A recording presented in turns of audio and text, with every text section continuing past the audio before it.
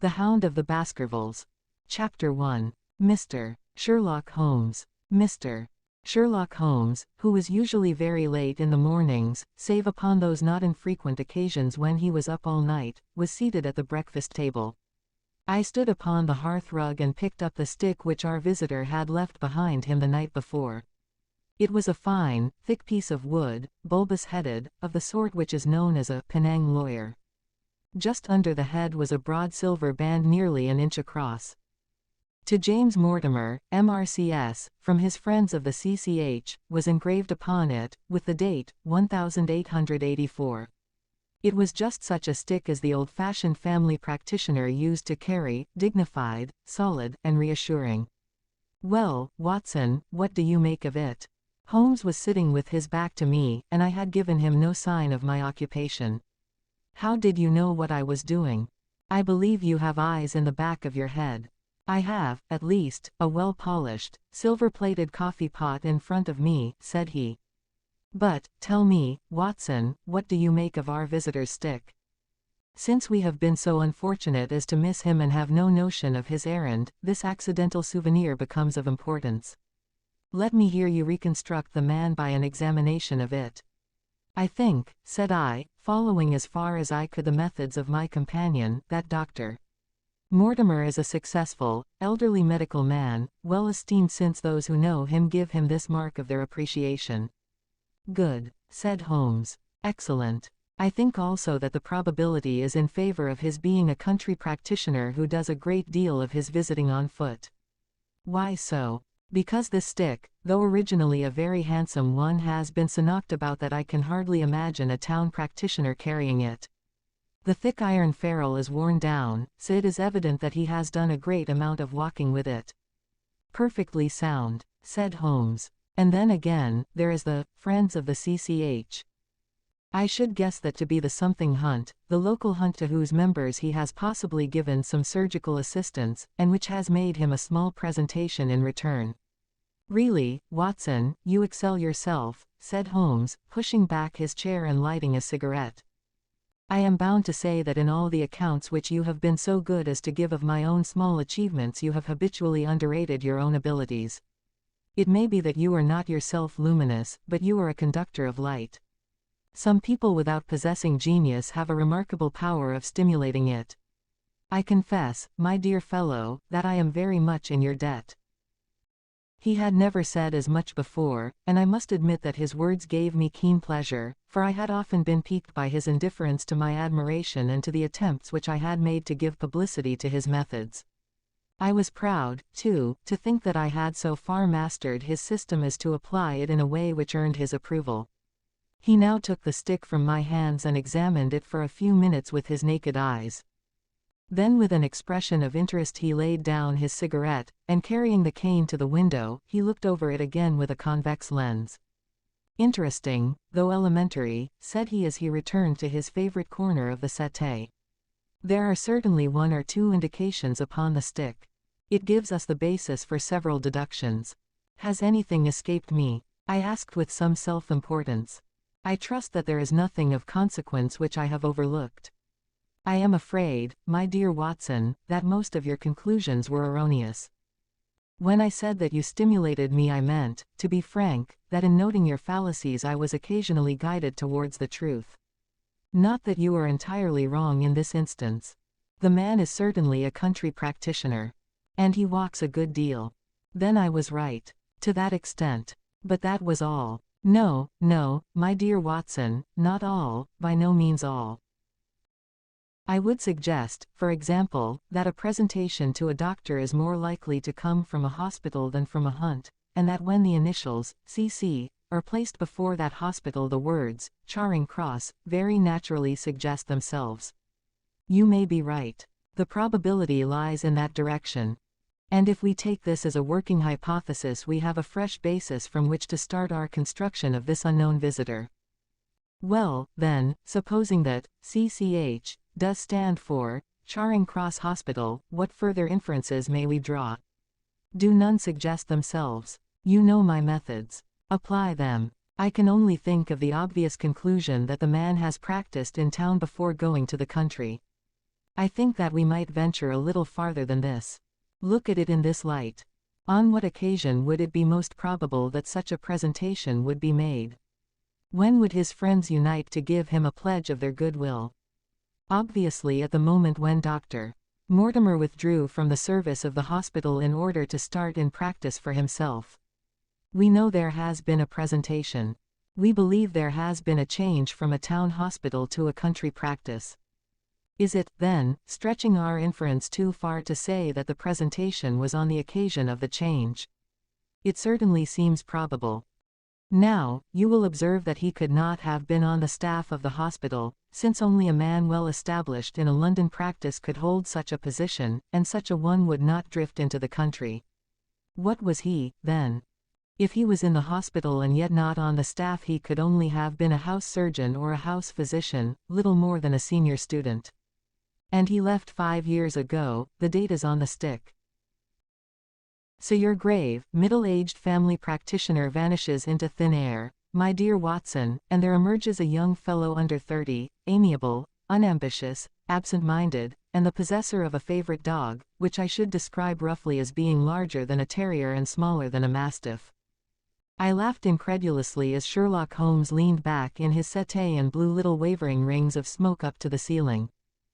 As to the latter part, I have no means of checking you, said I, but at least it is not difficult to find out a few particulars about the man's age and professional career. From my small medical shelf I took down the medical directory and turned up the name. There were several Mortimers, but only one who could be our visitor. I read his record aloud. Mortimer, James, M.R.C.S, 1882, Grimpen, Dartmoor, Devon. House surgeon, from 1882 to 1884, at Charing Cross Hospital. Winner of the Jackson Prize for Comparative Pathology, with essay entitled, Is Disease a Reversion? Corresponding member of the Swedish Pathological Society. Author of, Some Freaks of Atavism, Lancet 1882. Dewey Progress. Journal of Psychology, March, 1883. Medical officer for the parishes of Grimpen, Thorsley, and High Barrow. No mention of that local hunt, Watson, said Holmes with a mischievous smile, but a country doctor, as you very astutely observed. I think that I am fairly justified in my inferences. As to the adjectives, I said, if I remember right, amiable, unambitious, and absent-minded. It is my experience that it is only an amiable man in this world who receives testimonials, only an unambitious one who abandons a London career for the country, and only an absent-minded one who leaves his stick and not his visiting card after waiting an hour in your room. And the dog has been in the habit of carrying this stick behind his master. Being a heavy stick, the dog has held it tightly by the middle, and the marks of his teeth are very plainly visible. The dog's jaw, as shown in the space between these marks, is too broad in my opinion for a terrier and not broad enough for a mastiff. It may have been, yes, by Jove, it is a curly-haired spaniel. He had risen and paced the room as he spoke. Now he halted in the recess of the window. There was such a ring of conviction in his voice that I glanced up in surprise. My dear fellow, how can you possibly be so sure that? For the very simple reason that I see the dog himself on our very doorstep, and there is the ring of its owner. Don't move, I beg you, Watson. He is a professional brother of yours, and your presence may be of assistance to me. Now is the dramatic moment of fate, Watson, when you hear a step upon the stair which is walking into your life, and you know not whether for good or ill. What does drive James Mortimer, the man of science, ask of Sherlock Holmes, the specialist in crime? Come in. The appearance of our visitor was a surprise to me, since I had expected a typical country practitioner. He was a very tall, thin man, with a long nose like a beak, which jutted out between two keen, grey eyes, set closely together and sparkling brightly from behind a pair of gold-rimmed glasses. He was clad in a professional but rather slovenly fashion, for his frock coat was dingy and his trousers frayed. Though young, his long back was already bowed, and he walked with a forward thrust of his head and a general air of peering benevolence. As he entered, his eyes fell upon the stick in Holmes's hand, and he ran towards it with an exclamation of joy. "I am so very glad," said he. "I was not sure whether I had left it here or in the shipping office." I would not lose that stick for the world. A presentation, I see, said Holmes. Yes, sir. From Charing Cross Hospital. From one or two friends there on the occasion of my marriage. Dear, dear, that's bad, said Holmes, shaking his head. Doctor. Mortimer blinked through his glasses in mild astonishment. Why was it bad? Only that you have disarranged our little deductions. Your marriage, you say? Yes, sir. I married, and so left the hospital, and with it all hopes of a consulting practice. It was necessary to make a home of my own. Come, come, we are not so far wrong, after all, said Holmes. And now, drive. James Mortimer. Mr., Sir, Mr., a humble M.R.C.S. And a man of precise mind, evidently. A dabbler in science, Mr. Holmes, a picker-up of shells on the shores of the great unknown ocean. I presume that it is Mr. Sherlock Holmes whom I am addressing and not. No, this is my friend Drive. Watson. Glad to meet you, sir. I have heard your name mentioned in connection with that of your friend. You interest me very much, Mr. Holmes. I had hardly expected so dolichocephalic a skull or such well-marked supraorbital development.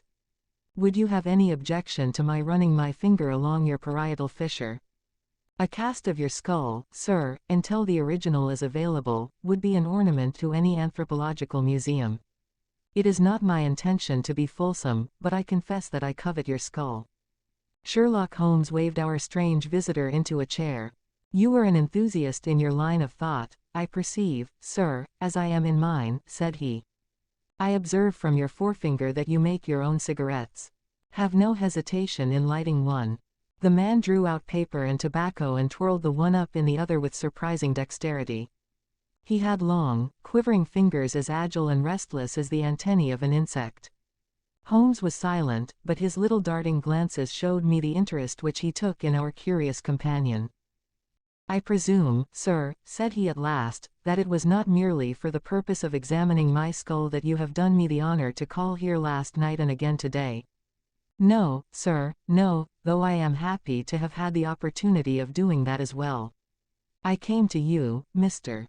Holmes, because I recognize that I am myself an unpractical man and because I am suddenly confronted with a most serious and extraordinary problem. Recognizing, as I do, that you are the second highest expert in Europe. Indeed, sir. May I inquire who has the honor to be the first? Asked Holmes with some asperity. To the man of precisely scientific mind the work of Monsieur Bertillon must always appeal strongly. Then had you not better consult him? I said, sir, to the precisely scientific mind. But as a practical man of affairs it is acknowledged that you stand alone. I trust, sir, that I have not inadvertently. Just a little, said Holmes. I think, Drive. Mortimer, you would do wisely if without more ado you would kindly tell me plainly what the exact nature of the problem is in which you demand my assistance. Chapter 2. The Curse of the Baskervilles. I have in my pocket a manuscript, said Dr. James Mortimer. I observed it as you entered the room, said Holmes. It is an old manuscript. Early 18th century, unless it is a forgery. How can you say that, sir? You have presented an inch or two of it to my examination all the time that you have been talking. It would be a poor expert who could not give the date of a document within a decade or so. You may possibly have read my little monograph upon the subject. I put that at 1730. The exact date is 1742. Dr. Mortimer drew it from his breast pocket. This family paper was committed to my care by Sir Charles Baskerville, whose sudden and tragic death some 3 months ago created so much excitement in Devonshire. I may say that I was his personal friend as well as his medical attendant. He was a strong-minded man, sir, shrewd, practical, and as unimaginative as I am myself. Yet he took this document very seriously, and his mind was prepared for just such an end as did eventually overtake him. Holmes stretched out his hand for the manuscript and flattened it upon his knee. You will observe, Watson, the alternative use of the long S and the short. It is one of several indications which enabled me to fix the date. I looked over his shoulder at the yellow paper and the faded script. At the head was written, Baskerville Hall, and below in large, scrawling figures, 1742. It appears to be a statement of some sort. Yes, it is a statement of a certain legend which runs in the Baskerville family. But I understand that it is something more modern and practical upon which you wish to consult me. Most modern. A most practical, pressing matter, which must be decided within 24 hours. But the manuscript is short and is intimately connected with the affair. With your permission I will read it to you. Holmes leaned back in his chair, placed his finger-tips together, and closed his eyes, with an air of resignation. Dr. Mortimer turned the manuscript to the light and read in a high, cracking voice the following curious, old-world narrative. Of the origin of the Hound of the Baskervilles there have been many statements, yet as I come in a direct line from Hugo Baskerville, and as I had the story from my father, who also had it from his, I have set it down with all belief that it occurred even as is here set forth. And I would have you believe, my sons, that the same justice which punishes sin may also most graciously forgive it, and that no ban is so heavy but that by prayer and repentance it may be removed. Learn then from this story not to fear the fruits of the past, but rather to be circumspect in the future, that those foul passions whereby our family has suffered so grievously may not again be loosed to our undoing. Know then that in the time of the Great Rebellion, the history of which by the learned Lord Clarendon I most earnestly commend to your attention, this manor of Baskerville was held by Hugo of that name, nor can it be gainsaid that he was a most wild, profane, and godless man. This, in truth, his neighbors might have pardoned, seeing that saints have never flourished in those parts, but there was in him a certain wanton and cruel humor which made his name a byword through the West. It chanced that this Hugo came to love, if, indeed, so dark a passion may be known under so bright a name, the daughter of a yeoman who held lands near the Baskerville estate. But the young maiden, being discreet and of good repute, would ever avoid him, for she feared his evil name. So it came to pass that one Michaelmas this Hugo, with 5 or 6 of his idle and wicked companions, stole down upon the farm and carried off the maiden, her father and brothers being from home, as he well knew. When they had brought her to the hall the maiden was placed in an upper chamber, while Hugo and his friends sat down to a long carouse, as was their nightly custom.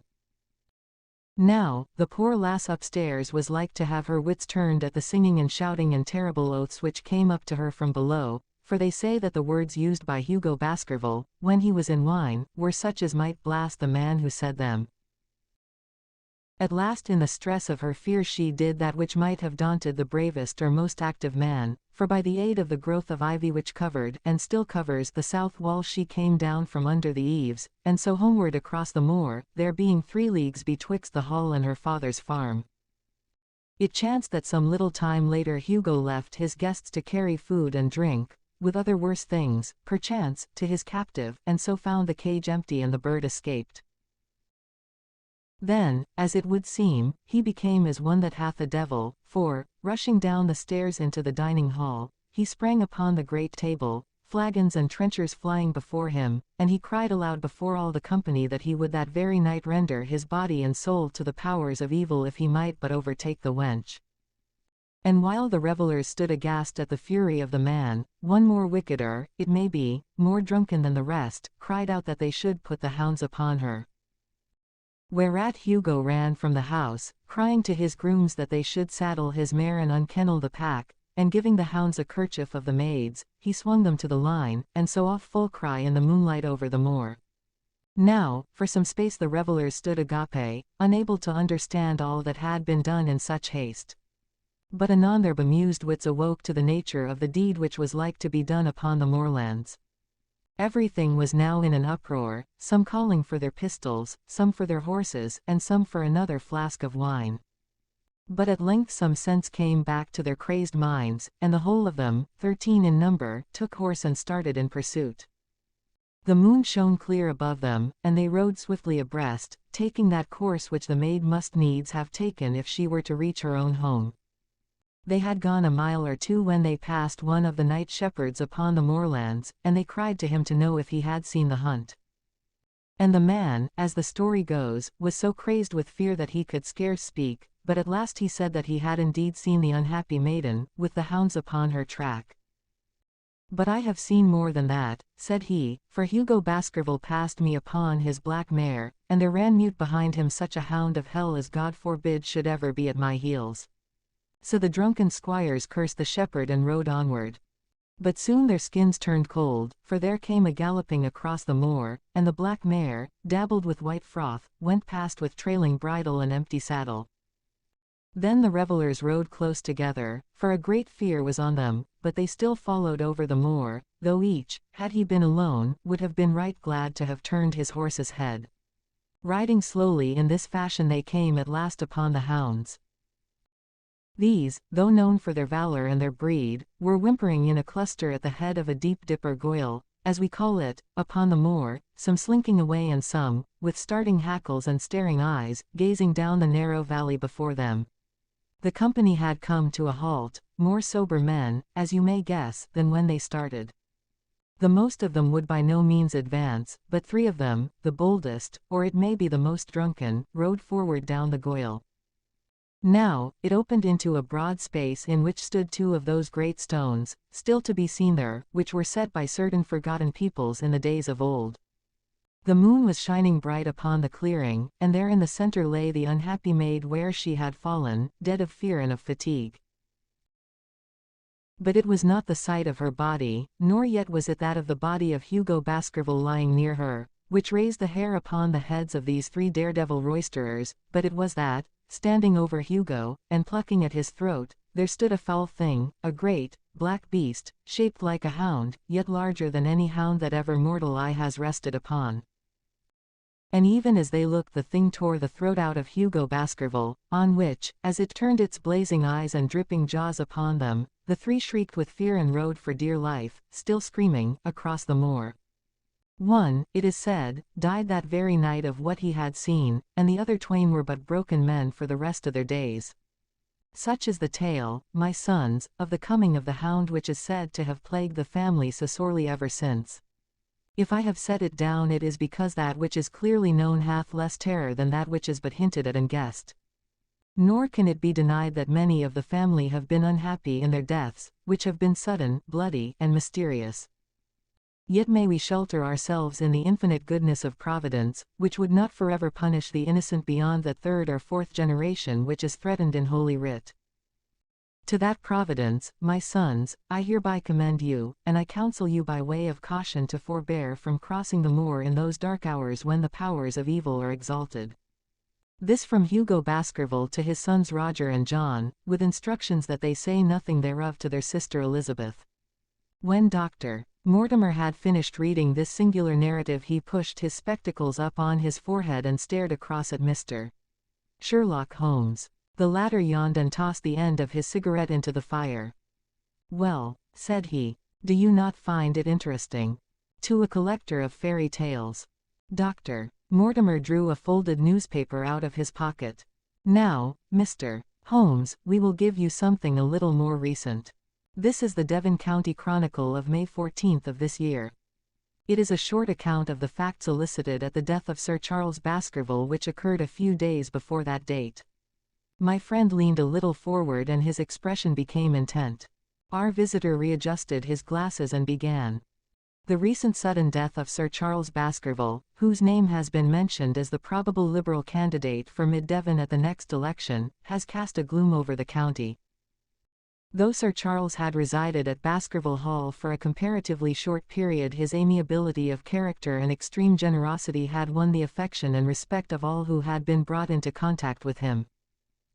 In these days of nouveau riches it is refreshing to find a case where the scion of an old county family which has fallen upon evil days is able to make his own fortune and to bring it back with him to restore the fallen grandeur of his line. Sir Charles, as is well known, made large sums of money in South African speculation. More wise than those who go on until the wheel turns against them, he realized his gains and returned to England with them. It is only 2 years since he took up his residence at Baskerville Hall, and it is common talk how large were those schemes of reconstruction and improvement which have been interrupted by his death. Being himself childless, it was his openly expressed desire that the whole countryside should, within his own lifetime, profit by his good fortune, and many will have personal reasons for bewailing his untimely end. His generous donations to local and county charities have been frequently chronicled in these columns. The circumstances connected with the death of Sir Charles cannot be said to have been entirely cleared up by the inquest, but at least enough has been done to dispose of those rumors to which local superstition has given rise. There is no reason whatever to suspect foul play, or to imagine that death could be from any but natural causes. Sir Charles was a widower, and a man who may be said to have been in some ways of an eccentric habit of mind. In spite of his considerable wealth, he was simple in his personal tastes, and his indoor servants at Baskerville Hall consisted of a married couple named Barrymore, the husband acting as butler and the wife as housekeeper. Their evidence, corroborated by that of several friends, tends to show that Sir Charles's health has for some time been impaired, and points especially to some affection of the heart, manifesting itself in changes of color, breathlessness, and acute attacks of nervous depression. Dr. James Mortimer, the friend and medical attendant of the deceased, has given evidence to the same effect. The facts of the case are simple. Sir Charles Baskerville was in the habit every night before going to bed of walking down the famous yew alley of Baskerville Hall. The evidence of the Barrymores shows that this had been his custom. On the 4th of May, Sir Charles had declared his intention of starting next day for London, and had ordered Barrymore to prepare his luggage.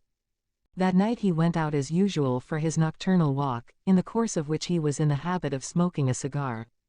He never returned. At 12 o'clock Barrymore, finding the hall door still open, became alarmed, and, lighting a lantern, went in search of his master. The day had been wet, and Sir Charles's footmarks were easily traced down the alley. Halfway down this walk there is a gate which leads out onto the moor. There were indications that Sir Charles had stood for some little time here. He then proceeded down the alley, and it was at the far end of it that his body was discovered. One fact which has not been explained is the statement of Barrymore that his master's footprints altered their character from the time that he passed the moor gate, and that he appeared from thence onward to have been walking upon his toes. One Murphy, a gypsy horse dealer, was on the moor at no great distance at the time, but he appears by his own confession to have been the worse for drink. He declares that he heard cries, but is unable to state from what direction they came. No signs of violence were to be discovered upon Sir Charles's person, and though the doctor's evidence pointed to an almost incredible facial distortion, so great that Dr. Mortimer refused at first to believe that it was indeed his friend and patient who lay before him, it was explained that that is a symptom which is not unusual in cases of dyspnea and death from cardiac exhaustion. This explanation was borne out by the post-mortem examination, which showed long-standing organic disease, and the coroner's jury returned a verdict in accordance with the medical evidence.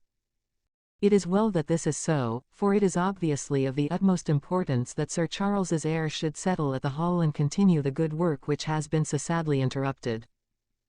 Had the prosaic finding of the coroner not finally put an end to the romantic stories which have been whispered in connection with the affair, it might have been difficult to find a tenant for Baskerville Hall.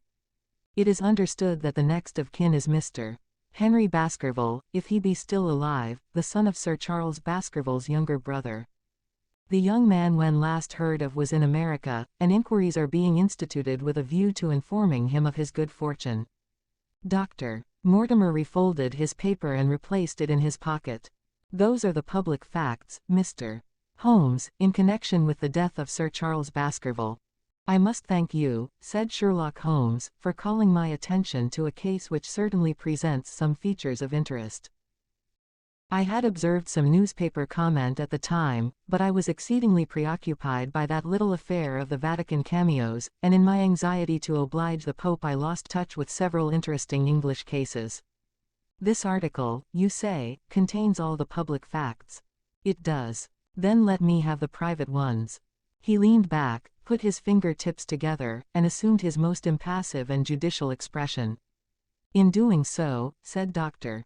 Mortimer, who had begun to show signs of some strong emotion, I am telling that which I have not confided to anyone.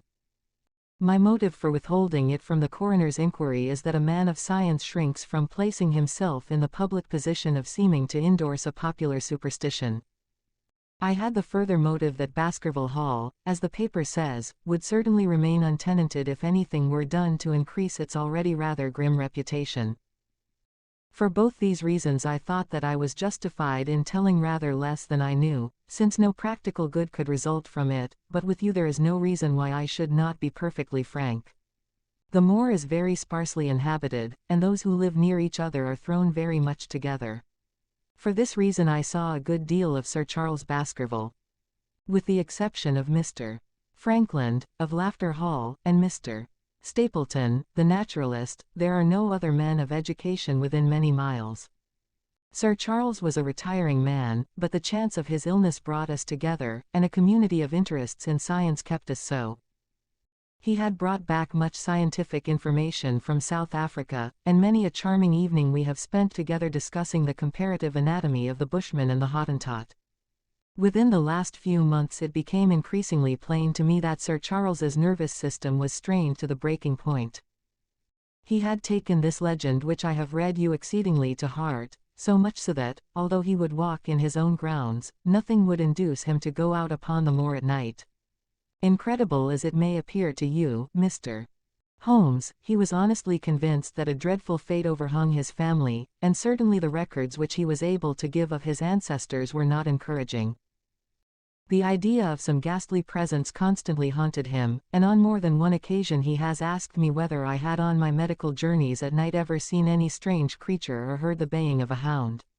The latter question he put to me several times, and always with a voice which vibrated with excitement. I can well remember driving up to his house in the evening some 3 weeks before the fatal event. He chanced to be at his hall door.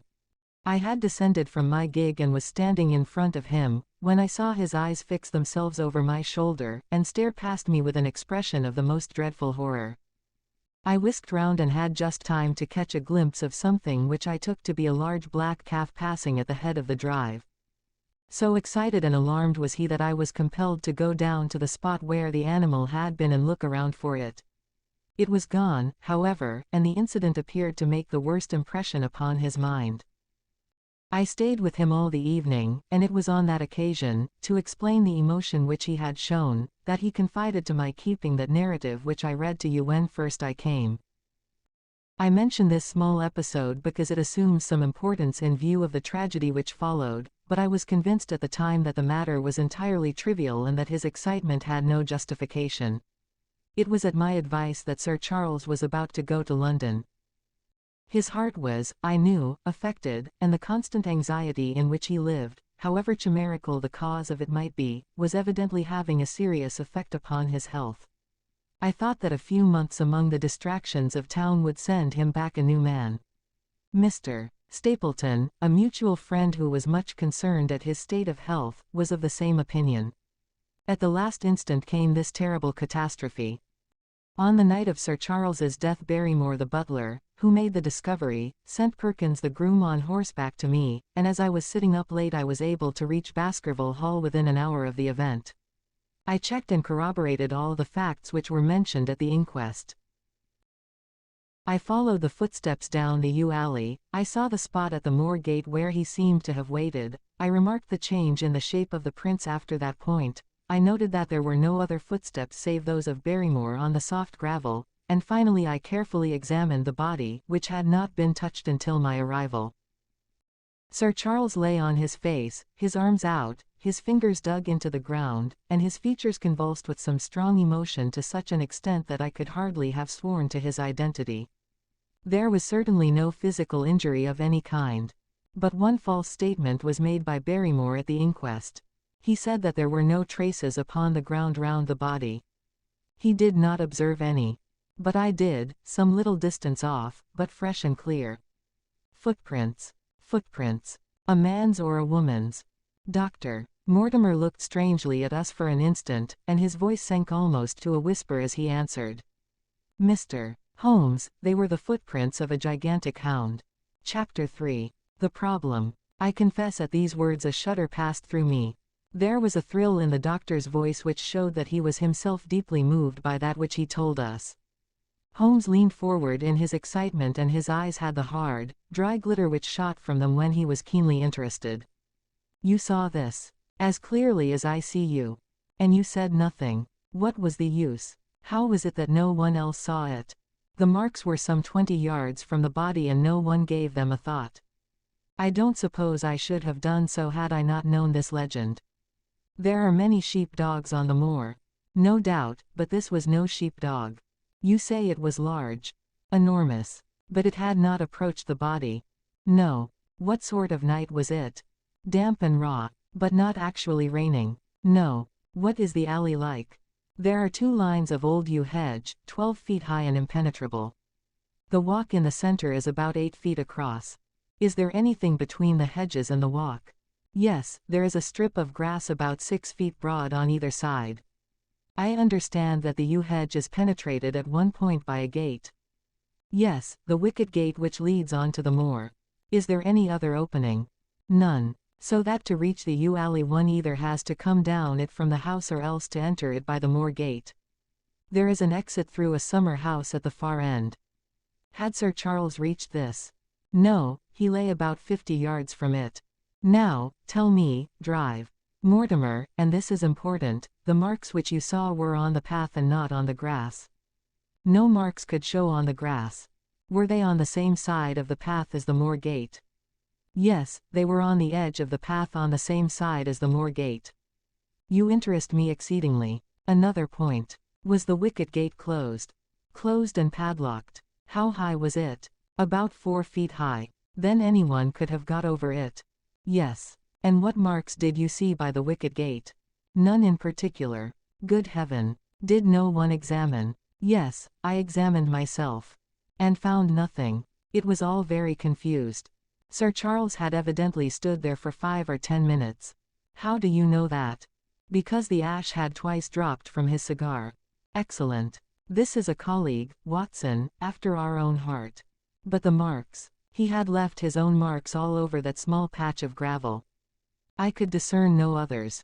Sherlock Holmes struck his hand against his knee with an impatient gesture.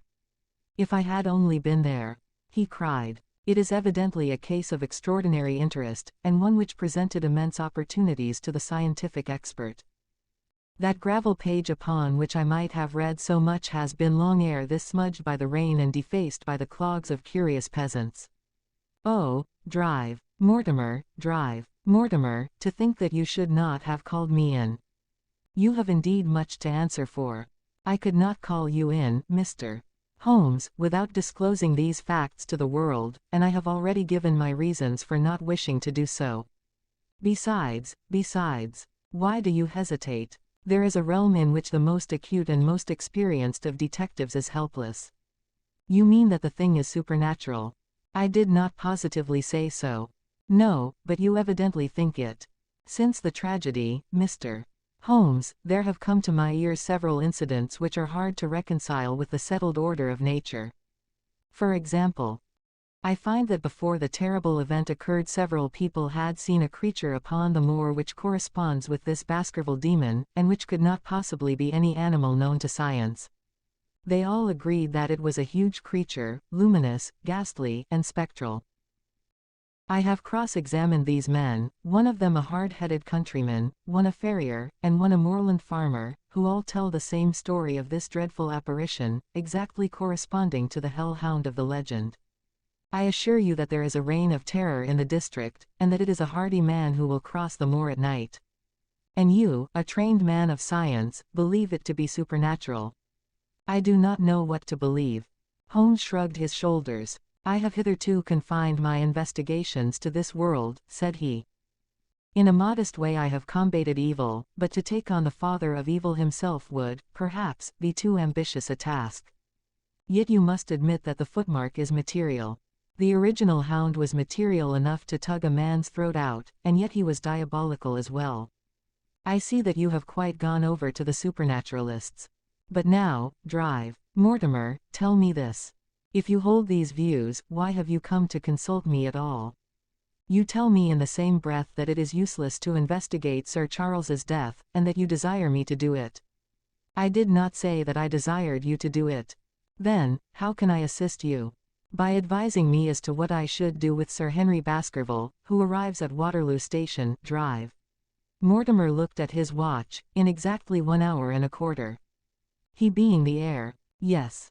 On the death of Sir Charles we inquired for this young gentleman and found that he had been farming in Canada. From the accounts which have reached us he is an excellent fellow in every way.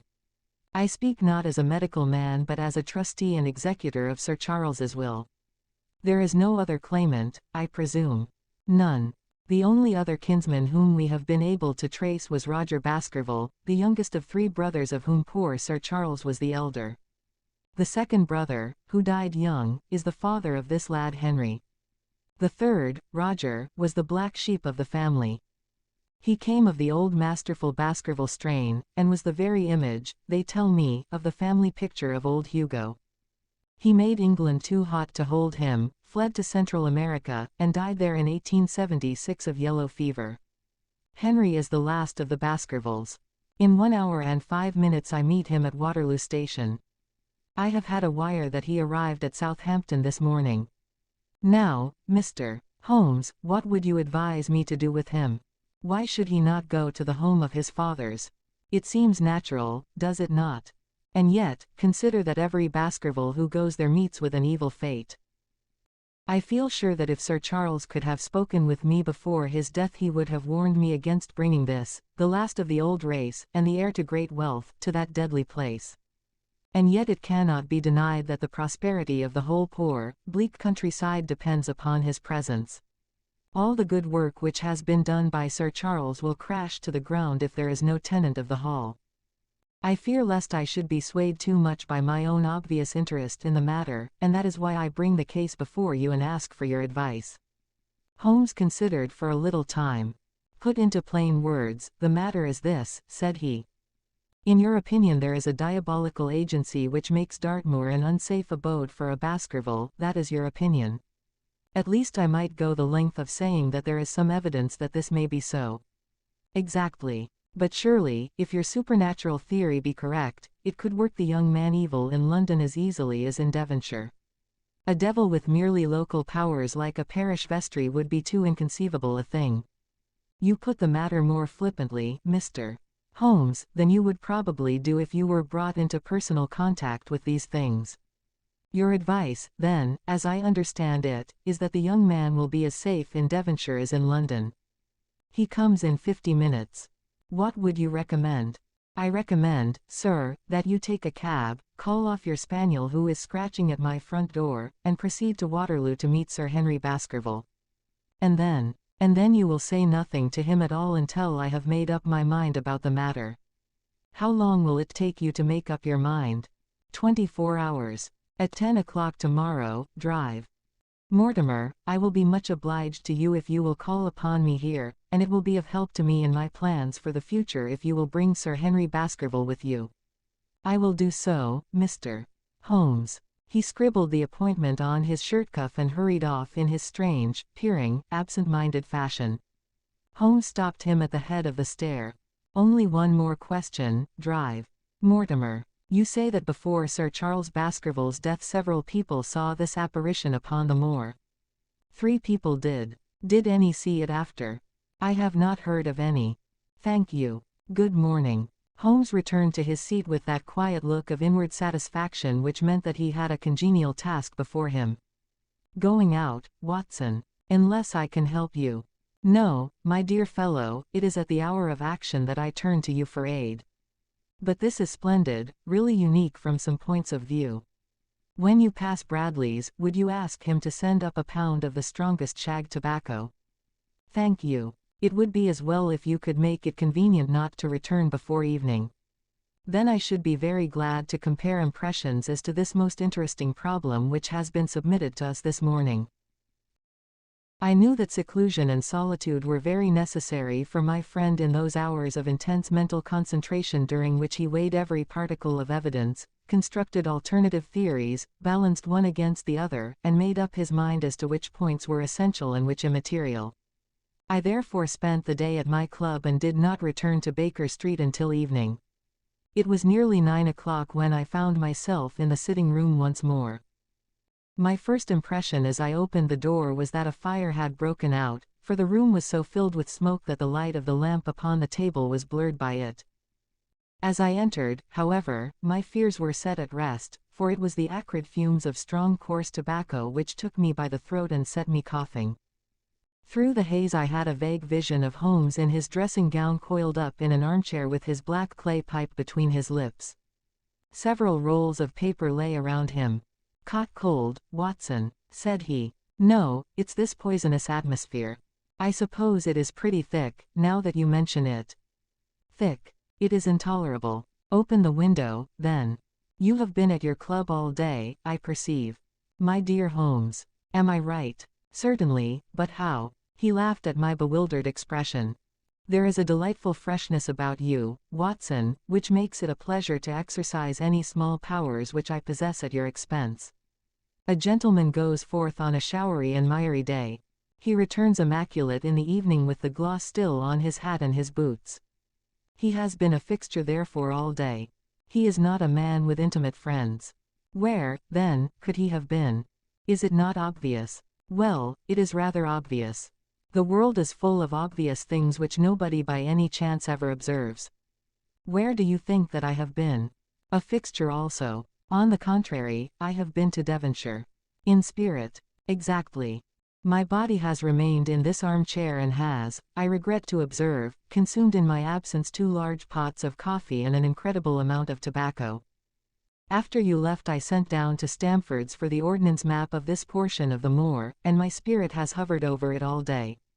I flatter myself that I could find my way about. A large-scale map, I presume. Very large." He unrolled one section and held it over his knee. "Here you have the particular district which concerns us. That is Baskerville Hall in the middle. With a wood round it." "Exactly. I fancy the yew alley, though not marked under that name, must stretch along this line, with the moor, as you perceive, upon the right of it.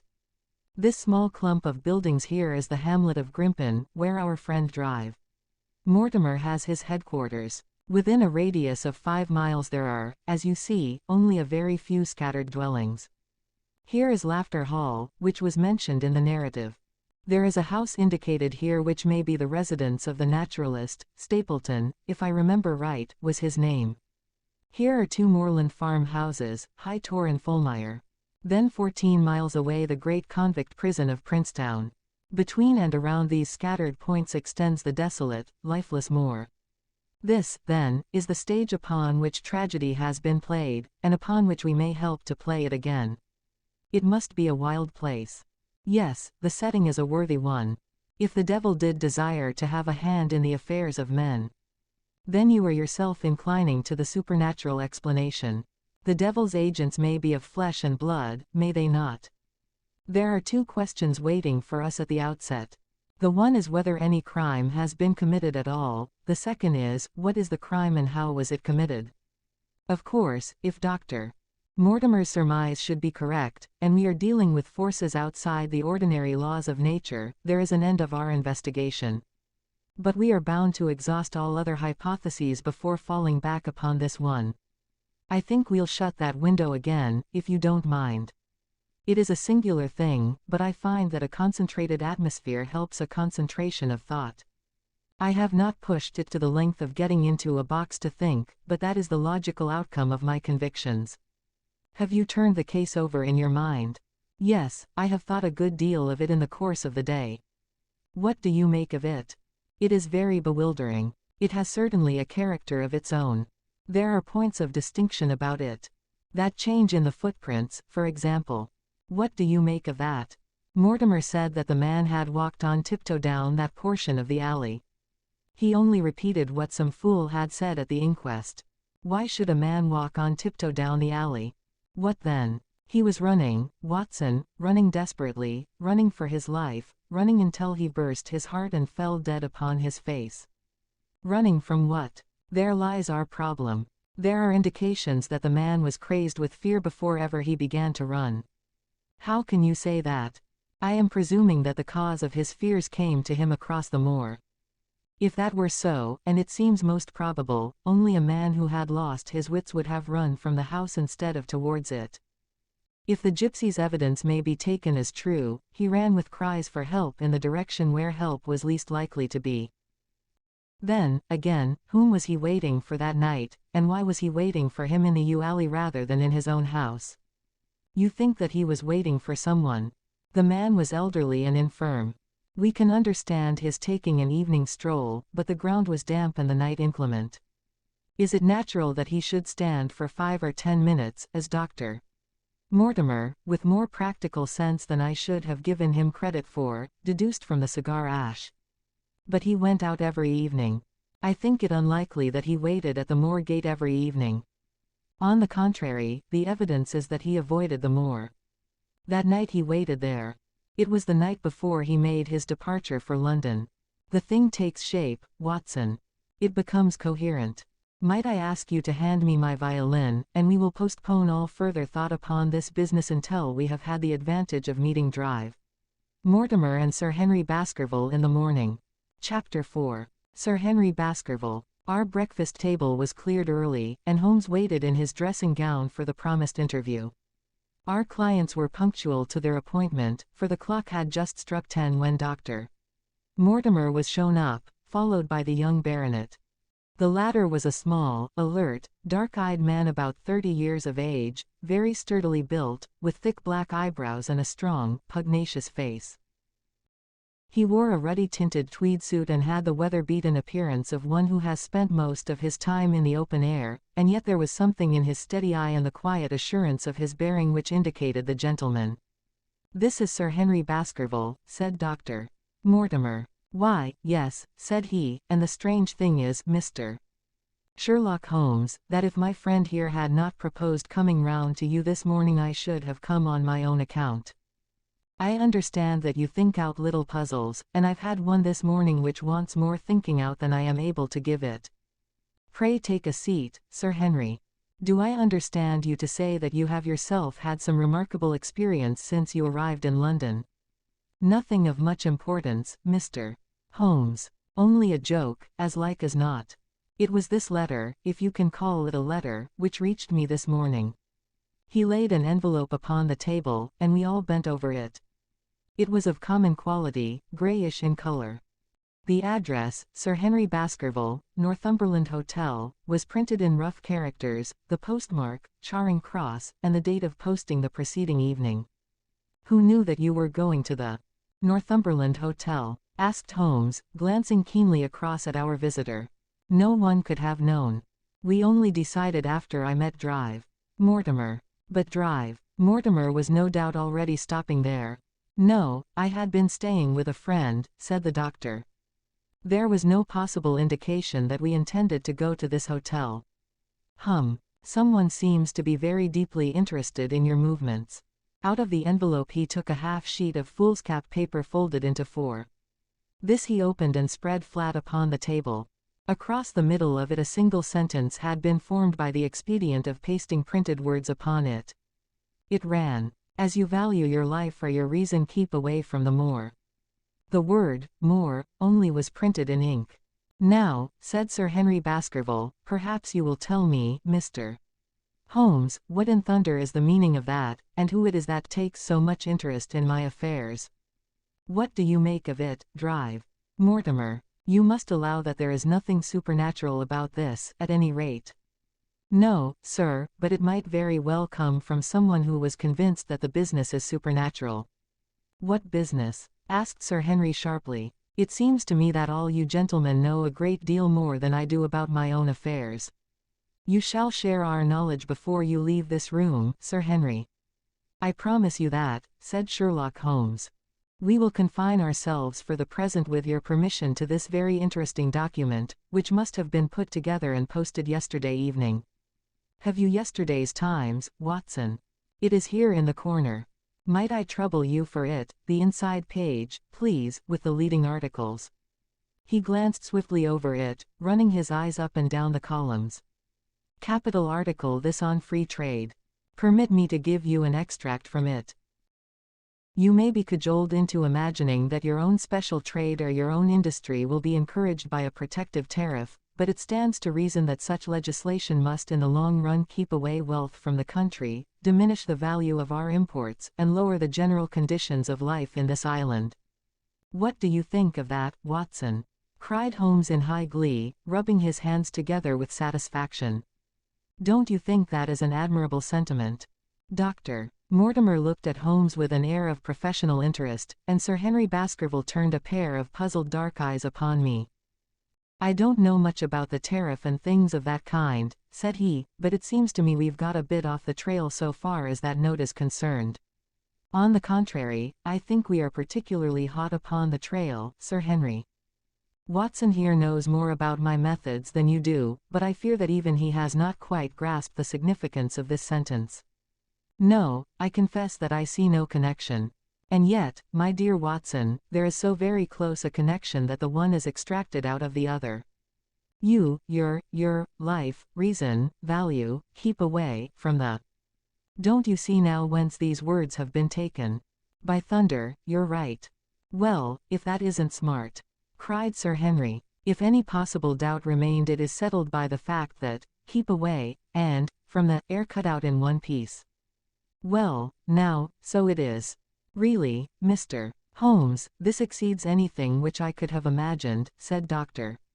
Mortimer, gazing at my friend in amazement. I could understand anyone saying that the words were from a newspaper, but that you should name which, and add that it came from the leading article, is really one of the most remarkable things which I have ever known. How did you do it? I presume, Doctor, that you could tell the skull of a Negro from that of an Eskimo. Most certainly. But how? Because that is my special hobby. The differences are obvious. The supraorbital crest, the facial angle, the maxillary curve, the... But this is my special hobby, and the differences are equally obvious. There is as much difference to my eyes between the leaded bourgeois type of a Times article and the slovenly print of an evening halfpenny paper as there could be between your Negro and your Eskimo.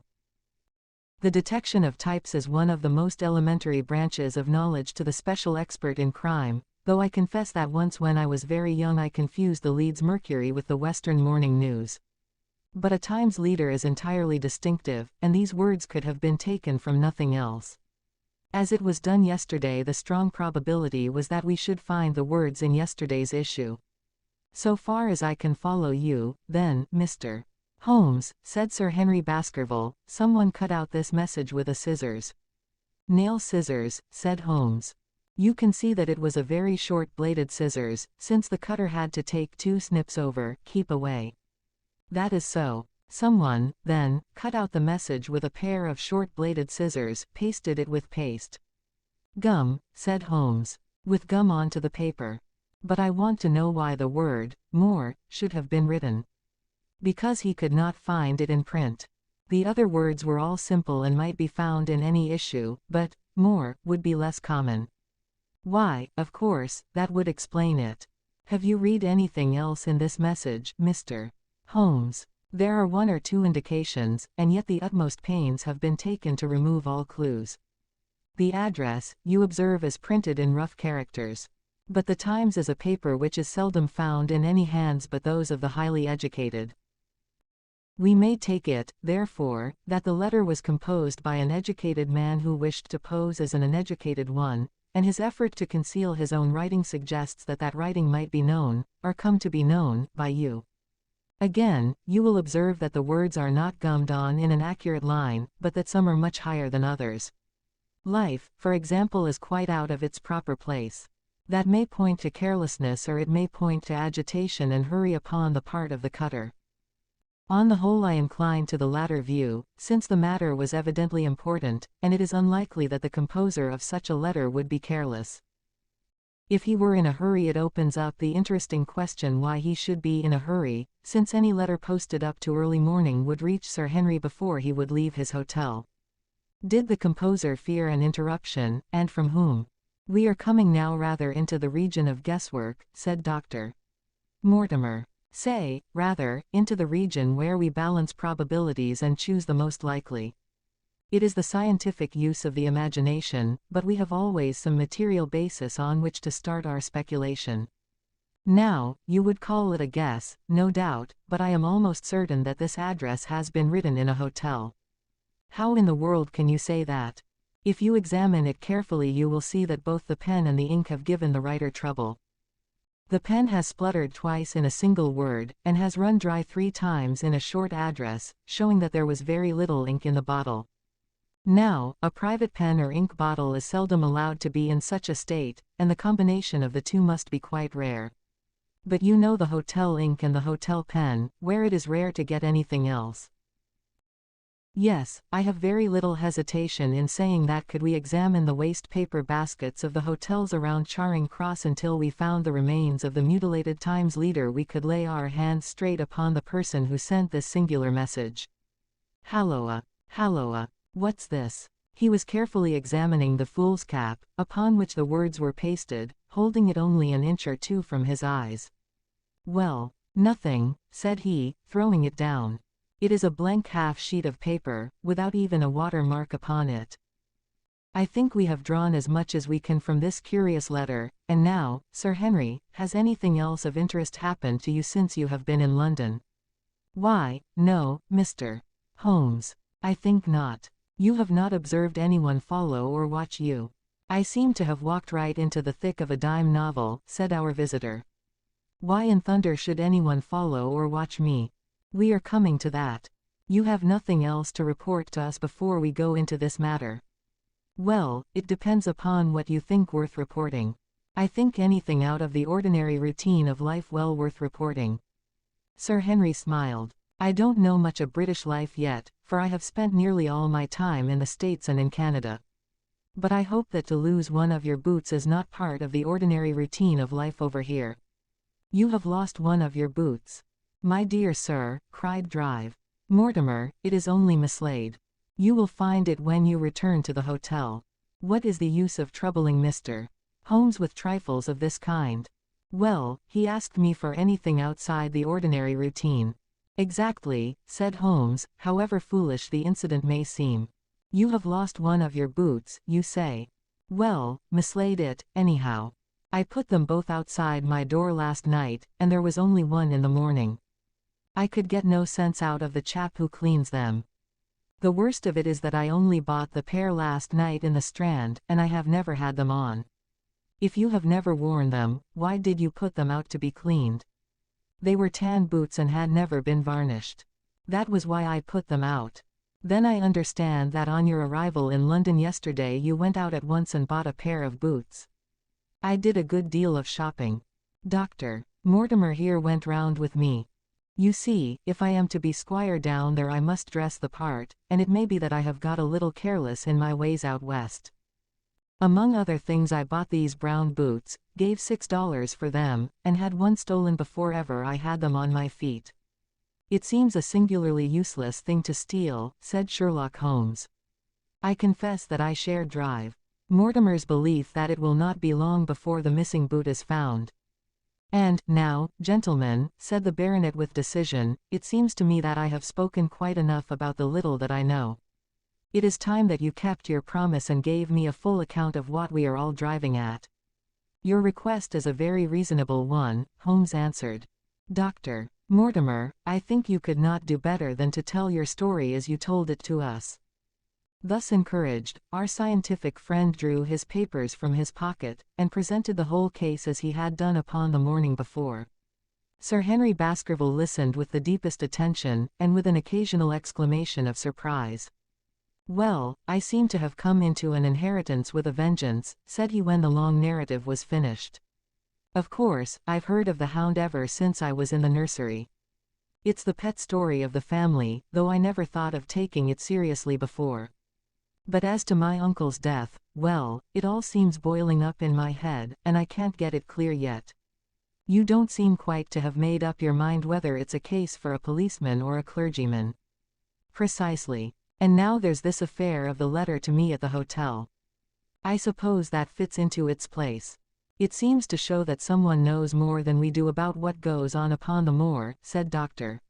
Mortimer. And also, said Holmes, that someone is not ill-disposed towards you, since they warn you of danger. Or it may be that they wish, for their own purposes, to scare me away.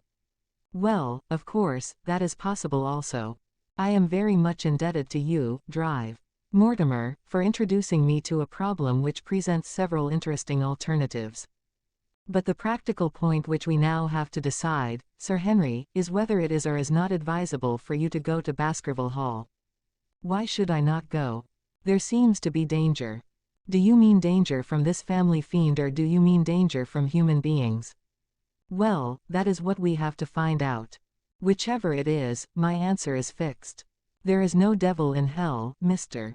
Holmes, and there is no man upon earth who can prevent me from going to the home of my own people, and you may take that to be my final answer. His dark brows knitted and his face flushed to a dusky red as he spoke. It was evident that the fiery temper of the Baskervilles was not extinct in this their last representative. Meanwhile, said he, I have hardly had time to think over all that you have told me. It's a big thing for a man to have to understand and to decide at one sitting. I should like to have a quiet hour by myself to make up my mind. Now, look here, Mr. Holmes, it's 11:30 now and I am going back right away to my hotel. Suppose you and your friend drive. Watson, come round and lunch with us at 2. I'll be able to tell you more clearly then how this thing strikes me. Is that convenient to you, Watson? Perfectly. Then you may expect us. Shall I have a cab called? I'd prefer to walk, for this affair has flurried me rather. I'll join you in a walk, with pleasure, said his companion. Then we meet again at 2 o'clock. Au revoir, and good morning. We heard the steps of our visitors descend the stair and the bang of the front door. In an instant Holmes had changed from the languid dreamer to the man of action. Your hat and boots, Watson, quick. Not a moment to lose. He rushed into his room in his dressing gown and was back again in a few seconds in a frock coat. We hurried together down the stairs and into the street. Dr. Mortimer and Baskerville were still visible about 200 yards ahead of us in the direction of Oxford Street. Shall I run on and stop them? Not for the world, my dear Watson. I am perfectly satisfied with your company if you will tolerate mine. Our friends are wise, for it is certainly a very fine morning for a walk. He quickened his pace until we had decreased the distance which divided us by about half. Then, still keeping 100 yards behind, we followed into Oxford Street and so down Regent Street. Once our friends stopped and stared into a shop window, upon which Holmes did the same. An instant afterwards he gave a little cry of satisfaction, and, following the direction of his eager eyes, I saw that a hansom cab with a man inside which had halted on the other side of the street was now proceeding slowly onward again. There's our man, Watson.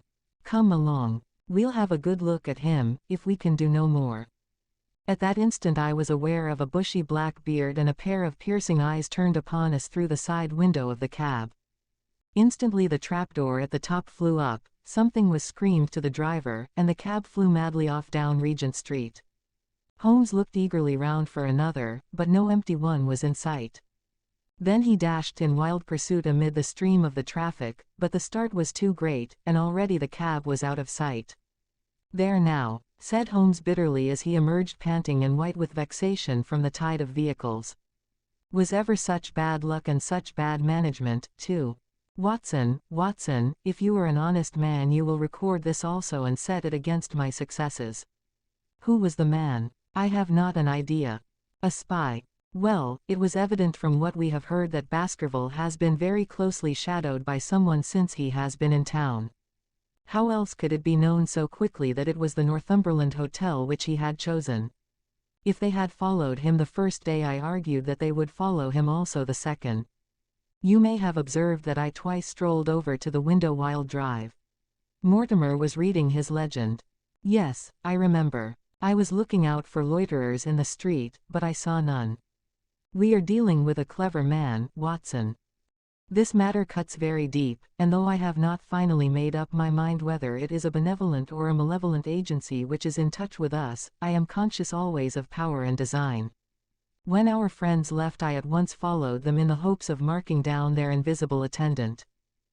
So wily was he that he had not trusted himself upon foot, but he had availed himself of a cab so that he could loiter behind or dash past them and so escape their notice. His method had the additional advantage that if they were to take a cab he was all ready to follow them. It has, however, one obvious disadvantage. It puts him in the power of the cabman. Exactly. What a pity we did not get the number. My dear Watson, clumsy as I have been, you surely do not seriously imagine that I neglected to get the number. Number 2704 is our man. But that is no use to us for the moment. I fail to see how you could have done more. On observing the cab I should have instantly turned and walked in the other direction. I should then at my leisure have hired a second cab and followed the first at a respectful distance, or, better still, have driven to the Northumberland Hotel and waited there. When our unknown had followed Baskerville home we should have had the opportunity of playing his own game upon himself and seeing where he made for. As it is, by an indiscreet eagerness, which was taken advantage of with extraordinary quickness and energy by our opponent, we have betrayed ourselves and lost our man. We had been sauntering slowly down Regent Street during this conversation, and Dr. Mortimer, with his companion, had long vanished in front of us. There is no object in our following them, said Holmes. The shadow has departed and will not return. We must see what further cards we have in our hands and play them with decision. Could you swear to that man's face within the cab? I could swear only to the beard. And so could I, from which I gather that in all probability it was a false one. A clever man upon so delicate an errand has no use for a beard save to conceal his features.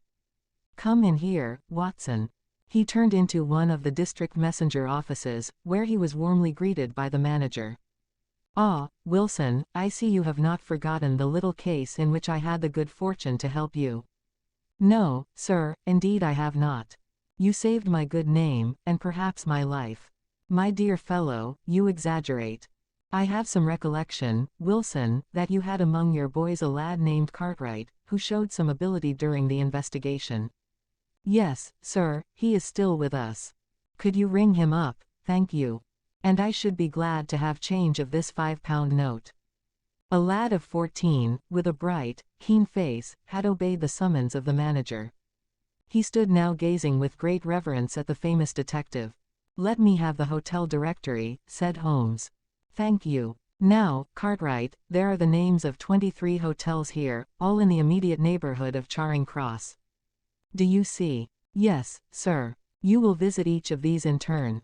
Yes, sir. You will begin in each case by giving the outside porter 1 shilling.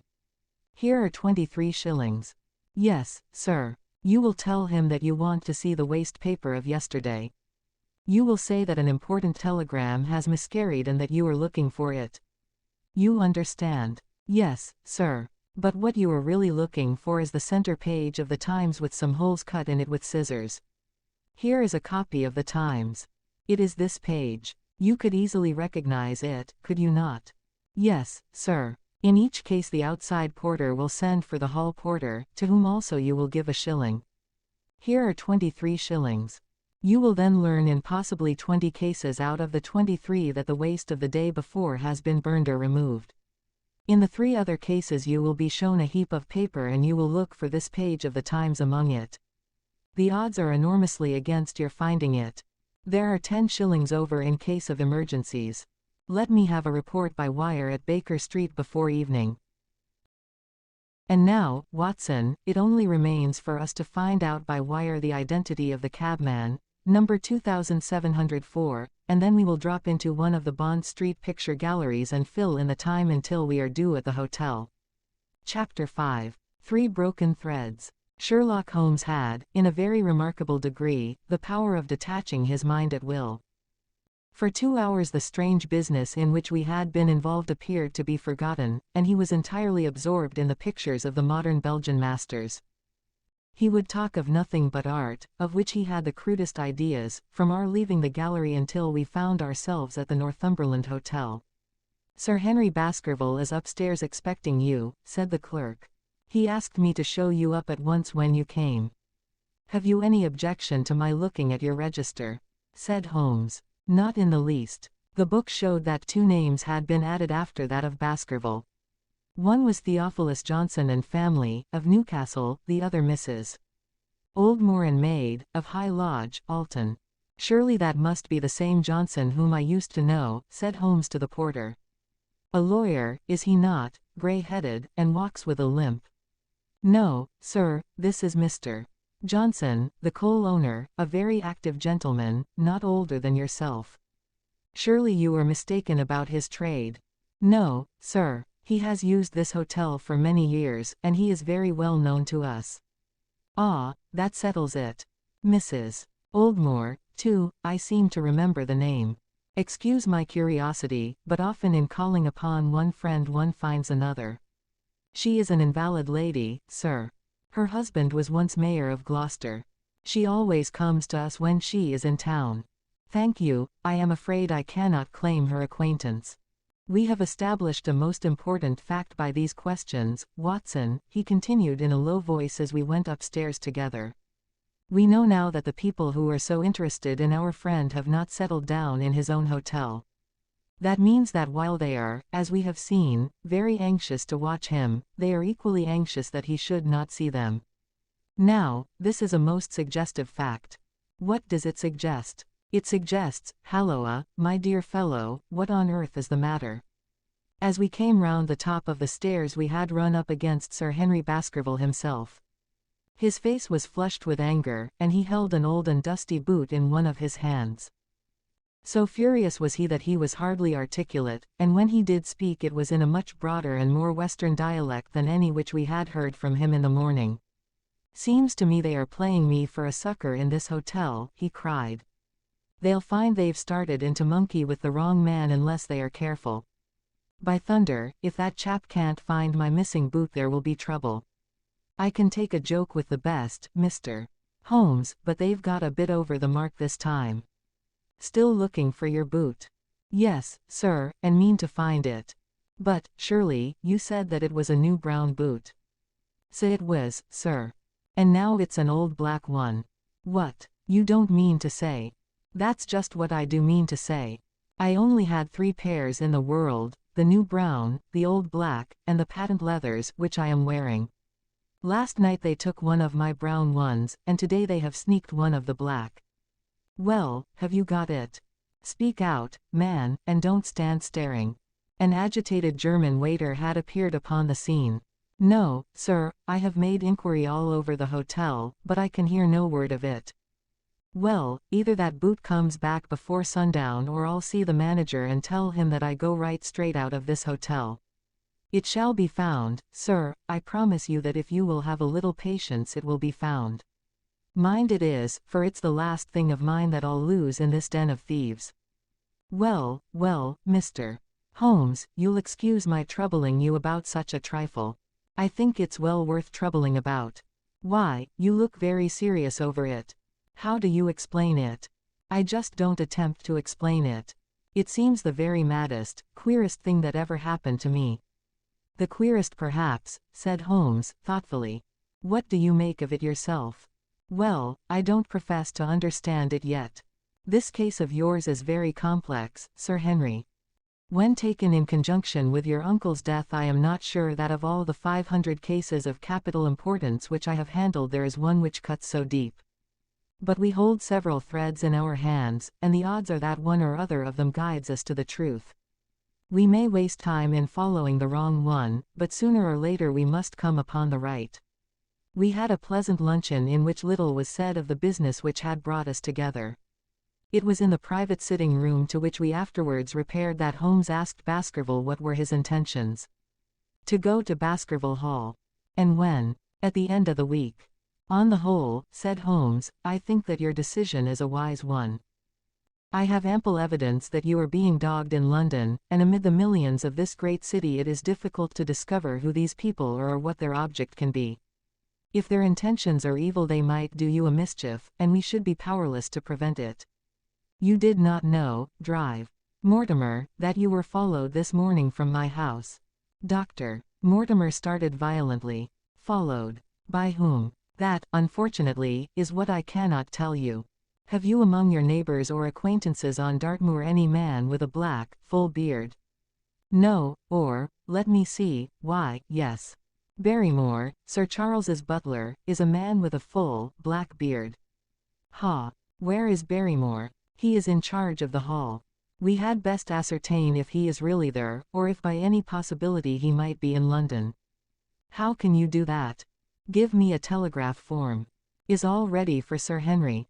That will do. Address to Mr. Barrymore, Baskerville Hall. What is the nearest telegraph office? Grimpen. Very good, we will send a second wire to the postmaster. Grimpen, telegram to Mr. Barrymore to be delivered into his own hand. If absent, please return wire to Sir Henry Baskerville, Northumberland Hotel. That should let us know before evening whether Barrymore is at his post in Devonshire or not. That's so, said Baskerville. By the way, drive. Mortimer, who is this Barrymore, anyhow? He is the son of the old caretaker, who is dead. They have looked after the hall for 4 generations now. So far as I know, he and his wife are as respectable a couple as any in the county. At the same time, said Baskerville, it's clear enough that so long as there are none of the family at the hall these people have a mighty fine home and nothing to do. That is true. Did Barrymore profit at all by Sir Charles's will? Asked Holmes. He and his wife had £500 each. Ha! Did they know that they would receive this? Yes, Sir Charles was very fond of talking about the provisions of his will. That is very interesting. I hope, said Dr. Mortimer, that you do not look with suspicious eyes upon everyone who received a legacy from Sir Charles, for I also had £1,000 left to me. Indeed. And anyone else. There were many insignificant sums to individuals, and a large number of public charities. The residue all went to Sir Henry. And how much was the residue? £740,000. Holmes raised his eyebrows in surprise. I had no idea that so gigantic a sum was involved, said he. Sir Charles had the reputation of being rich, but we did not know how very rich he was until we came to examine his securities. The total value of the estate was close on to £1 million. Dear me, it is a stake for which a man might well play a desperate game. And one more question, drive. Mortimer. Supposing that anything happened to our young friend here, you will forgive the unpleasant hypothesis, who would inherit the estate? Since Roger Baskerville, Sir Charles's younger brother died unmarried, the estate would descend to the Desmonds, who are distant cousins. James Desmond is an elderly clergyman in Westmoreland. Thank you. These details are all of great interest. Have you met Mr. James Desmond? Yes, he once came down to visit Sir Charles. He is a man of venerable appearance and of saintly life. I remember that he refused to accept any settlement from Sir Charles, though he pressed it upon him. And this man of simple tastes would be the heir to Sir Charles's thousands. He would be the heir to the estate because that is entailed. He would also be the heir to the money unless it were willed otherwise by the present owner, who can, of course, do what he likes with it. And have you made your will, Sir Henry? No, Mr. Holmes, I have not. I've had no time, for it was only yesterday that I learned how matters stood. But in any case I feel that the money should go with the title and estate. That was my poor uncle's idea.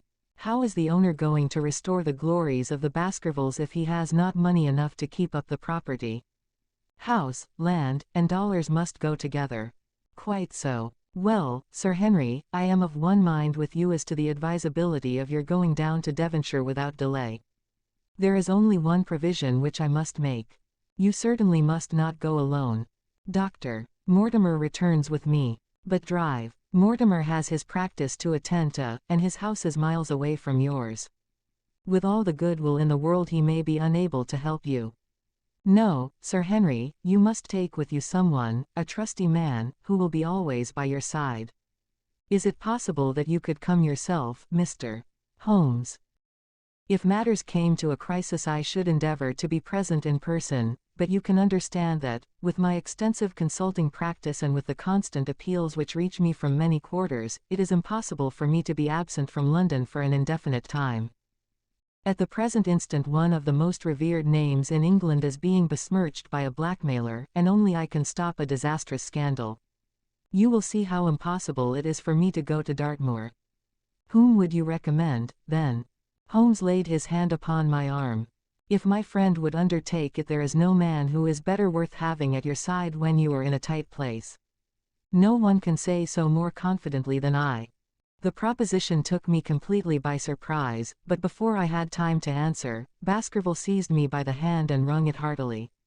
Well, now, that is real kind of you, drive. "Watson," said he, "you see how it is with me, and you know just as much about the matter as I do. If you will come down to Baskerville Hall and see me through, I'll never forget it." The promise of adventure had always a fascination for me, and I was complimented by the words of Holmes and by the eagerness with which the baronet hailed me as a companion. "I will come, with pleasure," said I. "I do not know how I could employ my time better." "And you will report very carefully to me," said Holmes. "When a crisis comes, as it will do, I will direct how you shall act. I suppose that by Saturday all might be ready. Would that suit Drive, Watson?" "Perfectly. Then on Saturday, unless you hear to the contrary, we shall meet at the 10:30 train from Paddington." We had risen to depart when Baskerville gave a cry of triumph, and diving into one of the corners of the room he drew a brown boot from under a cabinet. "My missing boot," he cried. "May all our difficulties vanish as easily," said Sherlock Holmes. "But it is a very singular thing, Drive," Mortimer remarked. "I searched this room carefully before lunch." "And so did I," said Baskerville. "Every inch of it. There was certainly no boot in it then. In that case the waiter must have placed it there while we were lunching." The German was sent for but professed to know nothing of the matter, nor could any inquiry clear it up.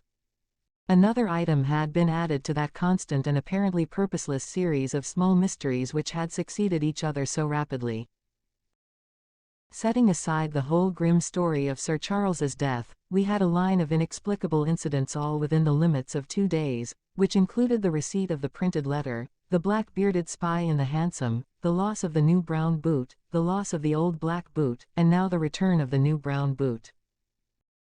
Holmes sat in silence in the cab as we drove back to Baker Street, and I knew from his drawn brows and keen face that his mind, like my own, was busy in endeavoring to frame some scheme into which all these strange and apparently disconnected episodes could be fitted. All afternoon and late into the evening he sat lost in tobacco and thought. Just before dinner 2 telegrams were handed in. The first ran, "Have just heard that Barrymore is at the Hall. Baskerville." The second, "Visited 23 hotels as directed, but sorry to report unable to trace cut sheet of times. Cartwright. There go 2 of my threads, Watson. There is nothing more stimulating than a case where everything goes against you. We must cast round for another scent. We have still the cabman who drove the spy." "Exactly. I have wired to get his name and address from the official registry. I should not be surprised if this were an answer to my question." The ring at the bell proved to be something even more satisfactory than an answer, however, for the door opened and a rough-looking fellow entered who was evidently the man himself. "I got a message from the head office that a gent at this address had been inquiring for 2704, said he.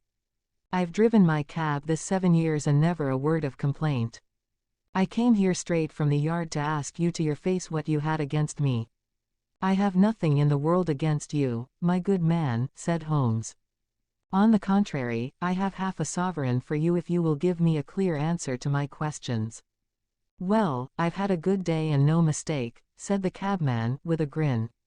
"What was it you wanted to ask, sir?" "First of all your name and address, in case I want you again." "John Clayton, 3 Terpey Street, the Borough. My cab is out of Shipley's Yard, near Waterloo Station." Sherlock Holmes made a note of it. "Now, Clayton, tell me all about the fare. Who came and watched this house at 10 o'clock this morning and afterwards followed the 2 gentlemen down Regent Street?" The man looked surprised and a little embarrassed. "Why, there's no good my telling you things, for you seem to know as much as I do already," said he. "The truth is that the gentleman told me that he was a detective and that I was to say nothing about him to anyone. My good fellow, this is a very serious business, and you may find yourself in a pretty bad position if you try to hide anything from me. You say that your fare told you that he was a detective?" "Yes, he did." "When did he say this?" "When he left me." "Did he say anything more?" "He mentioned his name." Holmes cast a swift glance of triumph at me. "Oh, he mentioned his name, did he? That was imprudent. What was the name that he mentioned?" "His name," said the cabman, "was Mr. Sherlock Holmes." Never have I seen my friend more completely taken aback than by the cabman's reply. For an instant he sat in silent amazement. Then he burst into a hearty laugh. A touch, Watson, an undeniable touch, said he. I feel a foil as quick and supple as my own. He got home upon me very prettily that time. So his name was Sherlock Holmes, was it? Yes, sir, that was the gentleman's name. Excellent. Tell me where you picked him up and all that occurred. He hailed me at 9:30 in Trafalgar Square. He said that he was a detective, and he offered me 2 guineas if I would do exactly what he wanted all day and ask no questions. I was glad enough to agree. First we drove down to the Northumberland Hotel and waited there until 2 gentlemen came out and took a cab from the rank. We followed their cab until it pulled up somewhere near here. This very door, said Holmes. Well, I couldn't be sure of that, but I dare say my fare knew all about it. We pulled up halfway down the street and waited an hour and a half. Then the 2 gentlemen passed us, walking, and we followed down Baker Street and along. I know, said Holmes. Until we got 3/4 down Regent Street. Then my gentleman threw up the trap, and he cried that I should drive right away to Waterloo Station as hard as I could go. I whipped up the mare and we were there under the 10 minutes. Then he paid up his 2 guineas, like a good one, and away he went into the station. Only just as he was leaving he turned round and he said, "It might interest you to know that you have been driving Mr. Sherlock Holmes. That's how I come to know the name." I see. And you saw no more of him? Not after he went into the station. And how would you describe Mr. Sherlock Holmes? The cabman scratched his head. Well, he wasn't altogether such an easy gentleman to describe. I'd put him at 40 years of age, and he was of a middle height, 2 or 3 inches shorter than you, sir. He was dressed like a toff, and he had a black beard, cut square at the end, and a pale face. I don't know as I could say more than that. Color of his eyes? No, I can't say that. Nothing more that you can remember? No, sir, nothing. Well, then, here is your half-sovereign. There's another one waiting for you if you can bring any more information. Good night. Good night, sir, and thank you. John Clayton departed chuckling, and Holmes turned to me with a shrug of his shoulders and a rueful smile. Snap goes our 3rd thread, and we end where we began, said he. The cunning rascal. He knew our number, knew that Sir Henry Baskerville had consulted me, spotted who I was in Regent Street, conjectured that I had got the number of the cab and would lay my hands on the driver, and so sent back this audacious message. I tell you, Watson, this time we have got a foeman who is worthy of our steel. I've been checkmated in London. I can only wish you better luck in Devonshire. But I'm not easy in my mind about it. About what? About sending you. It's an ugly business, Watson, an ugly dangerous business, and the more I see of it the less I like it. Yes, my dear fellow, you may laugh, but I give you my word that I shall be very glad to have you back safe and sound in Baker Street once more. Chapter 6. Baskerville Hall. Sir Henry Baskerville and Dr. Mortimer were ready upon the appointed day, and we started as arranged for Devonshire. Mr. Sherlock Holmes drove with me to the station and gave me his last parting injunctions and advice.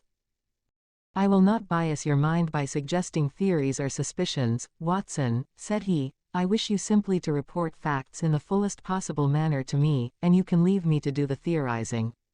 What sort of facts? I asked. Anything which may seem to have a bearing however indirect upon the case, and especially the relations between young Baskerville and his neighbors or any fresh particulars concerning the death of Sir Charles. I have made some inquiries myself in the last few days, but the results have, I fear, been negative. One thing only appears to be certain, and that is that Mr. James Desmond, who is the next heir, is an elderly gentleman of a very amiable disposition, so that this persecution does not arise from him. I really think that we may eliminate him entirely from our calculations. There remain the people who will actually surround Sir Henry Baskerville upon the moor. Would it not be well in the first place to get rid of this Barrymore couple?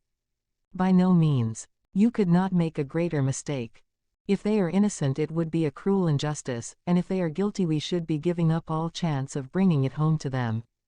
No, no, we will preserve them upon our list of suspects. Then there is a groom at the Hall, if I remember right. There are 2 moorland farmers. There is our friend Drive. Mortimer, whom I believe to be entirely honest, and there is his wife, of whom we know nothing. There is this naturalist, Stapleton, and there is his sister, who is said to be a young lady of attractions. There is Mr. Frankland, of Laughter Hall, who is also an unknown factor, and there are one or two other neighbors. These are the folk who must be your very special study. I will do my best. You have arms, I suppose. Yes, I thought it as well to take them.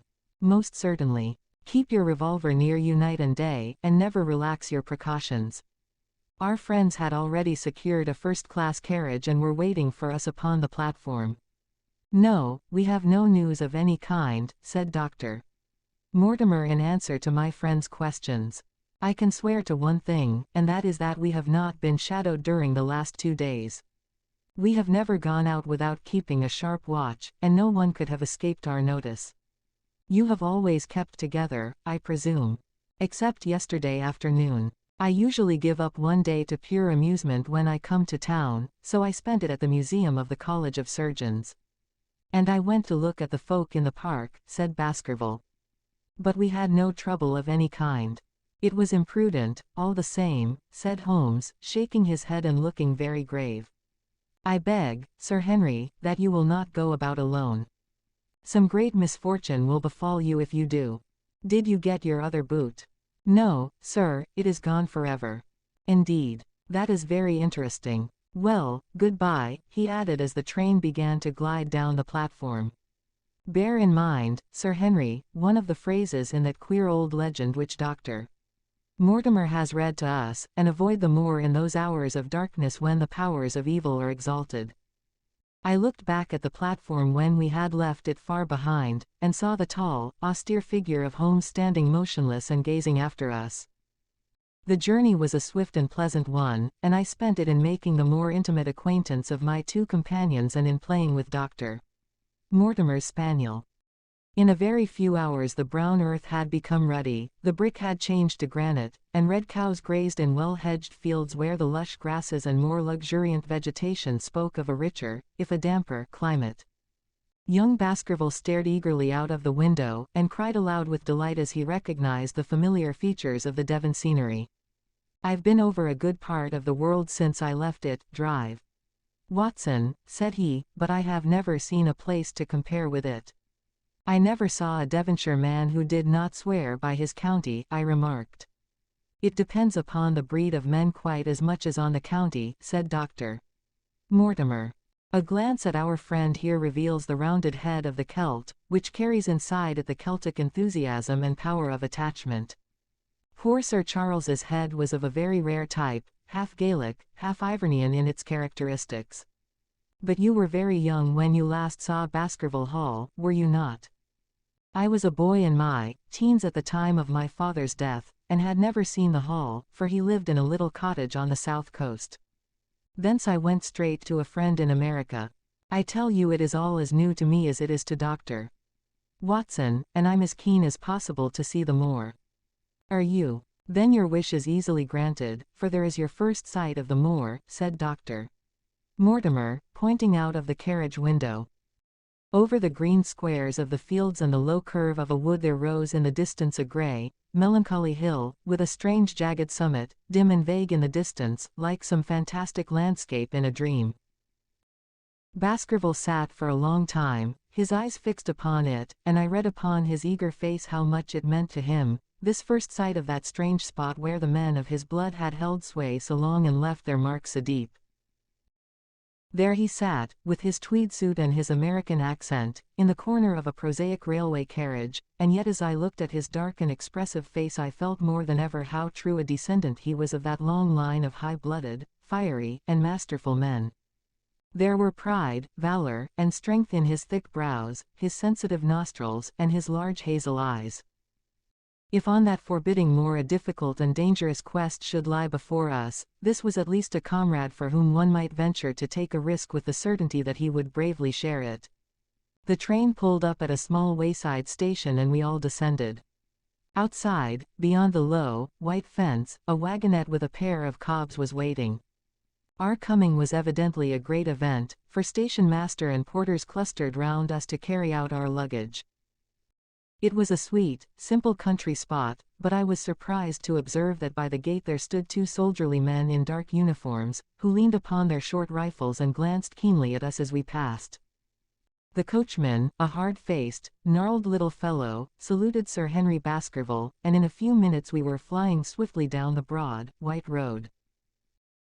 Rolling pasture lands curved upward on either side of us, and old gabled houses peeped out from amid the thick green foliage, but behind the peaceful and sunlit countryside there rose ever, dark against the evening sky, the long, gloomy curve of the moor, broken by the jagged and sinister hills. The wagonette swung round into a side road, and we curved upward through deep lanes worn by centuries of wheels, high banks on either side, heavy with dripping moss and fleshy hart's-tongue ferns. Bronzing bracken and mottled bramble gleamed in the light of the sinking sun. Still steadily rising, we passed over a narrow granite bridge, and skirted a noisy stream which gushed swiftly down, foaming and roaring amid the grey boulders. Both road and stream wound up through a valley dense with scrub oak and fir. At every turn Baskerville gave an exclamation of delight, looking eagerly about him and asking countless questions. To his eyes all seemed beautiful, but to me a tinge of melancholy lay upon the countryside, which bore so clearly the mark of the waning year. Yellow leaves carpeted the lanes and fluttered down upon us as we passed. The rattle of our wheels died away as we drove through drifts of rotting vegetation, sad gifts, as it seemed to me, for nature to throw before the carriage of the returning heir of the Baskervilles. "Halloa!" cried Drive. "Mortimer, what is this?" A steep curve of heath-clad land, an outlying spur of the moor, lay in front of us. On the summit, hard and clear like an equestrian statue upon its pedestal, was a mounted soldier, dark and stern, his rifle poised ready over his forearm. He was watching the road along which we traveled. "What is this, Perkins?" asked Drive. "Mortimer." Our driver half turned in his seat. "There's a convict escaped from Princetown, sir. He's been out 3 days now, and the warders watch every road and every station, but they've had no sight of him yet. The farmers about here don't like it, sir, and that's a fact.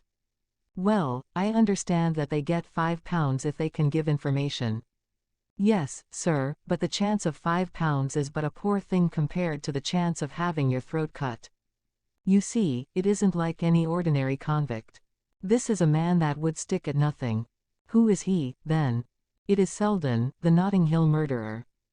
I remembered the case well, for it was one in which Holmes had taken an interest on account of the peculiar ferocity of the crime and the wanton brutality which had marked all the actions of the assassin. The commutation of his death sentence had been due to some doubts as to his complete sanity, so atrocious was his conduct. Our wagonette had topped a rise, and in front of us rose the huge expanse of the moor, mottled with gnarled and craggy cairns and tors. A cold wind swept down from it and set us shivering. Somewhere there, on that desolate plain, was lurking this fiendish man, hiding in a burrow like a wild beast, his heart full of malignancy against the whole race which had cast him out. It needed but this to complete the grim suggestiveness of the barren waste, the chilling wind, and the darkling sky. Even Baskerville fell silent and pulled his overcoat more closely around him. We had left the fertile country behind and beneath us. We looked back on it now, the slanting rays of a low sun turning the streams to threads of gold and glowing on the red earth new turned by the plough and the broad tangle of the woodlands. The road in front of us grew bleaker and wilder over huge russet and olive slopes, sprinkled with giant boulders. Now and then we passed a moorland cottage, walled and roofed with stone, with no creeper to break its harsh outline. Suddenly we looked down into a cup-like depression, patched with stunted oaks and firs which had been twisted and bent by the fury of years of storm. 2 high, narrow towers rose over the trees. The driver pointed with his whip. "Baskerville Hall," said he. Its master had risen and was staring with flushed cheeks and shining eyes. A few minutes later we had reached the lodge gates, a maze of fantastic tracery in wrought iron, with weather-bitten pillars on either side, blotched with lichens, and surmounted by the boars, heads of the Baskervilles. The lodge was a ruin of black granite and bared ribs of rafters, but facing it was a new building, half-constructed, the first fruit of Sir Charles's South African gold. Through the gateway we passed into the avenue, where the wheels were again hushed amid the leaves, and the old trees shot their branches in a sombre tunnel over our heads. Baskerville shuddered as he looked up the long, dark drive to where the house glimmered like a ghost at the farther end. Was it here? He asked in a low voice. No, no, the yew alley is on the other side. The young heir glanced round with a gloomy face. It's no wonder my uncle felt as if trouble were coming on him in such a place as this, said he. It's enough to scare any man. I'll have a row of electric lamps up here inside of 6 months, and you won't know it again, with 1,000-candle power Swan and Edison right here in front of the hall door. The avenue opened into a broad expanse of turf, and the house lay before us. In the fading light I could see that the center was a heavy block of building from which a porch projected. The whole front was draped in ivy, with a patch clipped bare here and there where a window or a coat of arms broke through the dark veil.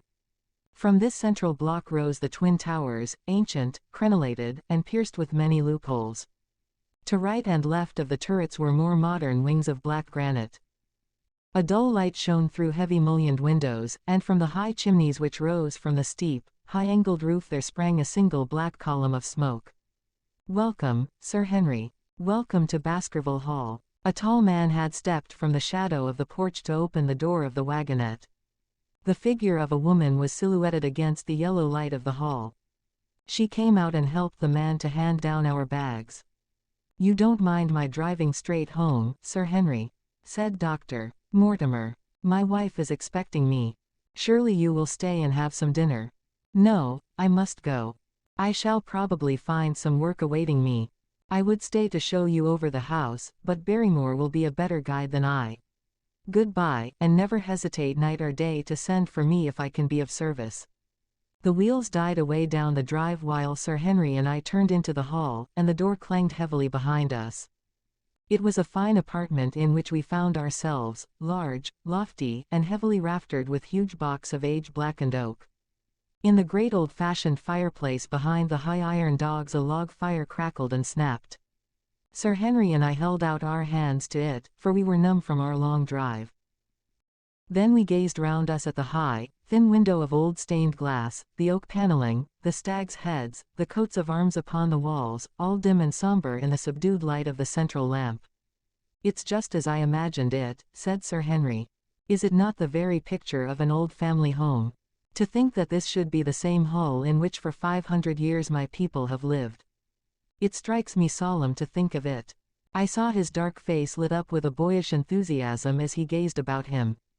The light beat upon him where he stood, but long shadows trailed down the walls and hung like a black canopy above him. Barrymore had returned from taking our luggage to our rooms. He stood in front of us now with the subdued manner of a well-trained servant. He was a remarkable-looking man, tall, handsome, with a square black beard and pale, distinguished features. Would you wish dinner to be served at once, sir? Is it ready? In a very few minutes, sir. You will find hot water in your rooms. My wife and I will be happy, Sir Henry, to stay with you until you have made your fresh arrangements, but you will understand that under the new conditions this house will require a considerable staff. What new conditions? I only meant, sir, that Sir Charles led a very retired life, and we were able to look after his wants. You would, naturally, wish to have more company, and so you will need changes in your household. Do you mean that your wife and you wish to leave? Only when it is quite convenient to you, sir. But your family have been with us for several generations, have they not? I should be sorry to begin my life here by breaking an old family connection. I seemed to discern some signs of emotion upon the butler's white face. I feel that also, sir, and so does my wife. But to tell the truth, sir, we were both very much attached to Sir Charles, and his death gave us a shock and made these surroundings very painful to us. I fear that we shall never again be easy in our minds at Baskerville Hall. But what do you intend to do? I have no doubt, sir, that we shall succeed in establishing ourselves in some business. Sir Charles's generosity has given us the means to do so. And now, sir, perhaps I had best show you to your rooms. A square balustraded gallery ran round the top of the old hall, approached by a double stair. From this central point 2 long corridors extended the whole length of the building, from which all the bedrooms opened. My own was in the same wing as Baskerville's and almost next door to it. These rooms appeared to be much more modern than the central part of the house, and the bright paper and numerous candles did something to remove the somber impression which our arrival had left upon my mind. But the dining room which opened out of the hall was a place of shadow and gloom. It was a long chamber with a step separating the dais where the family sat from the lower portion reserved for their dependents. At one end a minstrel's gallery overlooked it. Black beams shot across above our heads, with a smoke-darkened ceiling beyond them, with rows of flaring torches to light it up, and the color and rude hilarity of an old-time banquet. It might have softened, but now, when two black-clothed gentlemen sat in the little circle of light thrown by a shaded lamp, one's voice became hushed and one's spirit subdued. A dim line of ancestors, in every variety of dress, from the Elizabethan knight to the buck of the Regency, stared down upon us and daunted us by their silent company. We talked little, and I for one was glad when the meal was over and we were able to retire into the modern billiard room and smoke a cigarette. "My word, it isn't a very cheerful place," said Sir Henry. "I suppose one can tone down to it, but I feel a bit out of the picture at present. I don't wonder that my uncle got a little jumpy if he lived all alone in such a house as this. However, if it suits you, we will retire early tonight, and perhaps things may seem more cheerful in the morning." I drew aside my curtains before I went to bed and looked out from my window. It opened upon the grassy space which lay in front of the hall door. Beyond, two copses of trees moaned and swung in a rising wind. A half-moon broke through the rifts of racing clouds. In its cold light I saw beyond the trees a broken fringe of rocks, and the long, low curve of the melancholy moor. I closed the curtain, feeling that my last impression was in keeping with the rest. And yet it was not quite the last. I found myself weary and yet wakeful, tossing restlessly from side to side, seeking for the sleep which would not come. Far away a chiming clock struck out the quarters of the hours, but otherwise a deathly silence lay upon the old house. And then suddenly, in the very dead of the night, there came a sound to my ears, clear, resonant, and unmistakable. It was the sob of a woman, the muffled, strangling gasp of one who is torn by an uncontrollable sorrow. I sat up in bed and listened intently. The noise could not have been far away and was certainly in the house.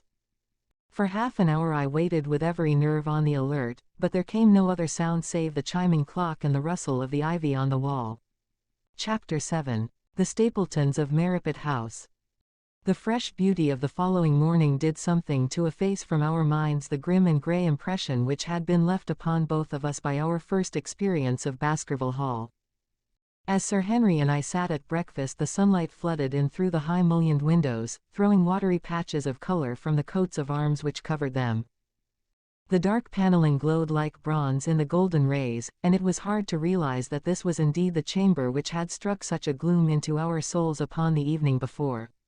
"I guess it is ourselves and not the house that we have to blame," said the baronet. "We were tired with our journey and chilled by our drive, so we took a grey view of the place. Now we are fresh and well, so it is all cheerful once more." "And yet it was not entirely a question of imagination," I answered. "Did you, for example, happen to hear someone, a woman I think, sobbing in the night?"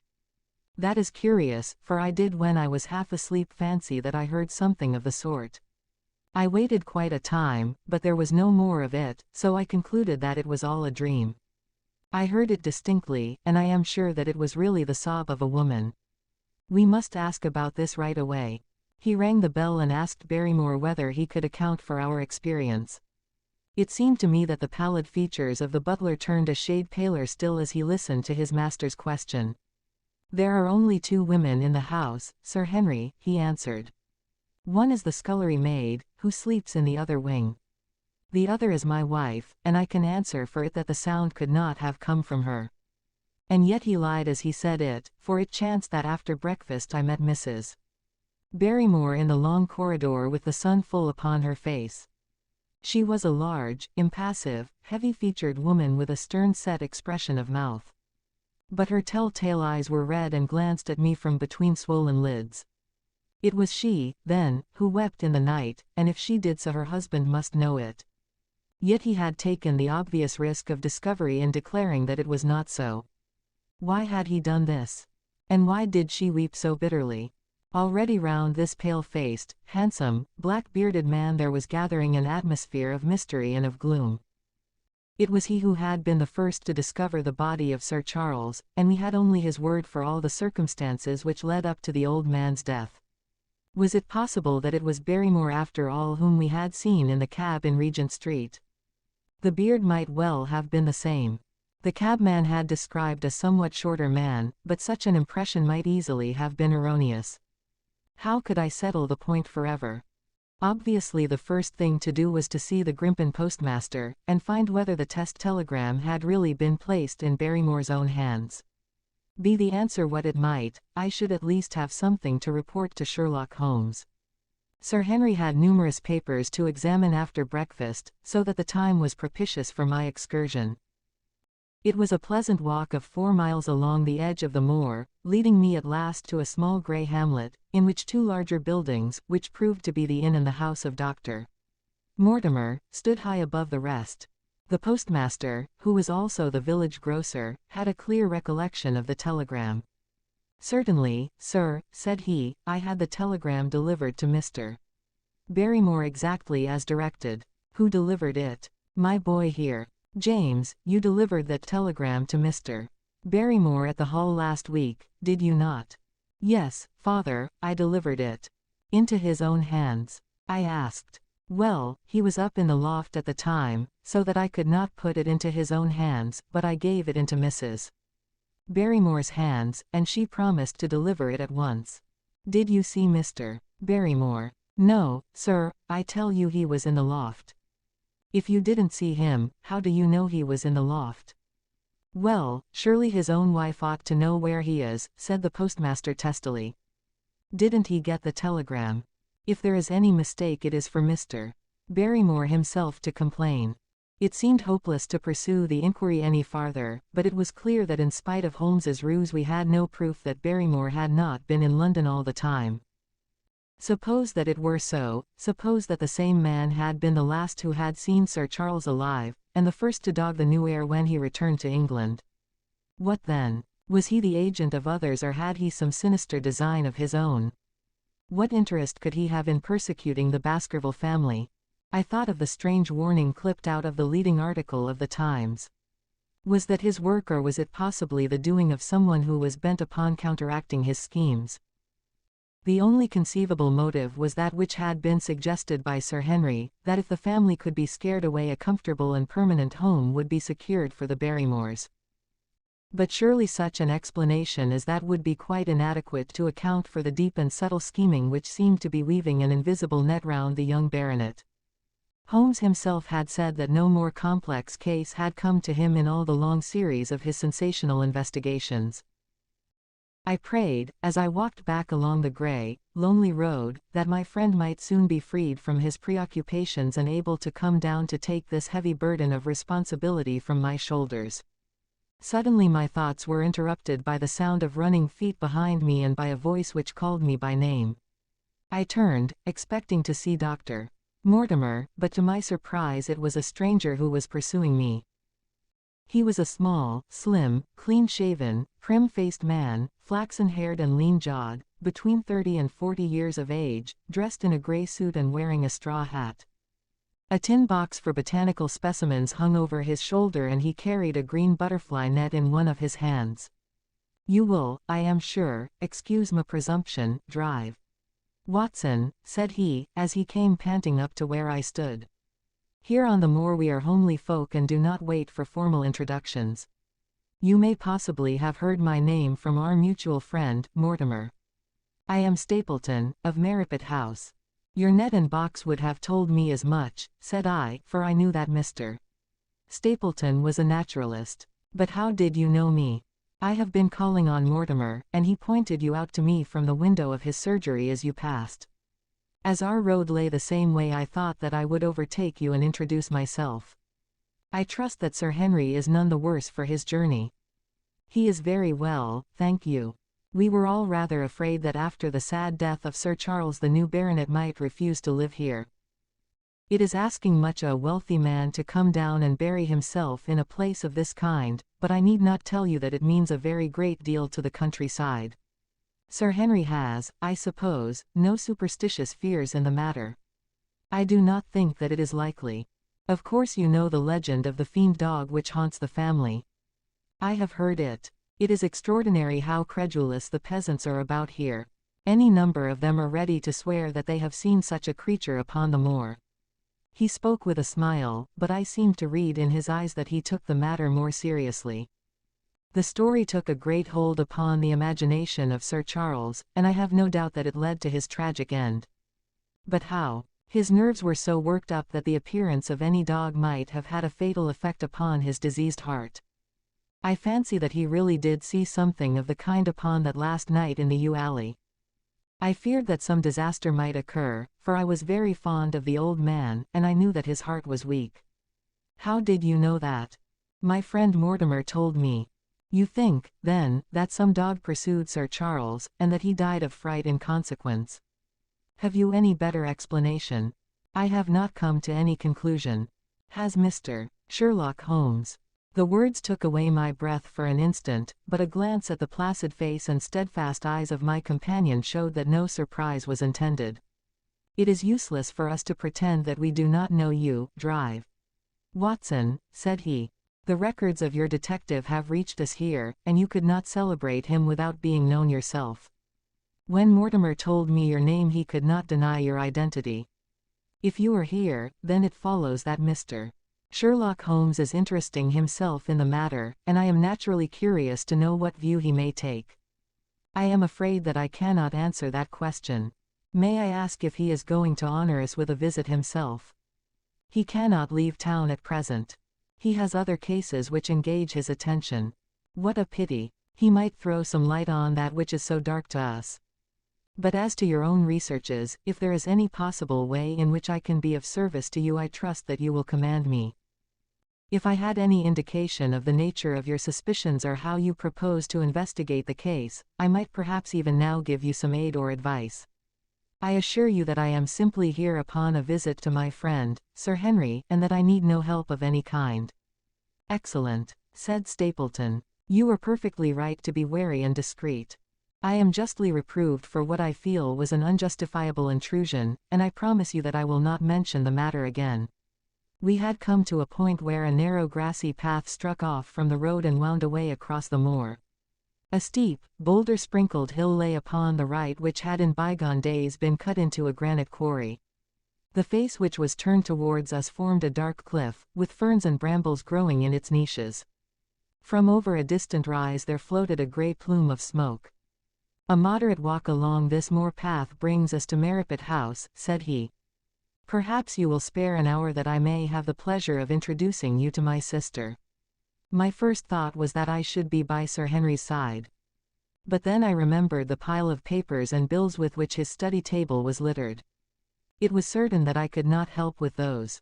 And Holmes had expressly said that I should study the neighbors upon the moor. I accepted Stapleton's invitation, and we turned together down the path. It is a wonderful place, the moor, said he, looking round over the undulating downs, long green rollers, with crests of jagged granite foaming up into fantastic surges. You never tire of the moor. You cannot think the wonderful secrets which it contains. It is so vast, and so barren, and so mysterious.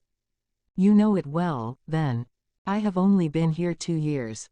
The residents would call me a newcomer. We came shortly after Sir Charles settled.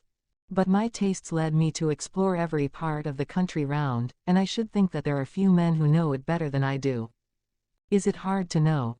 Very hard. You see, for example, this great plain to the north here with the queer hills breaking out of it. Do you observe anything remarkable about that? It would be a rare place for a gallop. You would naturally think so, and the thought has cost several their lives before now. You notice those bright green spots scattered thickly over it.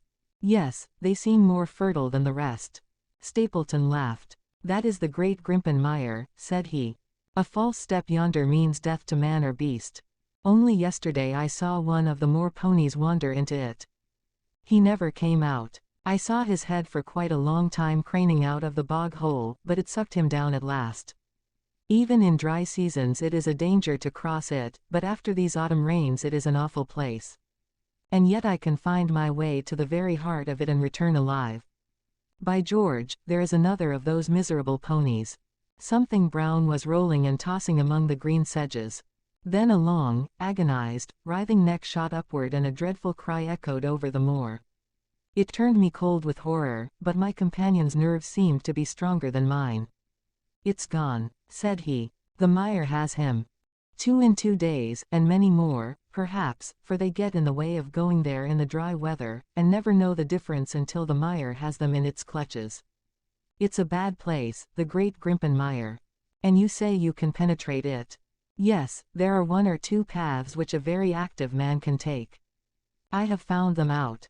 "But why should you wish to go into so horrible a place?" "Well, you see the hills beyond. They are really islands cut off on all sides by the impassable mire, which has crawled round them in the course of years. That is where the rare plants and the butterflies are, if you have the wit to reach them. I shall try my luck some day." He looked at me with a surprised face. "For God's sake put such an idea out of your mind," said he.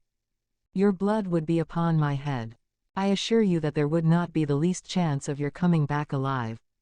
It is only by remembering certain complex landmarks that I am able to do it." "Halloa!" I cried. "What is that?" A long, low moan, indescribably sad, swept over the moor. It filled the whole air, and yet it was impossible to say whence it came. From a dull murmur it swelled into a deep roar, and then sank back into a melancholy, throbbing murmur once again. Stapleton looked at me with a curious expression in his face. "Queer place, the moor," said he. "But what is it?" "The peasants say it is the hound of the Baskervilles calling for its prey. I've heard it once or twice before, but never quite so loud." I looked round, with a chill of fear in my heart, at the huge swelling plain, mottled with the green patches of rushes. Nothing stirred over the vast expanse save a pair of ravens, which croaked loudly from a tor behind us. "You are an educated man. You don't believe such nonsense as that," said I. "What do you think is the cause of so strange a sound?" "Bogs make queer noises sometimes. It's the mud settling, or the water rising, or something." No, that was a living voice." "Well, perhaps it was. Did you ever hear a bittern booming?" "No, I never did. It's a very rare bird, practically extinct, in England now, but all things are possible upon the moor." "Yes, I should not be surprised to learn that what we have heard is the cry of the last of the bitterns. It's the weirdest, strangest thing that ever I heard in my life." "Yes, it's rather an uncanny place altogether. Look at the hillside yonder. What do you make of those?" The whole steep slope was covered with grey circular rings of stone, a score of them at least. "What are they?" "Sheep pens." "No, they are the homes of our worthy ancestors. Prehistoric man lived thickly on the moor, and as no one in particular has lived there since, we find all his little arrangements exactly as he left them. These are his wigwams with the roofs off. You can even see his hearth and his couch if you have the curiosity to go inside. But it is quite a town. When was it inhabited? Neolithic man, no date. What did he do? He grazed his cattle on these slopes, and he learned to dig for tin when the bronze sword began to supersede the stone axe. Look at the great trench in the opposite hill. That is his mark. Yes, you will find some very singular points about the moor. Drive. Watson. Oh, excuse me an instant. It is surely cyclopides." A small fly or moth had fluttered across our path, and in an instant Stapleton was rushing with extraordinary energy and speed in pursuit of it. To my dismay the creature flew straight for the great mire, and my acquaintance never paused for an instant, bounding from tuft to tuft behind it, his green net waving in the air. His grey clothes and jerky, zigzag, irregular progress made him not unlike some huge moth himself. I was standing watching his pursuit with a mixture of admiration for his extraordinary activity and fear lest he should lose his footing in the treacherous mire, when I heard the sound of steps, and turning round found a woman near me upon the path. She had come from the direction in which the plume of smoke indicated the position of Merripit House, but the dip of the moor had hid her until she was quite close. I could not doubt that this was the Miss Stapleton of whom I had been told, since ladies of any sort must be few upon the moor, and I remembered that I had heard someone describe her as being a beauty. The woman who approached me was certainly that, and of a most uncommon type. There could not have been a greater contrast between brother and sister, for Stapleton was neutral-tinted, with light hair and grey eyes, while she was darker than any brunette whom I have seen in England, slim, elegant, and tall. She had a proud, finely cut face, so regular that it might have seemed impassive were it not for the sensitive mouth and the beautiful dark, eager eyes. With her perfect figure and elegant dress she was, indeed, a strange apparition upon a lonely moorland path. Her eyes were on her brother as I turned, and then she quickened her pace towards me. I had raised my hat and was about to make some explanatory remark, when her own words turned all my thoughts into a new channel. "Go back," she said. "Go straight back to London, instantly." I could only stare at her in stupid surprise. Her eyes blazed at me, and she tapped the ground impatiently with her foot. "Why should I go back?" I asked. "I cannot explain." She spoke in a low, eager voice, with a curious lisp in her utterance. "But for God's sake do what I ask you. Go back and never set foot upon the moor again." "But I have only just come." Man," she cried. "Can you not tell when a warning is for your own good? Go back to London. Start tonight. Get away from this place at all costs." "Hush, my brother is coming." "Not a word of what I have said. Would you mind getting that orchid for me among the mare's tails yonder? We are very rich in orchids on the moor, though, of course, you were rather late to see the beauties of the place." Stapleton had abandoned the chase and came back to us breathing hard and flushed with his exertions. "Halloa, Beryl," said he, and it seemed to me that the tone of his greeting was not altogether a cordial one. "Well, Jack, you are very hot." "Yes, I was chasing a cyclopides. He is very rare and seldom found in the late autumn. What a pity that I should have missed him." He spoke unconcernedly, but his small light eyes glanced incessantly from the girl to me. "You have introduced yourselves, I can see." "Yes. I was telling Sir Henry that it was rather late for him to see the true beauties of the moor." "Why, who do you think this is?" "I imagine that it must be Sir Henry Baskerville." No, said I. "Only a humble commoner, but his friend. My name is Dr. Watson." A flush of vexation passed over her expressive face. "We have been talking at cross purposes," said she. "Why, you had not very much time for talk," her brother remarked with the same questioning eyes. "I talked as if Dr. Watson were a resident instead of being merely a visitor," said she. "It cannot much matter to him whether it is early or late for the orchids. But you will come on, will you not, and see Merripit House?" A short walk brought us to it, a bleak moorland house, once the farm of some grazier in the old prosperous days, but now put into repair and turned into a modern dwelling. An orchard surrounded it, but the trees, as is usual upon the moor, were stunted and nipped, and the effect of the whole place was mean and melancholy. We were admitted by a strange, wizened, rusty-coated old manservant, who seemed in keeping with the house. Inside, however, there were large rooms furnished with an elegance in which I seemed to recognize the taste of the lady. As I looked from their windows at the interminable granite-flecked moor rolling unbroken to the farthest horizon, I could not but marvel at what could have brought this highly educated man and this beautiful woman to live in such a place. "Queer spot to choose, is it not?" said he as if in answer to my thought. "And yet we manage to make ourselves fairly happy, do we not, Beryl?" "Quite happy," said she, but there was no ring of conviction in her words. "I had a school," said Stapleton. "It was in the North Country. The work to a man of my temperament was mechanical and uninteresting, but the privilege of living with youth, of helping to mold those young minds, and of impressing them with one's own character and ideals, was very dear to me. However, the fates were against us. A serious epidemic broke out in the school and 3 of the boys died. It never recovered from the blow, and much of my capital was irretrievably swallowed up. And yet, if it were not for the loss of the charming companionship of the boys, I could rejoice over my own misfortune, for, with my strong tastes for botany and zoology, I find an unlimited field of work here, and my sister is as devoted to nature as I am. All this, drive, Watson, has been brought upon your head by your expression as you surveyed the moor out of our window. It certainly did cross my mind that it might be a little dull, less for you, perhaps, than for your sister. No, no, I am never dull, said she, quickly. We have books, we have our studies, and we have interesting neighbors. Dr. Mortimer is a most learned man in his own line. Poor Sir Charles was also an admirable companion. We knew him well, and miss him more than I can tell. Do you think that I should intrude if I were to call this afternoon and make the acquaintance of Sir Henry? I am sure that he would be delighted. Then perhaps you would mention that I propose to do so. We may in our humble way do something to make things more easy for him until he becomes accustomed to his new surroundings. Will you come upstairs, drive, Watson, and inspect my collection of Lepidoptera? I think it is the most complete one in the southwest of England. By the time that you have looked through them lunch will be almost ready. But I was eager to get back to my charge.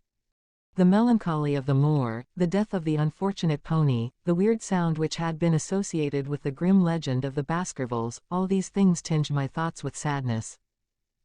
Then on the top of these more or less vague impressions there had come the definite and distinct warning of Miss Stapleton, delivered with such intense earnestness that I could not doubt that some grave and deep reason lay behind it. I resisted all pressure to stay for lunch, and I set off at once upon my return journey, taking the grass-grown path by which we had come. It seems, however, that there must have been some short cut for those who knew it, for before I had reached the road I was astounded to see Miss Stapleton sitting upon a rock by the side of the track. Her face was beautifully flushed with her exertions, and she held her hand to her side. I have run all the way in order to cut you off, drive, Watson, said she. I had not even time to put on my hat. I must not stop, or my brother may miss me. I wanted to say to you how sorry I am about the stupid mistake I made in thinking that you were Sir Henry. Please forget the words I said, which have no application whatever to you. But I can't forget them, Miss Stapleton, said I. I am Sir Henry's friend, and his welfare is a very close concern of mine. Tell me why it was that you were so eager that Sir Henry should return to London. A woman's whim, drive, Watson. When you know me better you will understand that I cannot always give reasons for what I say or do. No, no, I remember the thrill in your voice. I remember the look in your eyes. Please, please, be frank with me, Miss Stapleton, for ever since I have been here I have been conscious of shadows all round me. Life has become like that great Grimpen mire, with little green patches everywhere into which one may sink and with no guide to point the track. Tell me then what it was that you meant, and I will promise to convey your warning to Sir Henry. An expression of irresolution passed for an instant over her face, but her eyes had hardened again when she answered me. You make too much of it, drive, Watson, said she. My brother and I were very much shocked by the death of Sir Charles. We knew him very intimately, for his favorite walk was over the moor to our house. He was deeply impressed with the curse which hung over the family, and when this tragedy came I naturally felt that there must be some grounds for the fears which he had expressed. I was distressed therefore when another member of the family came down to live here, and I felt that he should be warned of the danger which he will run. That was all which I intended to convey. But what is the danger? You know the story of the Hound. I do not believe in such nonsense. But I do. If you have any influence with Sir Henry, take him away from a place which has always been fatal to his family. The world is wide. Why should he wish to live at the place of danger? Because it is the place of danger. That is Sir Henry's nature. I fear that unless you can give me some more definite information than this it would be impossible to get him to move. I cannot say anything definite, for I do not know anything definite. I would ask you one more question. Miss Stapleton, if you meant no more than this when you first spoke to me, why should you not wish your brother to overhear what you said? There is nothing to which he, or anyone else, could object. My brother is very anxious to have the hall inhabited, for he thinks it is for the good of the poor folk upon the moor. He would be very angry if he knew that I have said anything which might induce Sir Henry to go away. But I have done my duty now and I will say no more. I must get back, or he will miss me and suspect that I have seen you. Goodbye. She turned and had disappeared in a few minutes among the scattered boulders, while I, with my soul full of vague fears, pursued my way to Baskerville Hall. Chapter 8. First Report of Dr. Watson. From this point onward I will follow the course of events by transcribing my own letters to Mr. Sherlock Holmes which lie before me on the table. One page is missing, but otherwise they are exactly as written and show my feelings and suspicions of the moment more accurately than my memory, clear as it is upon these tragic events, can possibly do. Baskerville Hall, October 13th. My dear Holmes, my previous letters and telegrams have kept you pretty well up to date as to all that has occurred in this most God-forsaken corner of the world. The longer one stays here the more does the spirit of the moor sink into one's soul, its vastness, and also its grim charm. When you were once out upon its bosom you have left all traces of modern England behind you, but on the other hand you are conscious everywhere of the homes and the work of the prehistoric people. On all sides of you as you walk are the houses of these forgotten folk, with their graves and the huge monoliths which are supposed to have marked their temples. As you look at their grey stone huts against the scarred hillsides you leave your own age behind you, and if you were to see a skin-clad, hairy man crawl out from the low door fitting a flint-tipped arrow onto the string of his bow, you would feel that his presence there was more natural than your own. The strange thing is that they should have lived so thickly on what must always have been most unfruitful soil. I am no antiquarian, but I could imagine that they were some unwarlike and harried race who were forced to accept that which none other would occupy. All this, however, is foreign to the mission on which you sent me and will probably be very uninteresting to your severely practical mind. I can still remember your complete indifference as to whether the sun moved round the earth or the earth round the sun. Let me, therefore, return to the facts concerning Sir Henry Baskerville. If you have not had any report within the last few days it is because up to today there was nothing of importance to relate. Then a very surprising circumstance occurred, which I shall tell you in due course. But, first of all, I must keep you in touch with some of the other factors in the situation. One of these, concerning which I have said little, is the escaped convict upon the moor. There is strong reason now to believe that he has got right away, which is a considerable relief to the lonely householders of this district. A fortnight has passed since his flight, during which he has not been seen and nothing has been heard of him. It is surely inconceivable that he could have held out upon the moor during all that time. Of course, so far as his concealment goes there is no difficulty at all. Any one of these stone huts would give him a hiding place. But there is nothing to eat unless he were to catch and slaughter one of the moor sheep. We think, therefore, that he has gone, and the outlying farmers sleep the better in consequence.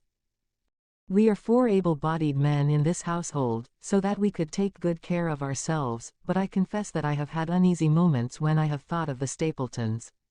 They live miles from any help. There are one maid, an old manservant, the sister, and the brother, the latter not a very strong man. They would be helpless in the hands of a desperate fellow like this Notting Hill criminal, if he could once effect an entrance. Both Sir Henry and I were concerned at their situation, and it was suggested that Perkins the groom should go over to sleep there, but Stapleton would not hear of it. The fact is that our friend, the baronet, begins to display a considerable interest in our fair neighbour. It is not to be wondered at, for time hangs heavily in this lonely spot to an active man like him, and she is a very fascinating and beautiful woman. There is something tropical and exotic about her which forms a singular contrast to her cool and unemotional brother. Yet he also gives the idea of hidden fires. He has certainly a very marked influence over her, for I have seen her continually glance at him as she talked as if seeking approbation for what she said. I trust that he is kind to her. There is a dry glitter in his eyes, and a firm set of his thin lips, which goes with a positive and possibly a harsh nature. You would find him an interesting study. He came over to call upon Baskerville on that first day, and the very next morning he took us both to show us the spot where the legend of the wicked Hugo is supposed to have had its origin. It was an excursion of some miles across the moor to a place which is so dismal that it might have suggested the story. We found a short valley between rugged tors which led to an open, grassy space flecked over with the white cotton grass. In the middle of it rose 2 great stones, worn and sharpened at the upper end, until they looked like the huge corroding fangs of some monstrous beast. In every way it corresponded with the scene of the old tragedy. Sir Henry was much interested and asked Stapleton more than once whether he did really believe in the possibility of the interference of the supernatural in the affairs of men. He spoke lightly, but it was evident that he was very much in earnest. Stapleton was guarded in his replies, but it was easy to see that he said less than he might, and that he would not express his whole opinion out of consideration for the feelings of the baronet. He told us of similar cases, where families had suffered from some evil influence, and he left us with the impression that he shared the popular view upon the matter. On our way back we stayed for lunch at Merripit House, and it was there that Sir Henry made the acquaintance of Miss Stapleton. From the first moment that he saw her he appeared to be strongly attracted by her, and I am much mistaken if the feeling was not mutual. He referred to her again and again on our walk home, and since then hardly a day has passed that we have not seen something of the brother and sister. They dine here tonight, and there is some talk of our going to them next week. One would imagine that such a match would be very welcome to Stapleton, and yet I have more than once caught a look of the strongest disapprobation in his face when Sir Henry has been paying some attention to his sister. He is much attached to her, no doubt, and would lead a lonely life without her, but it would seem the height of selfishness if he were to stand in the way of her making so brilliant a marriage. Yet I am certain that he does not wish their intimacy to ripen into love, and I have several times observed that he has taken pains to prevent them from being tête-à-tête. By the way, your instructions to me never to allow Sir Henry to go out alone will become very much more onerous if a love affair were to be added to our other difficulties. My popularity would soon suffer if I were to carry out your orders to the letter. The other day, Thursday, to be more exact, drive. Mortimer lunched with us. He has been excavating a barrow at Long Down, and has got a prehistoric skull which fills him with great joy. Never was there such a single-minded enthusiast as he. The Stapletons came in afterwards, and the good doctor took us all to the yew alley, at Sir Henry's request, to show us exactly how everything occurred upon that fatal night. It is a long, dismal walk, the yew alley, between two high walls of clipped hedge, with a narrow band of grass upon either side. At the far end is an old tumble-down summer house. Halfway down is the moor gate, where the old gentleman left his cigar ash. It is a white wooden gate with a latch. Beyond it lies the wide moor. I remembered your theory of the affair and tried to picture all that had occurred. As the old man stood there he saw something coming across the moor, something which terrified him so that he lost his wits, and ran until he died of sheer horror and exhaustion. There was the long, gloomy tunnel down which he fled. And from what? A sheep-dog of the moor? Or a spectral hound, black, silent, and monstrous? Was there a human agency in the matter? Did the pale, watchful Barrymore know more than he cared to say? It was all dim and vague, but always there is the dark shadow of crime behind it. One other neighbor I have met since I wrote last. This is Mr. Frankland, of Laughter Hall, who lives some 4 miles to the south of us. He is an elderly man, red-faced, white-haired, and choleric. His passion is for the British law, and he has spent a large fortune in litigation. He fights for the mere pleasure of fighting and is equally ready to take up either side of a question, so that it is no wonder that he has found it a costly amusement. Sometimes he will shut up a right-of-way and defy the parish to make him open it. At others he will with his own hands tear down some other man's gate and declare that a path has existed there from time immemorial, defying the owner to prosecute him for trespass. He is learned in old manorial and communal rights, and he applies his knowledge sometimes in favor of the villagers of Fernworthy and sometimes against them, so that he is periodically either carried in triumph down the village street or else burned in effigy, according to his latest exploit. He is said to have about 7 lawsuits upon his hands at present, which will probably swallow up the remainder of his fortune and so draw his sting and leave him harmless for the future. Apart from the law he seems a kindly, good-natured person, and I only mention him because you were particular that I should send some description of the people who surround us. He is curiously employed at present, for, being an amateur astronomer, he has an excellent telescope, with which he lies upon the roof of his own house and sweeps the moor all day in the hope of catching a glimpse of the escaped convict. If he would confine his energies to this all would be well, but there are rumors that he intends to prosecute Drive Mortimer for opening a grave without the consent of the next of kin, because he dug up the Neolithic skull in the barrow on Long Down. He helps to keep our lives from being monotonous and gives a little comic relief where it is badly needed. And now, having brought you up to date in the escaped convict, the Stapletons, Drive, Mortimer, and Frankland, of Laughter Hall, let me end on that which is most important and tell you more about the Barrymores, and especially about the surprising development of last night. First of all about the test telegram, which you sent from London in order to make sure that Barrymore was really here. I have already explained that the testimony of the postmaster shows that the test was worthless and that we have no proof one way or the other. I told Sir Henry how the matter stood, and he at once, in his downright fashion, had Barrymore up and asked him whether he had received the telegram himself. Barrymore said that he had. "Did the boy deliver it into your own hands?" asked Sir Henry. Barrymore looked surprised, and considered for a little time. "No," said he, "I was in the box room at the time, and my wife brought it up to me." "Did you answer it yourself?" "No, I told my wife what to answer and she went down to write it." In the evening he recurred to the subject of his own accord. "I could not quite understand the object of your questions this morning, Sir Henry," said he. "I trust that they do not mean that I have done anything to forfeit your confidence."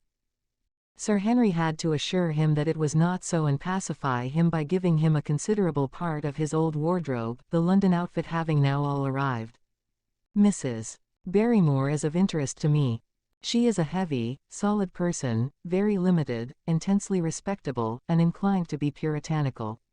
You could hardly conceive a less emotional subject. Yet I have told you how, on the first night here, I heard her sobbing bitterly, and since then I have more than once observed traces of tears upon her face. Some deep sorrow gnaws ever at her heart. Sometimes I wonder if she has a guilty memory which haunts her, and sometimes I suspect Barrymore of being a domestic tyrant. I have always felt that there was something singular and questionable in this man's character, but the adventure of last night brings all my suspicions to a head. And yet it may seem a small matter in itself.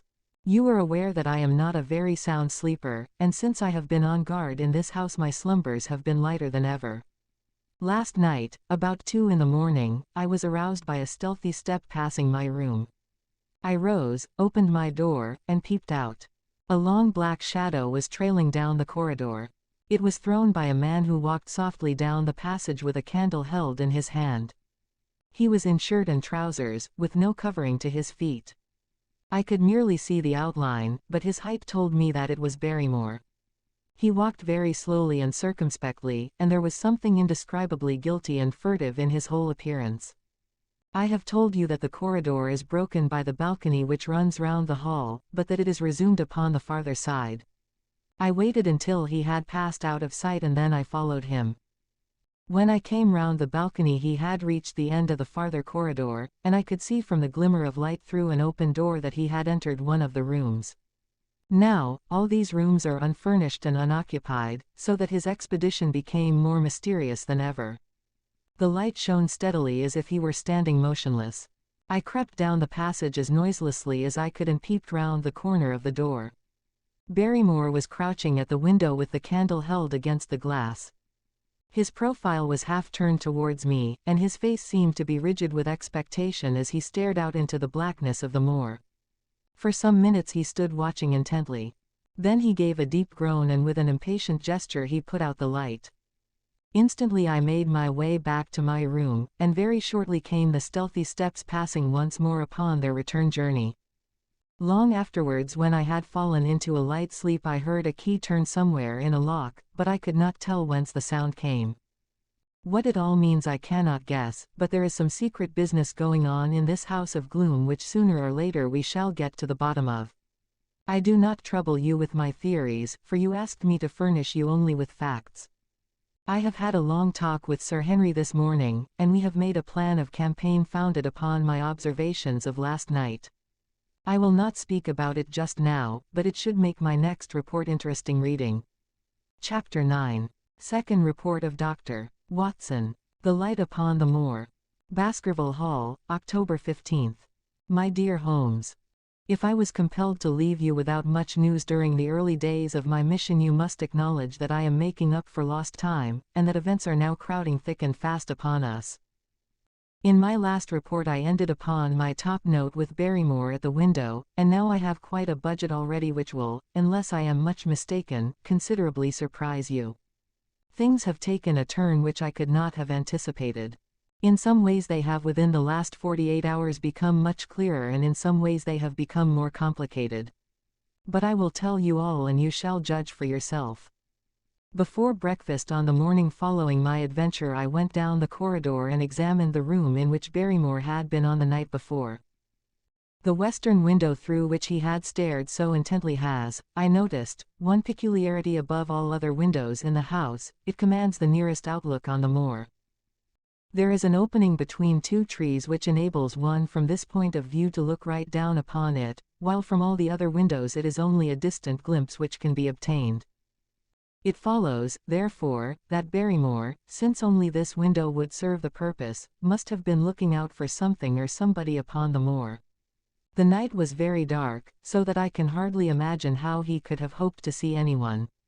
It had struck me that it was possible that some love intrigue was on foot. That would have accounted for his stealthy movements and also for the uneasiness of his wife. The man is a striking-looking fellow, very well equipped to steal the heart of a country girl, so that this theory seemed to have something to support it. That opening of the door which I had heard after I had returned to my room might mean that he had gone out to keep some clandestine appointment. So I reasoned with myself in the morning, and I tell you the direction of my suspicions, however much the result may have shown that they were unfounded. But whatever the true explanation of Barrymore's movements might be, I felt that the responsibility of keeping them to myself until I could explain them was more than I could bear. I had an interview with the baronet in his study after breakfast, and I told him all that I had seen. He was less surprised than I had expected.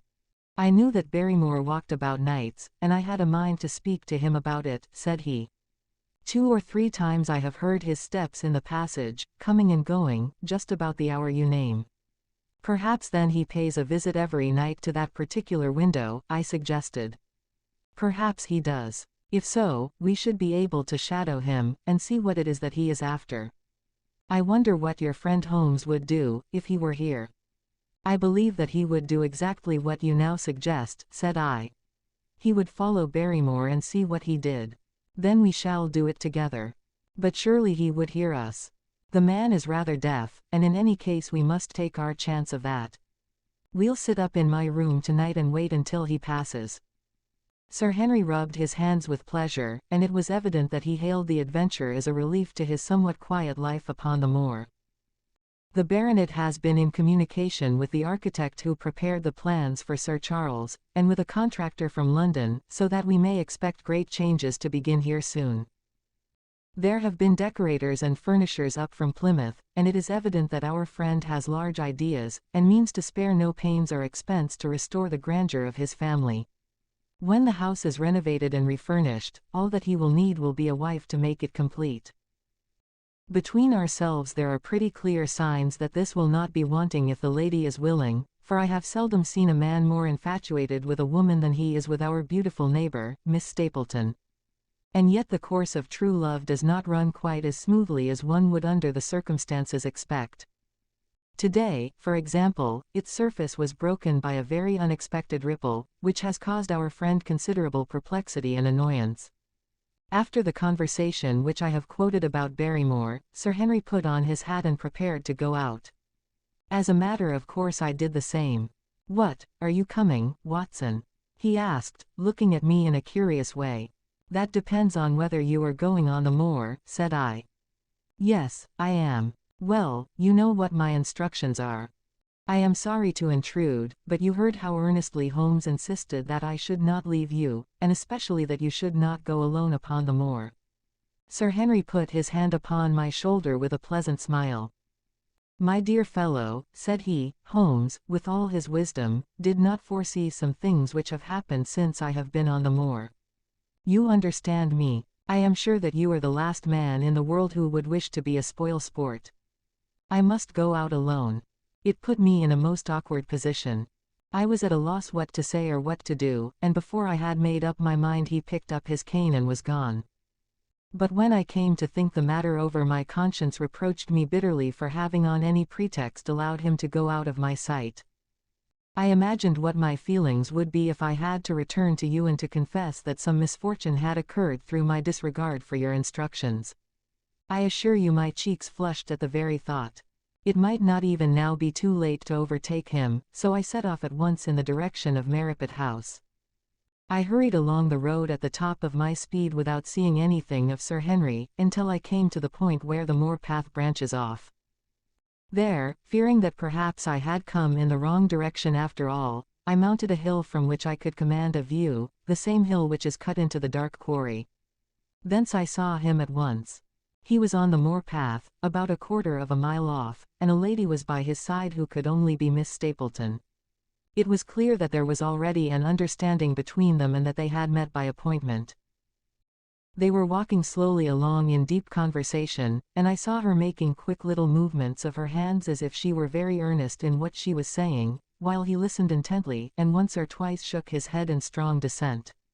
I stood among the rocks watching them, very much puzzled as to what I should do next. To follow them and break into their intimate conversation seemed to be an outrage, and yet my clear duty was never for an instant to let him out of my sight. To act the spy upon a friend was a hateful task. Still, I could see no better course than to observe him from the hill, and to clear my conscience by confessing to him afterwards what I had done. It is true that if any sudden danger had threatened him I was too far away to be of use, and yet I am sure that you will agree with me that the position was very difficult, and that there was nothing more which I could do. Our friend, Sir Henry, and the lady had halted on the path and were standing deeply absorbed in their conversation, when I was suddenly aware that I was not the only witness of their interview. A wisp of green floating in the air caught my eye, and another glance showed me that it was carried on a stick by a man who was moving among the broken ground. It was Stapleton with his butterfly net. He was very much closer to the pair than I was, and he appeared to be moving in their direction. At this instant Sir Henry suddenly drew Miss Stapleton to his side. His arm was round her, but it seemed to me that she was straining away from him with her face averted. He stooped his head to hers, and she raised one hand as if in protest. Next moment I saw them spring apart and turn hurriedly round. Stapleton was the cause of the interruption. He was running wildly towards them, his absurd net dangling behind him. He gesticulated and almost danced with excitement in front of the lovers. What the scene meant I could not imagine, but it seemed to me that Stapleton was abusing Sir Henry, who offered explanations, which became more angry as the other refused to accept them. The lady stood by in haughty silence. Finally Stapleton turned upon his heel and beckoned in a peremptory way to his sister, who, after an irresolute glance at Sir Henry, walked off by the side of her brother. The naturalist's angry gestures showed that the lady was included in his displeasure. The baronet stood for a minute looking after them, and then he walked slowly back the way that he had come, his head hanging, the very picture of dejection. What all this meant I could not imagine, but I was deeply ashamed to have witnessed so intimate a scene without my friend's knowledge. I ran down the hill therefore and met the baronet at the bottom. His face was flushed with anger and his brows were wrinkled, like one who is at his wits' ends what to do. "Halloa, Watson, where have you dropped from?" said he. "You don't mean to say that you came after me in spite of all?" I explained everything to him, how I had found it impossible to remain behind, how I had followed him, and how I had witnessed all that had occurred. For an instant his eyes blazed at me, but my frankness disarmed his anger, and he broke at last into a rather rueful laugh. "You would have thought the middle of that prairie a fairly safe place for a man to be private," said he, "but, by thunder, the whole countryside seems to have been out to see me do my wooing, and a mighty poor wooing at that. Where had you engaged a seat?" "I was on that hill." "Quite in the back row, eh?" "But her brother was well up to the front." "Did you see him come out on us?" "Yes, I did." "Did he ever strike you as being crazy, this brother of hers?" "I can't say that he ever did." "I dare say not. I always thought him sane enough until today, but you can take it from me that either he or I ought to be in a strait-jacket. What's the matter with me, anyhow? You've lived near me for some weeks, Watson. Tell me straight, now. Is there anything that would prevent me from making a good husband to a woman that I loved?" I should say not. He can't object to my worldly position, so it must be myself that he has this down on. What has he against me? I never hurt man or woman in my life that I know of. And yet he would not so much as let me touch the tips of her fingers. Did he say so? That, and a deal more. I tell you, Watson, I've only known her these few weeks, but from the first I just felt that she was made for me, and she, too, she was happy when she was with me, and that I'll swear. There's a light in a woman's eyes that speaks louder than words. But he has never let us get together, and it was only today for the first time that I saw a chance of having a few words with her alone. She was glad to meet me, but when she did it was not love that she would talk about, and she wouldn't have let me talk about it either if she could have stopped it. She kept coming back to it that this was a place of danger, and that she would never be happy until I had left it. I told her that since I had seen her I was in no hurry to leave it, and that if she really wanted me to go, the only way to work it was for her to arrange to go with me. With that I offered in as many words to marry her, but before she could answer, down came this brother of hers, running at us with a face on him like a madman. He was just white with rage, and those light eyes of his were blazing with fury. What was I doing with the lady? How dared I offer her attentions which were distasteful to her? Did I think that because I was a baronet I could do what I liked? If he had not been her brother I should have known better how to answer him. As it was I told him that my feelings towards his sister were such as I was not ashamed of, and that I hoped that she might honor me by becoming my wife. That seemed to make the matter no better, so then I lost my temper too, and I answered him rather more hotly than I should perhaps, considering that she was standing by. So it ended by his going off with her, as you saw, and here am I as badly puzzled a man as any in this county. Just tell me what it all means, Watson, and I'll owe you more than ever I can hope to pay. I tried one or two explanations, but, indeed, I was completely puzzled myself. Our friend's title, his fortune, his age, his character, and his appearance are all in his favor, and I know nothing against him unless it be this dark fate which runs in his family. That his advances should be rejected so brusquely without any reference to the lady's own wishes, and that the lady should accept the situation without protest, is very amazing. However, our conjectures were set at rest by a visit from Stapleton himself that very afternoon. He had come to offer apologies for his rudeness of the morning, and after a long private interview with Sir Henry in his study, the upshot of their conversation was that the breach is quite healed, and that we are to dine at Merripit House next Friday as a sign of it. I don't say now that he isn't a crazy man, said Sir Henry. I can't forget the look in his eyes when he ran at me this morning, but I must allow that no man could make a more handsome apology than he has done. Did he give any explanation of his conduct? His sister is everything in his life, he says. That is natural enough, and I am glad that he should understand her value. They have always been together, and according to his account he has been a very lonely man with only her as a companion, so that the thought of losing her was really terrible to him. He had not understood, he said, that I was becoming attached to her, but when he saw with his own eyes that it was really so, and that she might be taken away from him, it gave him such a shock that for a time he was not responsible for what he said or did. He was very sorry for all that had passed, and he recognized how foolish and how selfish it was that he should imagine that he could hold a beautiful woman like his sister to himself for her whole life. If she had to leave him he had rather it was to a neighbor like myself than to anyone else. But in any case it was a blow to him, and it would take him some time before he could prepare himself to meet it. He would withdraw all opposition upon his part if I would promise for 3 months to let the matter rest and to be content with cultivating the lady's friendship during that time without claiming her love. This I promised, and so the matter rests. So there is one of our small mysteries cleared up. It is something to have touched bottom anywhere in this bog in which we are floundering. We know now why Stapleton looked with disfavor upon his sister's suitor, even when that suitor was so eligible a one as Sir Henry. And now I pass on to another thread which I have extricated out of the tangled skein, the mystery of the sobs in the night, of the tear-stained face of Mrs. Barrymore, of the secret journey of the butler to the western lattice window. Congratulate me, my dear Holmes, and tell me that I have not disappointed you as an agent, that you do not regret the confidence which you showed in me when you sent me down. All these things have by one night's work been thoroughly cleared. I have said, by one night's work, but, in truth, it was by 2 nights' work, for on the first we drew entirely blank. I sat up with Sir Henry in his rooms until nearly 3 o'clock in the morning, but no sound of any sort did we hear except the chiming clock upon the stairs. It was a most melancholy vigil, and ended by each of us falling asleep in our chairs. Fortunately we were not discouraged, and we determined to try again. The next night we lowered the lamp, and sat smoking cigarettes without making the least sound. It was incredible how slowly the hours crawled by, and yet we were helped through it by the same sort of patient interest which the hunter must feel as he watches the trap into which he hopes the game may wander. 1 struck, and 2, and we had almost for the second time given it up in despair, when in an instant we both sat bolt upright in our chairs, with all our weary senses keenly on the alert once more. We had heard the creak of a step in the passage. Very stealthily we heard it pass along until it died away in the distance.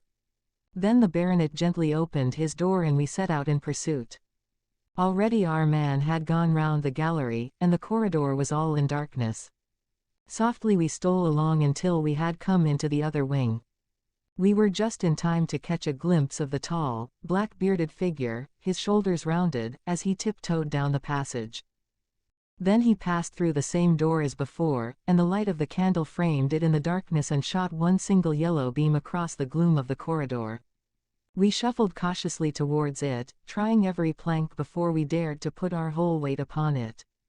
We had taken the precaution of leaving our boots behind us, but, even so, the old board snapped and creaked beneath our tread. Sometimes it seemed impossible that he should fail to hear our approach.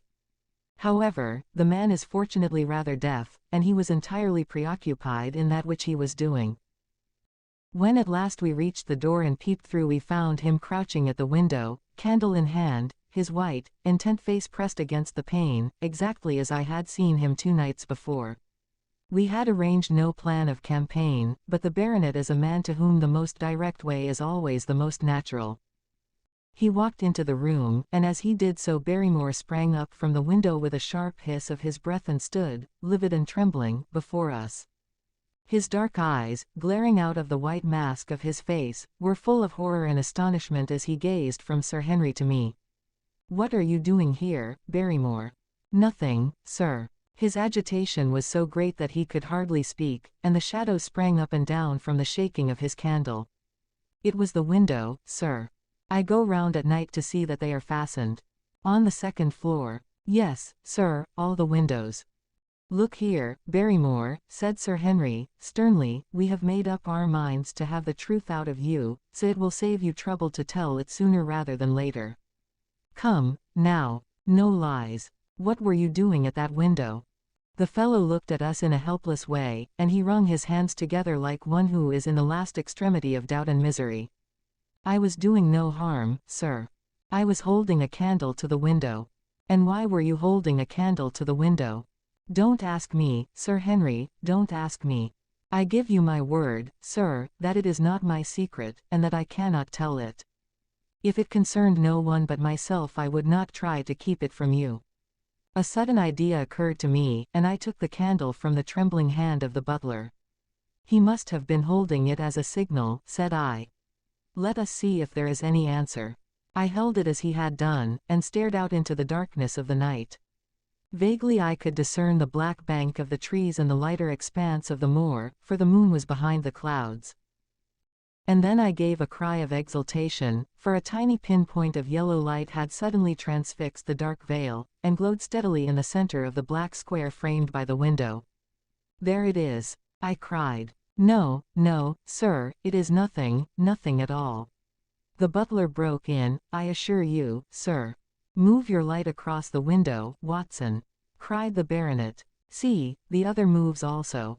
Now, you rascal, do you deny that it is a signal? Come, speak up. Who is your confederate out yonder, and what is this conspiracy that is going on?" The man's face became openly defiant. "It is my business, and not yours. I will not tell." "Then you leave my employment right away." "Very good, sir. If I must, I must." "And you go in disgrace." By thunder, you may well be ashamed of yourself. Your family has lived with mine for over 100 years under this roof, and here I find you deep in some dark plot against me. No, no, sir, no, not against you. It was a woman's voice, and Mrs.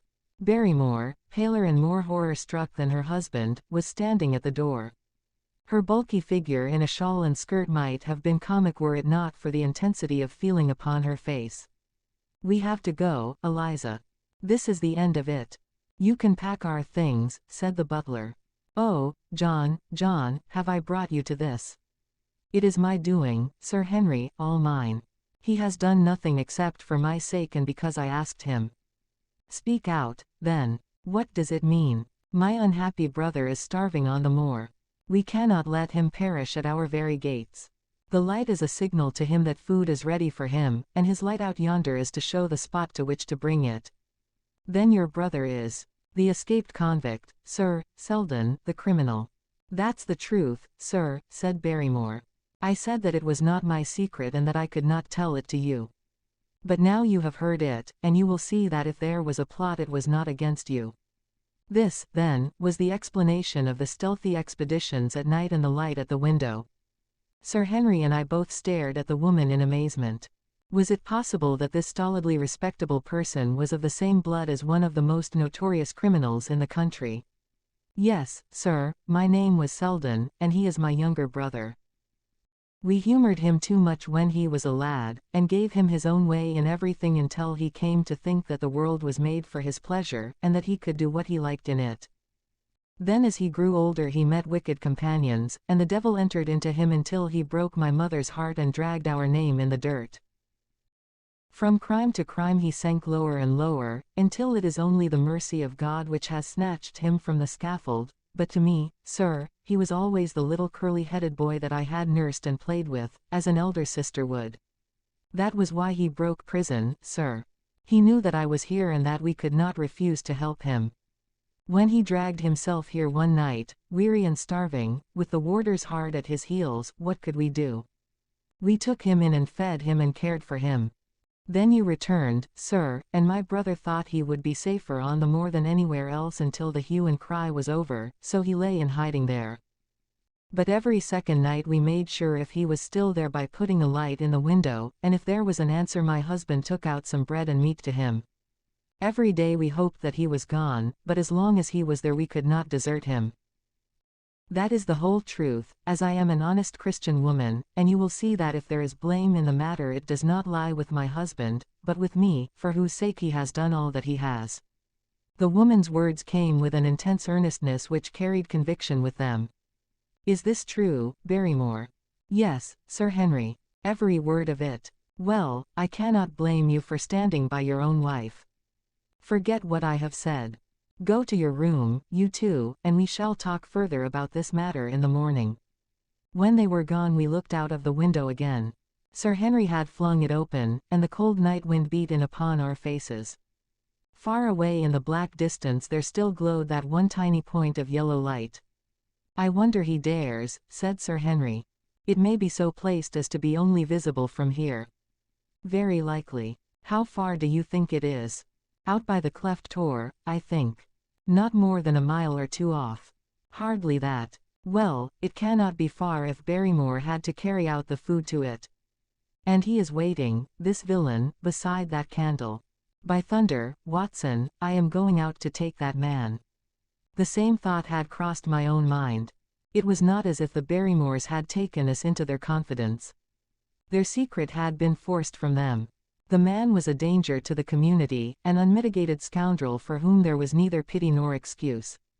We were only doing our duty in taking this chance of putting him back where he could do no harm.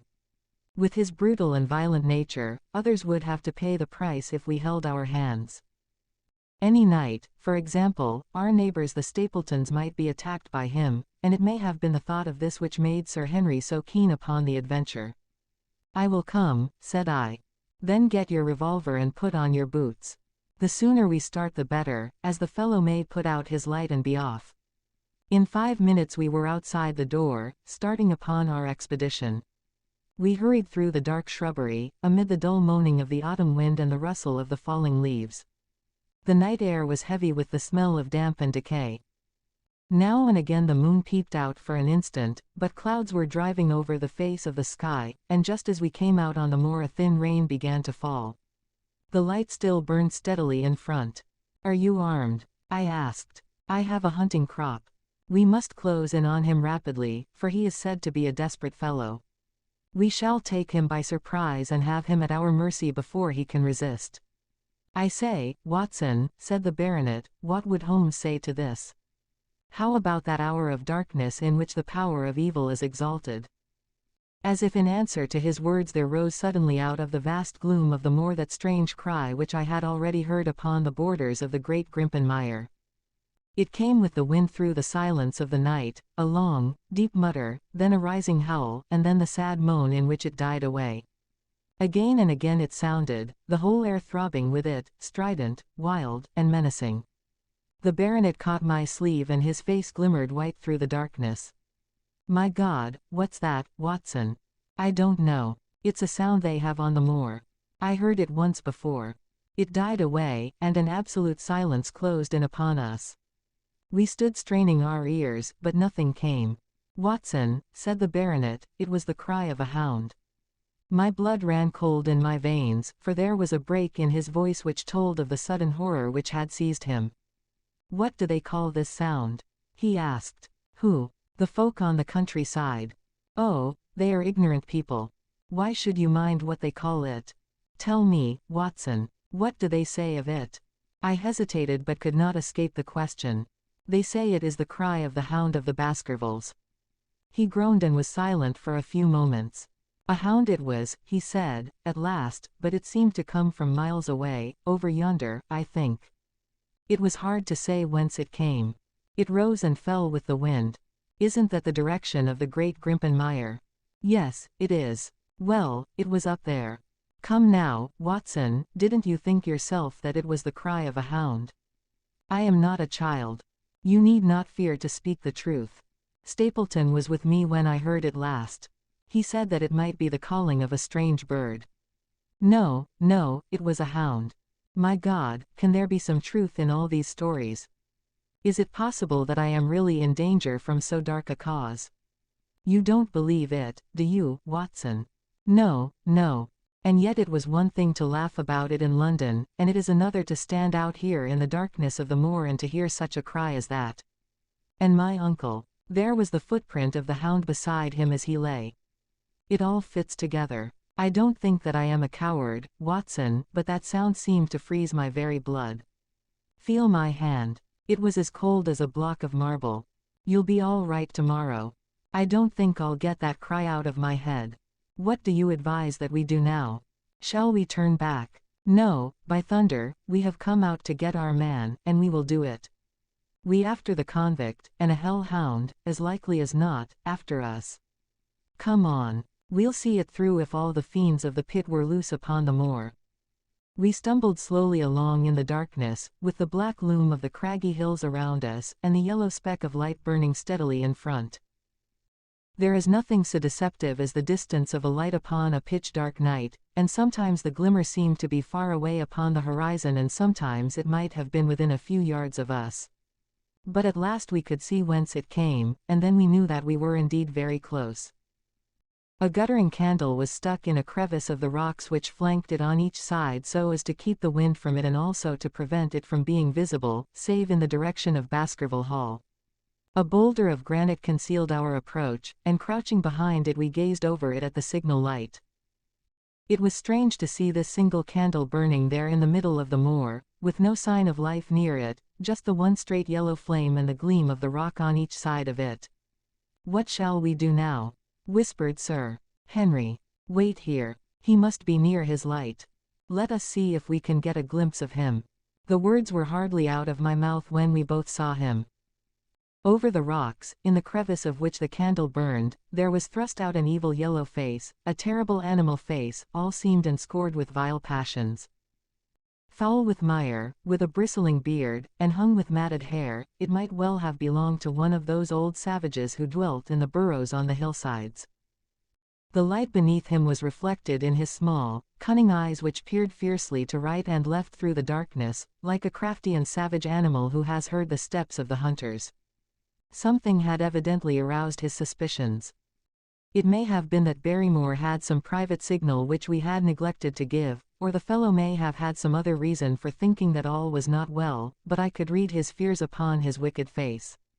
Any instant he might dash out the light and vanish in the darkness. I sprang forward therefore, and Sir Henry did the same. At the same moment the convict screamed out a curse at us and hurled a rock which splintered up against the boulder which had sheltered us. I caught one glimpse of his short, squat, strongly built figure as he sprang to his feet and turned to run. At the same moment by a lucky chance the moon broke through the clouds. We rushed over the brow of the hill, and there was our man running with great speed down the other side, springing over the stones in his way with the activity of a mountain goat. A lucky long shot of my revolver might have crippled him, but I had brought it only to defend myself if attacked, and not to shoot an unarmed man who was running away. We were both swift runners and in fairly good training, but we soon found that we had no chance of overtaking him. We saw him for a long time in the moonlight until he was only a small speck moving swiftly among the boulders upon the side of a distant hill. We ran and ran until we were completely blown, but the space between us grew ever wider. Finally we stopped and sat panting on 2 rocks, while we watched him disappearing in the distance. And it was at this moment that there occurred a most strange and unexpected thing. We had risen from our rocks and were turning to go home, having abandoned the hopeless chase. The moon was low upon the right, and the jagged pinnacle of a granite tor stood up against the lower curve of its silver disk. There, outlined as black as an ebony statue on that shining background, I saw the figure of a man upon the tor. Do not think that it was a delusion, Holmes. I assure you that I have never in my life seen anything more clearly. As far as I could judge, the figure was that of a tall, thin man. He stood with his legs a little separated, his arms folded, his head bowed, as if he were brooding over that enormous wilderness of peat and granite which lay before him. He might have been the very spirit of that terrible place. It was not the convict. This man was far from the place where the latter had disappeared. Besides, he was a much taller man. With a cry of surprise I pointed him out to the baronet, but in the instant during which I had turned to grasp his arm the man was gone. There was the sharp pinnacle of granite still cutting the lower edge of the moon, but its peak bore no trace of that silent and motionless figure. I wished to go in that direction and to search the tor, but it was some distance away. The baronet's nerves were still quivering from that cry, which recalled the dark story of his family, and he was not in the mood for fresh adventures. He had not seen this lonely man upon the tor and could not feel the thrill which his strange presence and his commanding attitude had given to me. "A warder, no doubt," said he. "The moor has been thick with them since this fellow escaped. Well, perhaps his explanation may be the right one, but I should like to have some further proof of it. Today we mean to communicate to the Princetown people where they should look for their missing man, but it is hard lines that we have not actually had the triumph of bringing him back as our own prisoner. Such are the adventures of last night, and you must acknowledge, my dear Holmes, that I have done you very well in the matter of a report. Much of what I tell you is no doubt quite irrelevant, but still I feel that it is best that I should let you have all the facts and leave you to select for yourself those which will be of most service to you in helping you to your conclusions. We are certainly making some progress. So far as the Barrymores go we have found the motive of their actions, and that has cleared up the situation very much. But the moor with its mysteries and its strange inhabitants remains as inscrutable as ever. Perhaps in my next I may be able to throw some light upon this also. Best of all would it be if you could come down to us. In any case you will hear from me again in the course of the next few days. Chapter 10. Extract from the Diary of Dr. Watson. So far I have been able to quote from the reports which I have forwarded during these early days to Sherlock Holmes.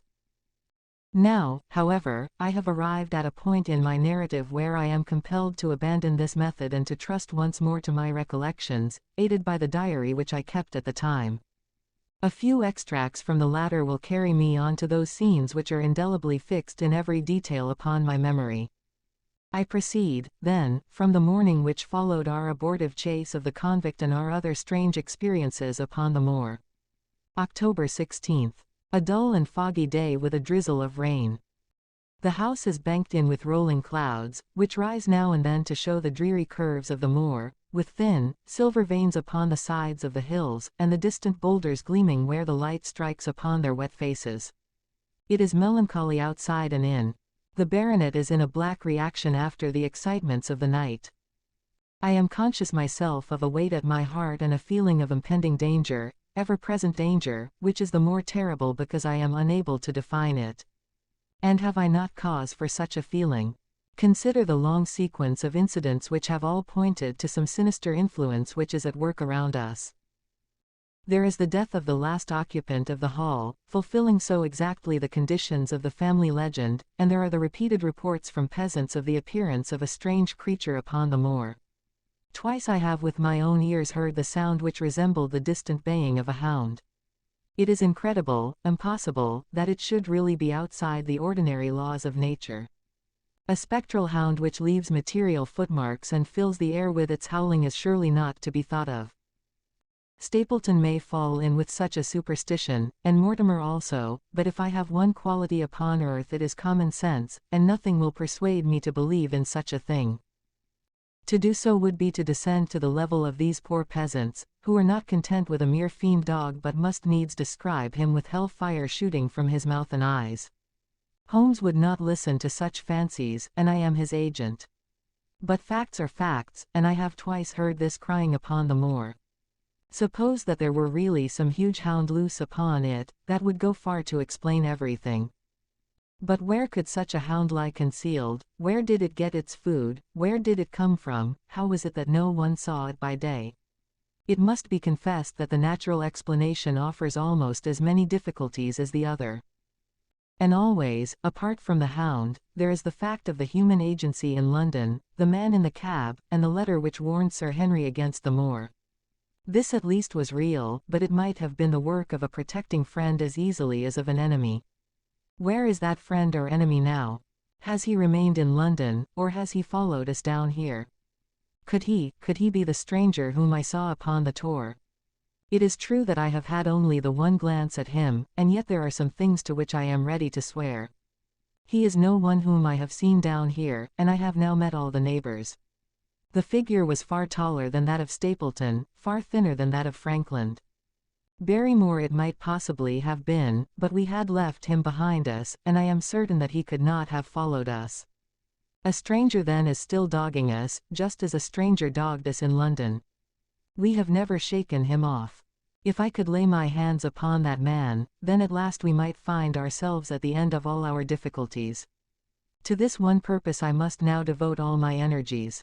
My first impulse was to tell Sir Henry all my plans. My second and wisest one is to play my own game and speak as little as possible to anyone. He is silent and distrait. His nerves have been strangely shaken by that sound upon the moor. I will say nothing to add to his anxieties, but I will take my own steps to attain my own end. We had a small scene this morning after breakfast. Barrymore asked leave to speak with Sir Henry, and they were closeted in his study some little time. Sitting in the billiard room I more than once heard the sound of voices raised, and I had a pretty good idea what the point was which was under discussion. After a time the baronet opened his door and called for me. Barrymore considers that he has a grievance, he said. He thinks that it was unfair on our part to hunt his brother-in-law down when he, of his own free will, had told us the secret. The butler was standing very pale but very collected before us. I may have spoken too warmly, sir, said he, and if I have, I am sure that I beg your pardon. At the same time, I was very much surprised when I heard you two gentlemen come back this morning and learned that you had been chasing Selden. The poor fellow has enough to fight against without my putting more upon his track. If you had told us of your own free will it would have been a different thing, said the baronet. You only told us, or rather your wife only told us, when it was forced from you and you could not help yourself. I didn't think you would have taken advantage of it, Sir Henry, indeed I didn't. The man is a public danger. There are lonely houses scattered over the moor, and he is a fellow who would stick at nothing. You only want to get a glimpse of his face to see that. Look at Mr. Stapleton's house, for example, with no one but himself to defend it. There's no safety for anyone until he is under lock and key. He'll break into no house, sir. I give you my solemn word upon that. But he will never trouble anyone in this country again. I assure you, Sir Henry, that in a very few days the necessary arrangements will have been made and he will be on his way to South America. For God's sake, sir, I beg of you not to let the police know that he is still on the moor. They have given up the chase there, and he can lie quiet until the ship is ready for him. You can't tell on him without getting my wife and me into trouble. I beg you, sir, to say nothing to the police. What do you say, Watson? I shrugged my shoulders. If he were safely out of the country it would relieve the taxpayer of a burden. But how about the chance of his holding someone up before he goes? He would not do anything so mad, sir. We have provided him with all that he can want. To commit a crime would be to show where he was hiding. That is true, said Sir Henry. Well, Barrymore, God bless you, sir, and thank you from my heart. It would have killed my poor wife had he been taken again. I guess we are aiding and abetting a felony, Watson. But, after what we have heard, I don't feel as if I could give the man up, so there is an end of it. All right, Barrymore, you can go. With a few broken words of gratitude the man turned, but he hesitated and then came back. You've been so kind to us, sir, that I should like to do the best I can for you in return. I know something, Sir Henry, and perhaps I should have said it before, but it was long after the inquest that I found it out. I've never breathed a word about it yet to mortal man. It's about poor Sir Charles's death. The baronet and I were both upon our feet. Do you know how he died? No, sir, I don't know that. What then? I know why he was at the gate at that hour. It was to meet a woman. To meet a woman. Yes, sir. And the woman's name. I can't give you the name, sir, but I can give you the initials. Her initials were L. How do you know this, Barrymore? Well, Sir Henry, your uncle had a letter that morning. He had usually a great many letters, for he was a public man and well known for his kind heart, so that everyone who was in trouble was glad to turn to him. But that morning, as it chanced, there was only this one letter, so I took the more notice of it. It was from Coombe Tracy, and it was addressed in a woman's hand. Well, sir, I thought no more of the matter, and never would have done had it not been for my wife. Only a few weeks ago she was cleaning out Sir Charles's study, it had never been touched since his death, and she found the ashes of a burned letter in the back of the grate. The greater part of it was charred to pieces, but one little slip, the end of a page, hung together, and the writing could still be read, though it was grey on a black ground. It seemed to us to be a postscript at the end of the letter, and it said, Please, as you are a gentleman, burn this letter, and be at the gate by 10 o'clock. Beneath it were signed the initials L. Have you got that slip? No, sir, it crumbled all to bits after we moved it. Had Sir Charles received any other letters in the same writing? Well, sir, I took no particular notice of his letters. I should not have noticed this one, only it happened to come alone. And you have no idea who L is? No, sir, no more than you have. But I expect if we could lay our hands upon that lady we should know more about Sir Charles's death. I cannot understand, Barrymore, how you came to conceal this important information. Well, sir, it was immediately after that our own trouble came to us. And then again, sir, we were both of us very fond of Sir Charles, as we well might be considering all that he has done for us. To rake this up couldn't help our poor master, and it's well to go carefully when there's a lady in the case. Even the best of us. You thought it might injure his reputation. Well, sir, I thought no good could come of it. But now you have been kind to us, and I feel as if it would be treating you unfairly not to tell you all that I know about the matter. Very good, Barrymore, you can go. When the butler had left us Sir Henry turned to me. Well, Watson, what do you think of this new light? It seems to leave the darkness rather blacker than before. So I think. But if we can only trace L, it should clear up the whole business. We have gained that much. We know that there is someone who has the facts if we can only find her. What do you think we should do? Let Holmes know all about it at once. It will give him the clue for which he has been seeking. I am much mistaken if it does not bring him down. I went at once to my room and drew up my report of the morning's conversation for Holmes. It was evident to me that he had been very busy of late, for the notes which I had from Baker Street were few and short, with no comments upon the information which I had supplied and hardly any reference to my mission. No doubt his blackmailing case is absorbing all his faculties. And yet this new factor must surely arrest his attention and renew his interest. I wish that he were here. October 17th. All day today the rain poured down, rustling on the ivy and dripping from the eaves. I thought of the convict out upon the bleak, cold, shelterless moor. Poor devil! Whatever his crimes, he has suffered something to atone for them. And then I thought of that other one, the face in the cab, the figure against the moon. Was he also out in that deluge, the unseen watcher, the man of darkness? In the evening I put on my waterproof and I walked far upon the sodden moor, full of dark imaginings, the rain beating upon my face and the wind whistling about my ears. God help those who wander into the great mire now, for even the firm uplands are becoming a morass. I found the black tor upon which I had seen the solitary watcher, and from its craggy summit I looked out myself across the melancholy downs. Rain squalls drifted across their russet face, and the heavy, slate-colored clouds hung low over the landscape, trailing in grey wreaths down the sides of the fantastic hills. In the distant hollow on the left, half hidden by the mist, the two thin towers of Baskerville Hall rose above the trees. They were the only signs of human life which I could see, save only those prehistoric huts which lay thickly upon the slopes of the hills. Nowhere was there any trace of that lonely man whom I had seen on the same spot 2 nights before. As I walked back I was overtaken by Dr. Mortimer driving in his dog-cart over a rough moorland track which led from the outlying farmhouse of Fulmire. He has been very attentive to us, and hardly a day has passed that he has not called at the hall to see how we were getting on. He insisted upon my climbing into his dog-cart, and he gave me a lift homeward. I found him much troubled over the disappearance of his little spaniel. It had wandered on to the moor and had never come back. I gave him such consolation as I might, but I thought of the pony on the Grimpen mire, and I do not fancy that he will see his little dog again. By the way, Mortimer, said I as we jolted along the rough road, I suppose there are few people living within driving distance of this whom you do not know. Hardly any, I think. Can you, then, tell me the name of any woman whose initials are L? L. He thought for a few minutes.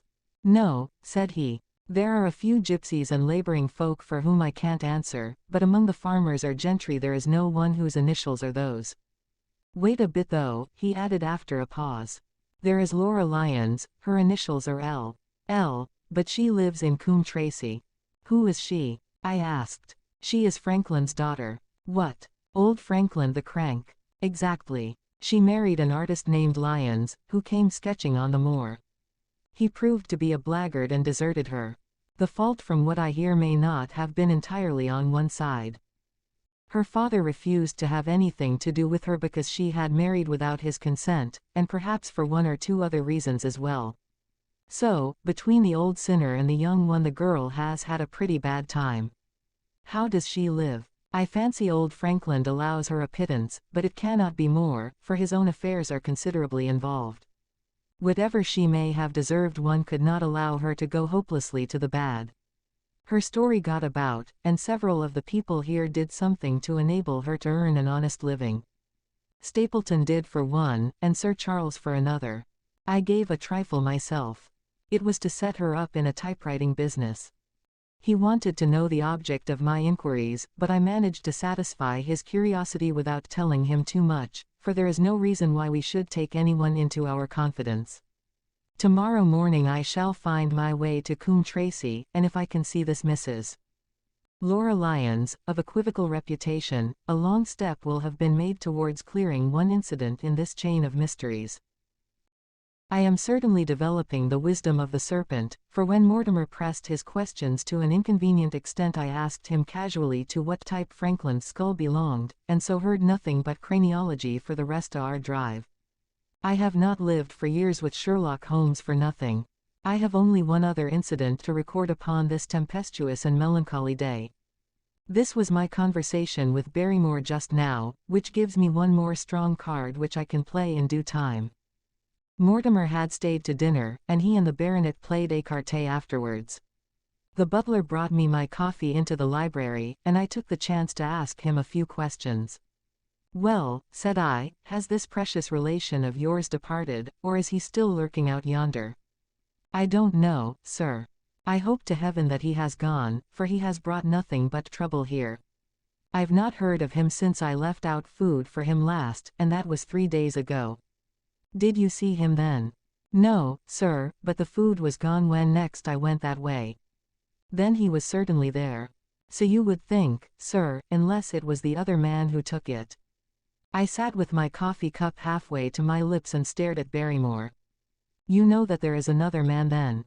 "Yes, sir, there is another man upon the moor." "Have you seen him?" "No, sir." "How do you know of him then?" "Selden told me of him, sir, a week ago or more. He's in hiding, too, but he's not a convict as far as I can make out." "I don't like it, drive. Watson, I tell you straight, sir, that I don't like it." He spoke with a sudden passion of earnestness. "Now, listen to me, Barrymore. I have no interest in this matter but that of your master. I have come here with no object except to help him. Tell me, frankly, what it is that you don't like." Barrymore hesitated for a moment, as if he regretted his outburst, or found it difficult to express his own feelings in words.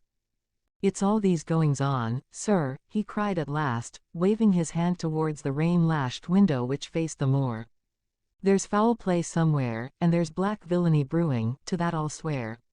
Very glad I should be, sir, to see Sir Henry on his way back to London again. But what is it that alarms you? Look at Sir Charles's death. That was bad enough, for all that the coroner said. Look at the noises on the moor at night. There's not a man would cross it after sundown if he was paid for it. Look at this stranger hiding out yonder, and watching and waiting. What's he waiting for? What does it mean? It means no good to anyone of the name of Baskerville, and very glad I shall be to be quit of it all on the day that Sir Henry's new servants are ready to take over the hall." "But about this stranger," said I. "Can you tell me anything about him? What did Selden say? Did he find out where he hid, or what he was doing?" "He saw him once or twice, but he is a deep one, and gives nothing away. At first he thought that he was the police, but soon he found that he had some lay of his own. A kind of gentleman he was, as far as he could see, but what he was doing he could not make out." "And where did he say that he lived?" "Among the old houses on the hillside, the stone huts where the old folk used to live." "But how about his food?" "Selden found out that he has got a lad who works for him and brings him all he needs. I dare say he goes to Coombe Tracey for what he wants." "Very good, Barrymore. We may talk further of this some other time." When the butler had gone I walked over to the black window, and I looked through a blurred pane at the driving clouds and at the tossing outline of the wind-swept trees. It is a wild night indoors, and what must it be in a stone hut upon the moor? What passion of hatred can it be which leads a man to lurk in such a place at such a time? And what deep and earnest purpose can he have which calls for such a trial? There, in that hut upon the moor, seems to lie the very center of that problem which has vexed me so sorely. I swear that another day shall not have passed before I have done all that man can do to reach the heart of the mystery. Chapter 11. The Man on the Tor. The extract from my private diary which forms the last chapter has brought my narrative up to the 18th of October, a time when these strange events began to move swiftly towards their terrible conclusion. The incidents of the next few days are indelibly graven upon my recollection, and I can tell them without reference to the notes made at the time. I start then from the day which succeeded that upon which I had established two facts of great importance, the one that Mrs. Laura Lyons of Coombe Tracey had written to Sir Charles Baskerville and made an appointment with him at the very place and hour that he met his death, the other that the lurking man upon the moor was to be found among the stone huts upon the hillside.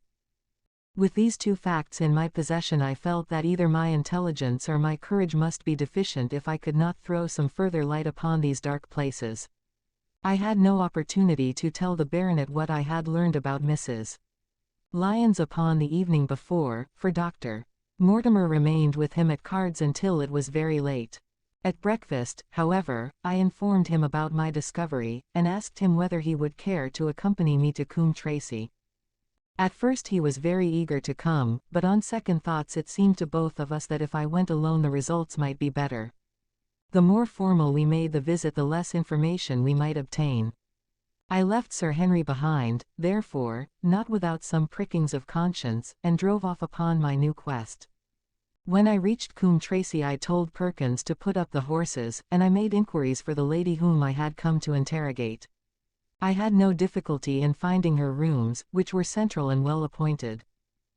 A maid showed me in without ceremony, and as I entered the sitting-room a lady, who was sitting before a Remington typewriter, sprang up with a pleasant smile of welcome. Her face fell, however, when she saw that I was a stranger, and she sat down again and asked me the object of my visit. The first impression left by Mrs. Lyons was one of extreme beauty. Her eyes and hair were of the same rich hazel color, and her cheeks, though considerably freckled, were flushed with the exquisite bloom of the brunette, the dainty pink which lurks at the heart of the sulphur rose. Admiration was, I repeat, the first impression. But the second was criticism. There was something subtly wrong with the face, some coarseness of expression, some hardness, perhaps, of eye, some looseness of lip which marred its perfect beauty. But these, of course, are afterthoughts. At the moment I was simply conscious that I was in the presence of a very handsome woman, and that she was asking me the reasons for my visit. I had not quite understood until that instant how delicate my mission was. "I have the pleasure," said I, "of knowing your father." It was a clumsy introduction, and the lady made me feel it. "There is nothing in common between my father and me," she said. "I owe him nothing, and his friends are not mine. If it were not for the late Sir Charles Baskerville and some other kind hearts I might have starved for all that my father cared. It was about the late Sir Charles Baskerville that I have come here to see you." The freckles started out on the lady's face. "What can I tell you about him?" she asked, and her fingers played nervously over the stops of her typewriter. "You knew him, did you not? I have already said that I owe a great deal to his kindness. If I am able to support myself it is largely due to the interest which he took in my unhappy situation. Did you correspond with him?" The lady looked quickly up with an angry gleam in her hazel eyes. "What is the object of these questions?" she asked sharply. "The object is to avoid a public scandal. It is better that I should ask them here than that the matter should pass outside our control." She was silent and her face was still very pale. At last she looked up with something reckless and defiant in her manner. "Well, I'll answer," she said. "What are your questions? Did you correspond with Sir Charles?" "I certainly wrote to him once or twice to acknowledge his delicacy and his generosity." "Have you the dates of those letters?" "No." "Have you ever met him?" "Yes, once or twice, when he came into Coombe Tracey. He was a very retiring man, and he preferred to do good by stealth." "But if you saw him so seldom and wrote so seldom, how did he know enough about your affairs to be able to help you, as you say that he has done?" She met my difficulty with the utmost readiness. There were several gentlemen who knew my sad history and united to help me. One was Mr. Stapleton, a neighbor and intimate friend of Sir Charles's. He was exceedingly kind, and it was through him that Sir Charles learned about my affairs. I knew already that Sir Charles Baskerville had made Stapleton his almoner upon several occasions, so the lady's statement bore the impress of truth upon it. "Did you ever write to Sir Charles asking him to meet you?" I continued. Mrs. Lyons flushed with anger again. "Really, sir, this is a very extraordinary question. I am sorry, madam, but I must repeat it." Then I answer, "Certainly not. Not on the very day of Sir Charles's death." The flush had faded in an instant, and a deathly face was before me. Her dry lips could not speak the "no," which I saw rather than heard. "Surely your memory deceives you," said I. "I could even quote a passage of your letter. It ran, 'Please, please, as you are a gentleman, burn this letter, and be at the gate by 10 o'clock. I thought that she had fainted, but she recovered herself by a supreme effort. "Is there no such thing as a gentleman?" she gasped. You do Sir Charles an injustice. He did burn the letter. But sometimes a letter may be legible even when burned. You acknowledge now that you wrote it. Yes, I did write it, she cried, pouring out her soul in a torrent of words. I did write it. Why should I deny it? I have no reason to be ashamed of it. I wished him to help me. I believed that if I had an interview I could gain his help, so I asked him to meet me. But why at such an hour? Because I had only just learned that he was going to London next day and might be away for months. There were reasons why I could not get there earlier. But why a rendezvous in the garden instead of a visit to the house? Do you think a woman could go alone at that hour to a bachelor's house? Well, what happened when you did get there? I never went. Mrs. Lyons. No, I swear it to you on all I hold sacred. I never went. Something intervened to prevent my going. What was that? That is a private matter. I cannot tell it. You acknowledge then that you made an appointment with Sir Charles at the very hour and place at which he met his death, but you deny that you kept the appointment. That is the truth. Again and again I cross-questioned her, but I could never get past that point. Mrs. Lyons, said I, as I rose from this long and inconclusive interview, you are taking a very great responsibility and putting yourself in a very false position by not making an absolutely clean breast of all that you know. If I have to call in the aid of the police you will find how seriously you are compromised. If your position is innocent, why did you in the first instance deny having written to Sir Charles upon that date? Because I feared that some false conclusion might be drawn from it and that I might find myself involved in a scandal. And why were you suppressing that Sir Charles should destroy your letter? If you have read the letter you will know. I did not say that I had read all the letter. You quoted some of it. I quoted the postscript. The letter had, as I said, been burned and it was not all legible. I ask you once again why it was that you were suppressing that Sir Charles should destroy this letter which he received on the day of his death. The matter is a very private one. The more reason why you should avoid a public investigation. I will tell you, then. If you have heard anything of my unhappy history you will know that I made a rash marriage and had reason to regret it. I have heard so much. My life has been one incessant persecution from a husband whom I abhor. The law is upon his side, and every day I am faced by the possibility that he may force me to live with him. At the time that I wrote this letter to Sir Charles I had learned that there was a prospect of my regaining my freedom if certain expenses could be met. It meant everything to me, peace of mind, happiness, self-respect, everything. I knew Sir Charles's generosity, and I thought that if he heard the story from my own lips he would help me. Then how is it that you did not go? Because I received help in the interval from another source. Why then, did you not write to Sir Charles and explain this? So I should have done had I not seen his death in the paper next morning. The woman's story hung coherently together, and all my questions were unable to shake it. I could only check it by finding if she had, indeed, instituted divorce proceedings against her husband at or about the time of the tragedy. It was unlikely that she would dare to say that she had not been to Baskerville Hall if she really had been, for a trap would be necessary to take her there, and could not have returned to Coombe Tracey until the early hours of the morning. Such an excursion could not be kept secret. The probability was, therefore, that she was telling the truth, or, at least, a part of the truth. I came away baffled and disheartened. Once again I had reached that dead wall which seemed to be built across every path by which I tried to get at the object of my mission. And yet the more I thought of the lady's face and of her manner the more I felt that something was being held back from me. Why should she turn so pale? Why should she fight against every admission until it was forced from her? Why should she have been so reticent at the time of the tragedy? Surely the explanation of all this could not be as innocent as she would have me believe. For the moment I could proceed no farther in that direction, but must turn back to that other clue which was to be sought for among the stone huts upon the moor. And that was a most vague direction. I realized it as I drove back and noted how hill after hill showed traces of the ancient people. Barrymore's only indication had been that the stranger lived in one of these abandoned huts, and many hundreds of them are scattered throughout the length and breadth of the moor. But I had my own experience for a guide since it had shown me the man himself standing upon the summit of the Black Tor. That then should be the center of my search. From there I should explore every hut upon the moor until I lighted upon the right one.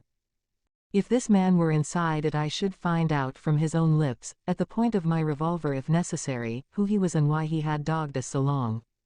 He might slip away from us in the crowd of Regent Street, but it would puzzle him to do so upon the lonely moor.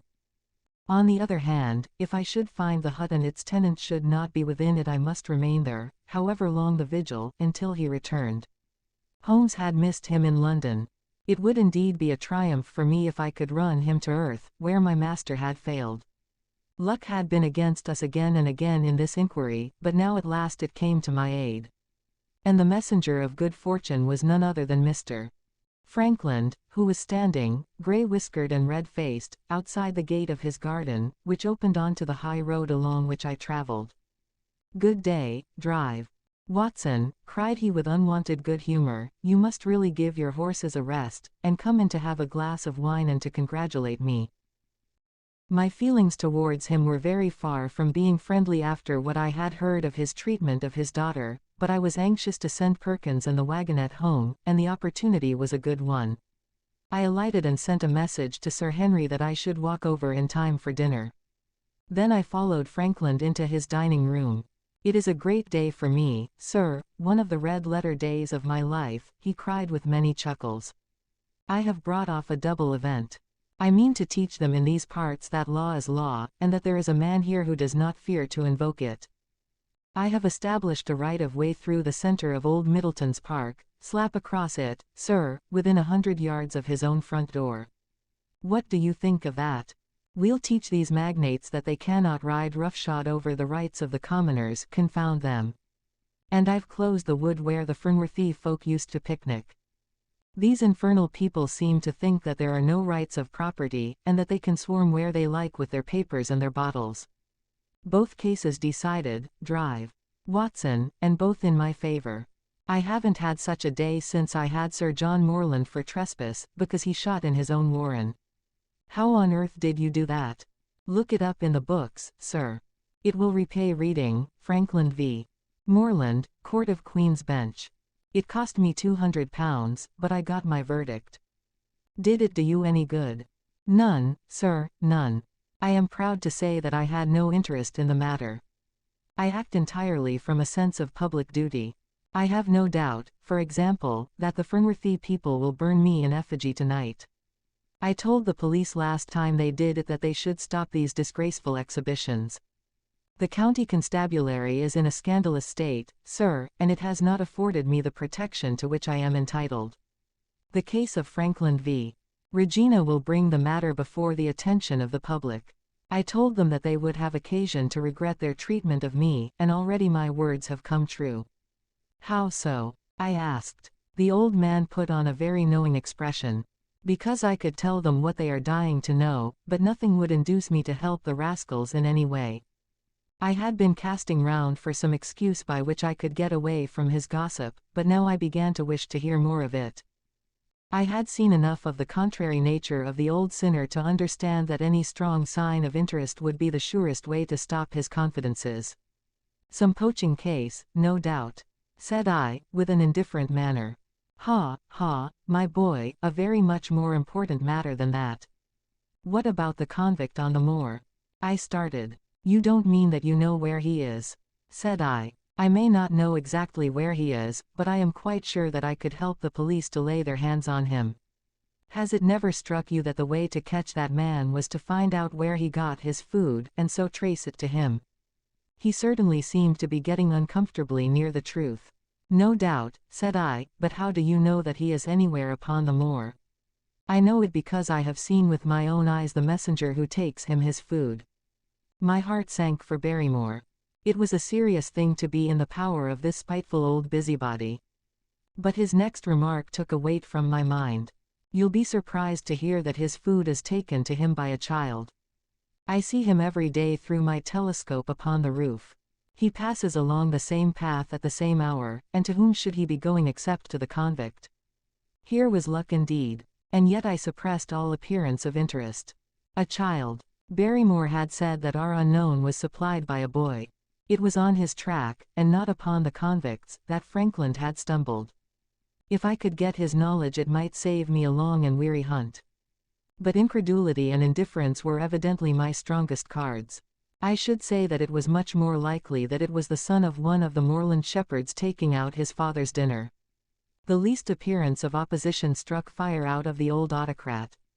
His eyes looked malignantly at me, and his grey whiskers bristled like those of an angry cat. "Indeed, sir," said he, pointing out over the wide-stretching moor. "Do you see that black tor over yonder? Well, do you see the low hill beyond with the thornbush upon it? It is the stoniest part of the whole moor. Is that a place where a shepherd would be likely to take his station? Your suggestion, sir, is a most absurd one." I meekly answered that I had spoken without knowing all the facts. My submission pleased him and led him to further confidences. "You may be sure, sir, that I have very good grounds before I come to an opinion. I have seen the boy again and again with his bundle. Every day, and sometimes twice a day, I have been able, but wait a moment, drive. Watson, do my eyes deceive me, or is there at the present moment something moving upon that hillside?" It was several miles off, but I could distinctly see a small dark dot against the dull green and grey. "Come, sir, come," cried Frankland, rushing upstairs. "You will see with your own eyes and judge for yourself." The telescope, a formidable instrument mounted upon a tripod, stood upon the flat leads of the house. Frankland clapped his eye to it and gave a cry of satisfaction. "Quick, drive, Watson, quick, before he passes over the hill." There he was, sure enough, a small urchin with a little bundle upon his shoulder, toiling slowly up the hill. When he reached the crest I saw the ragged uncouth figure outlined for an instant against the cold blue sky. He looked round him with a furtive and stealthy air, as one who dreads pursuit. Then he vanished over the hill. Well, am I right? Certainly, there is a boy who seems to have some secret errand. And what the errand is even a county constable could guess. But not one word shall they have from me, and I bind you to secrecy also. Drive, Watson. Not a word. You understand. Just as you wish. They have treated me shamefully, shamefully.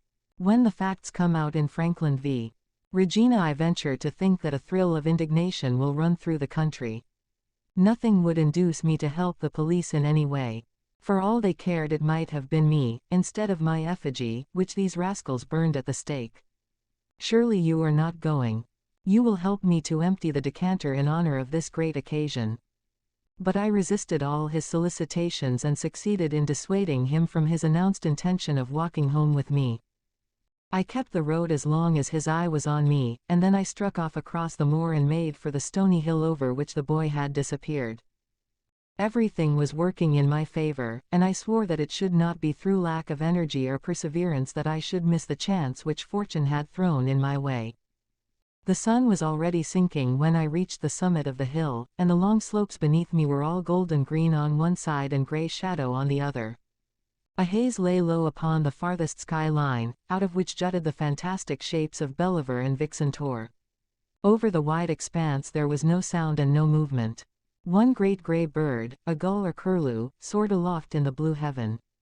He and I seemed to be the only living things between the huge arch of the sky and the desert beneath it. The barren scene, the sense of loneliness, and the mystery and urgency of my task all struck a chill into my heart. The boy was nowhere to be seen. But down beneath me in a cleft of the hills there was a circle of the old stone huts, and in the middle of them there was one which retained sufficient roof to act as a screen against the weather. My heart leapt within me as I saw it. This must be the burrow where the stranger lurked. At last my foot was on the threshold of his hiding place, his secret was within my grasp. As I approached the hut, walking as warily as Stapleton would do when with poised net he drew near the settled butterfly, I satisfied myself that the place had indeed been used as a habitation. A vague pathway among the boulders led to the dilapidated opening which served as a door. All was silent within. The unknown might be lurking there, or he might be prowling on the moor. My nerves tingled with the sense of adventure. Throwing aside my cigarette, I closed my hand upon the butt of my revolver and, walking swiftly up to the door, I looked in. The place was empty, but there were ample signs that I had not come upon a false scent. This was certainly where the man lived. Some blankets rolled in a waterproof lay upon that very stone slab upon which Neolithic man had once slumbered. The ashes of a fire were heaped in a rude grate. Beside it lay some cooking utensils and a bucket half full of water. A litter of empty tins showed that the place had been occupied for some time, and I saw, as my eyes became accustomed to the checkered light, a pannikin and a half-full bottle of spirits standing in the corner. In the middle of the hut a flat stone served the purpose of a table, and upon this stood a small cloth bundle, the same, no doubt, which I had seen through the telescope upon the shoulder of the boy. It contained a loaf of bread, a tinned tongue, and 2 tins of preserved peaches. As I set it down again, after having examined it, my heart leapt to see that beneath it there lay a sheet of paper with writing upon it. I raised it, and this was what I read, roughly scrawled in pencil. Dr. Watson has gone to Coombe Tracy. For a minute I stood there with the paper in my hands thinking out the meaning of this curt message. It was I, then, and not Sir Henry, who was being dogged by this secret man. He had not followed me himself, but he had set an agent, the boy, perhaps, upon my track, and this was his report. Possibly I had taken no step since I had been upon the moor which had not been observed and reported. Always there was this feeling of an unseen force, a fine net drawn round us with infinite skill and delicacy, holding us so lightly that it was only at some supreme moment that one realized that one was indeed entangled in its meshes. If there was one report there might be others, so I looked round the hut in search of them. There was no trace, however, of anything of the kind, nor could I discover any sign which might indicate the character or intentions of the man who lived in this singular place, save that he must be of Spartan habits and cared little for the comforts of life. When I thought of the heavy rains and looked at the gaping roof I understood how strong and immutable must be the purpose which had kept him in that inhospitable abode. Was he our malignant enemy, or was he by chance our guardian angel? I swore that I would not leave the hut until I knew. Outside the sun was sinking low and the west was blazing with scarlet and gold. Its reflection was shot back in ruddy patches by the distant pools which lay amid the great Grimpen mire. There were the 2 towers of Baskerville Hall, and there a distant blur of smoke which marked the village of Grimpen. Between the two, behind the hill, was the house of the Stapletons. All was sweet and mellow and peaceful in the golden evening light, and yet as I looked at them my soul shared none of the peace of nature but quivered at the vagueness and the terror of that interview which every instant was bringing nearer. With tingling nerves, but a fixed purpose, I sat in the dark recess of the hut and waited with somber patience for the coming of its tenant. And then at last I heard him. Far away came the sharp clink of a boot striking upon a stone. Then another and yet another, coming nearer and nearer. I shrank back into the darkest corner, and cocked the pistol in my pocket, determined not to discover myself until I had an opportunity of seeing something of the stranger. There was a long pause which showed that he had stopped. Then once more the footsteps approached and a shadow fell across the opening of the hut. "It is a lovely evening, my dear Watson," said a well-known voice. "I really think that you will be more comfortable outside than in." Chapter 12. Death on the Moor. For a moment or two I sat breathless, hardly able to believe my ears. Then my senses and my voice came back to me, while a crushing weight of responsibility seemed in an instant to be lifted from my soul. That cold, incisive, ironical voice could belong to but one man in all the world. "Holmes!" I cried. "Holmes! Come out," said he, "and please be careful with the revolver." I stooped under the rude lintel, and there he sat upon a stone outside, his grey eyes dancing with amusement as they fell upon my astonished features. He was thin and worn, but clear and alert, his keen face bronzed by the sun and roughened by the wind. In his tweed suit and cloth cap he looked like any other tourist upon the moor, and he had contrived, with that cat-like love of personal cleanliness which was one of his characteristics, that his chin should be as smooth and his linen as perfect as if he were in Baker Street. "I never was more glad to see anyone in my life," said I, as I wrung him by the hand. "Or more astonished, eh? Well, I must confess to it. The surprise was not all on one side, I assure you. I had no idea that you had found my occasional retreat, still less that you were inside it, until I was within 20 paces of the door. My footprint, I presume." No, Watson, I fear that I could not undertake to recognize your footprint amid all the footprints of the world. If you seriously desire to deceive me, you must change your tobacconist, for when I see the stub of a cigarette marked Bradley, Oxford Street, I know that my friend Watson is in the neighborhood. You will see it there beside the path.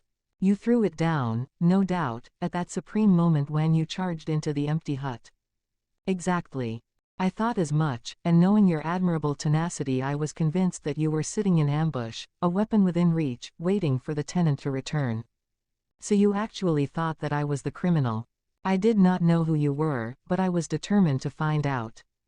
Excellent, Watson. And how did you localize me? You saw me, perhaps, on the night of the convict hunt, when I was so imprudent as to allow the moon to rise behind me. Yes, I saw you then. And have no doubt searched all the huts until you came to this one. No, your boy had been observed, and that gave me a guide where to look. The old gentleman with the telescope, no doubt. I could not make it out when first I saw the light flashing upon the lens. He rose and peeped into the hut. Ha, I see that Cartwright has brought up some supplies. What's this paper? So you have been to Coombe Tracey, have you? Yes. To see Mrs. Laura Lyons. Exactly. Well done. Our researches have evidently been running on parallel lines, and when we unite our results I expect we shall have a fairly full knowledge of the case. Well, I am glad from my heart that you are here, for indeed the responsibility and the mystery were both becoming too much for my nerves. But how in the name of wonder did you come here, and what have you been doing? I thought that you were in Baker Street working out that case of blackmailing. That was what I wished you to think. Then you use me, and yet do not trust me. I cried with some bitterness. I think that I have deserved better at your hands, Holmes. My dear fellow, you have been invaluable to me in this as in many other cases, and I beg that you will forgive me if I have seemed to play a trick upon you.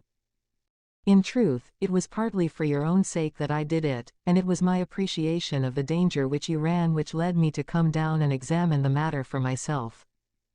Had I been with Sir Henry and you, it is confident that my point of view would have been the same as yours, and my presence would have warned our very formidable opponents to be on their guard.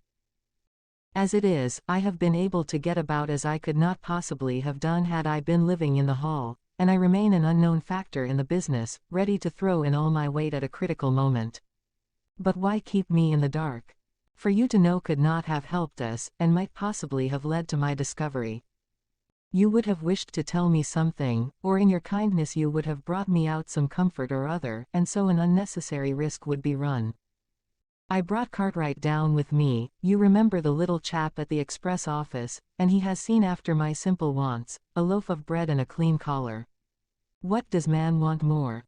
He has given me an extra pair of eyes upon a very active pair of feet, and both have been invaluable. Then my reports have all been wasted. My voice trembled as I recalled the pains and the pride with which I had composed them. Holmes took a bundle of papers from his pocket. Here are your reports, my dear fellow, and very well thumbed, I assure you. I made excellent arrangements, and they are only delayed one day upon their way. I must compliment you exceedingly upon the zeal and the intelligence which you have shown over an extraordinarily difficult case. I was still rather raw over the deception which had been practiced upon me, but the warmth of Holmes's praise drove my anger from my mind. I felt also in my heart that he was right in what he said and that it was really best for our purpose that I should not have known that he was upon the moor. That's better, said he, seeing the shadow rise from my face. And now tell me the result of your visit to Mrs. Laura Lyons. It was not difficult for me to guess that it was to see her that you had gone, for I am already aware that she is the one person in Coombe Tracey who might be of service to us in the matter. In fact, if you had not gone today, it is exceedingly probable that I should have gone tomorrow. The sun had set and dusk was settling over the moor. The air had turned chill and we withdrew into the hut for warmth. There, sitting together in the twilight, I told Holmes of my conversation with the lady. So interested was he that I had to repeat some of it twice before he was satisfied. This is most important, said he when I had concluded. It fills up a gap which I had been unable to bridge, in this most complex affair. You are aware, perhaps, that a close intimacy exists between this lady and the man Stapleton. I did not know of a close intimacy. There can be no doubt about the matter. They meet, they write, there is a complete understanding between them. Now, this puts a very powerful weapon into our hands. If I could only use it to detach his wife. His wife. I am giving you some information now, in return for all that you have given me. The lady who has passed here as Miss Stapleton is in reality his wife. Good heavens, Holmes. Are you sure of what you say? How could he have permitted Sir Henry to fall in love with her? Sir Henry's falling in love could do no harm to anyone except Sir Henry. He took particular care that Sir Henry did not make love to her, as you have yourself observed.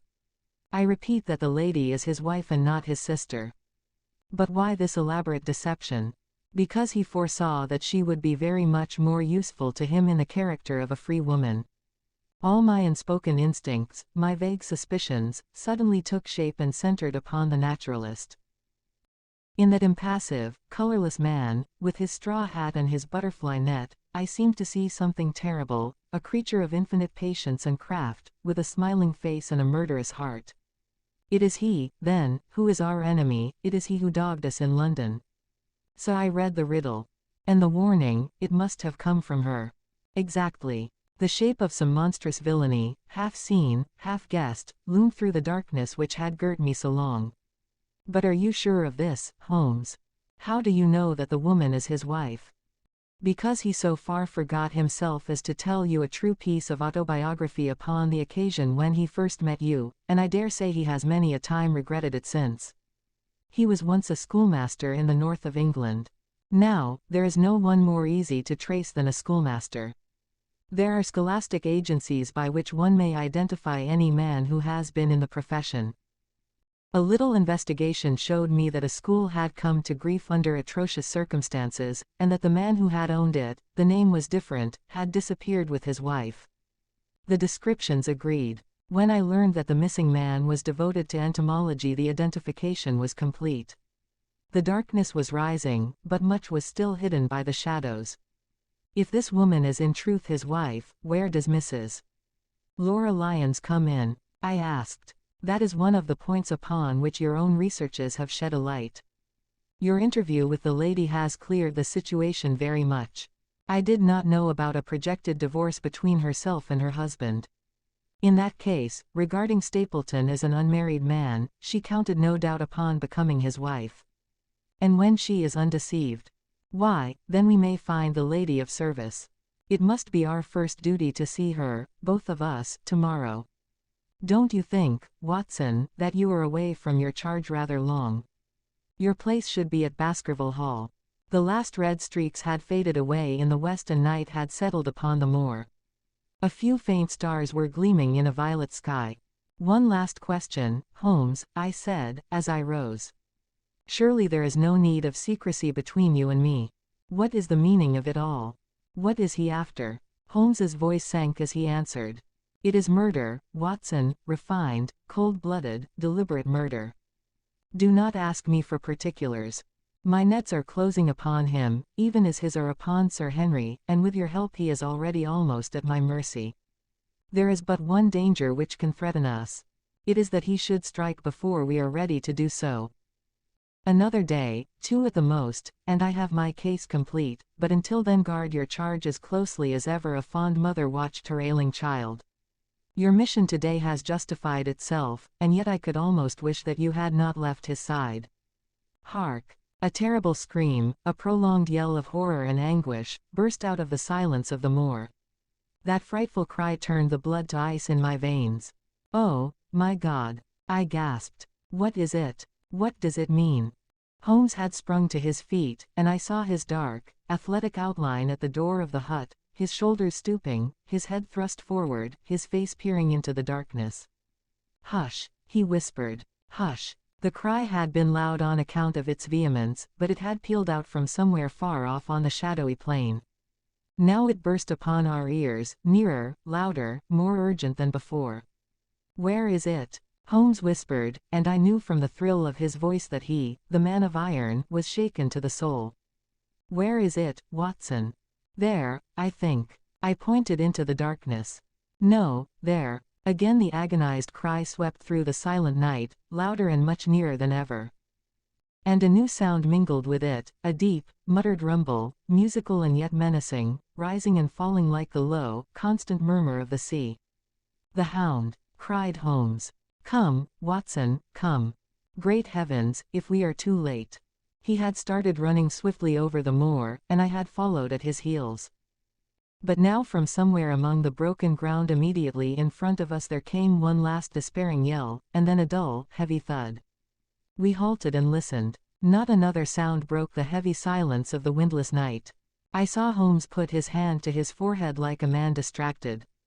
He stamped his feet upon the ground. "He has beaten us, Watson. We are too late." "No, no, surely not. Fool that I was to hold my hand. And you, Watson, see what comes of abandoning your charge. But, by heaven, if the worst has happened, we'll avenge him." Blindly we ran through the gloom, blundering against boulders, forcing our way through gorse bushes, panting up hills and rushing down slopes, heading always in the direction whence those dreadful sounds had come. At every rise Holmes looked eagerly round him, but the shadows were thick upon the moor, and nothing moved upon its dreary face. "Can you see anything?" "Nothing. But, hark, what is that?"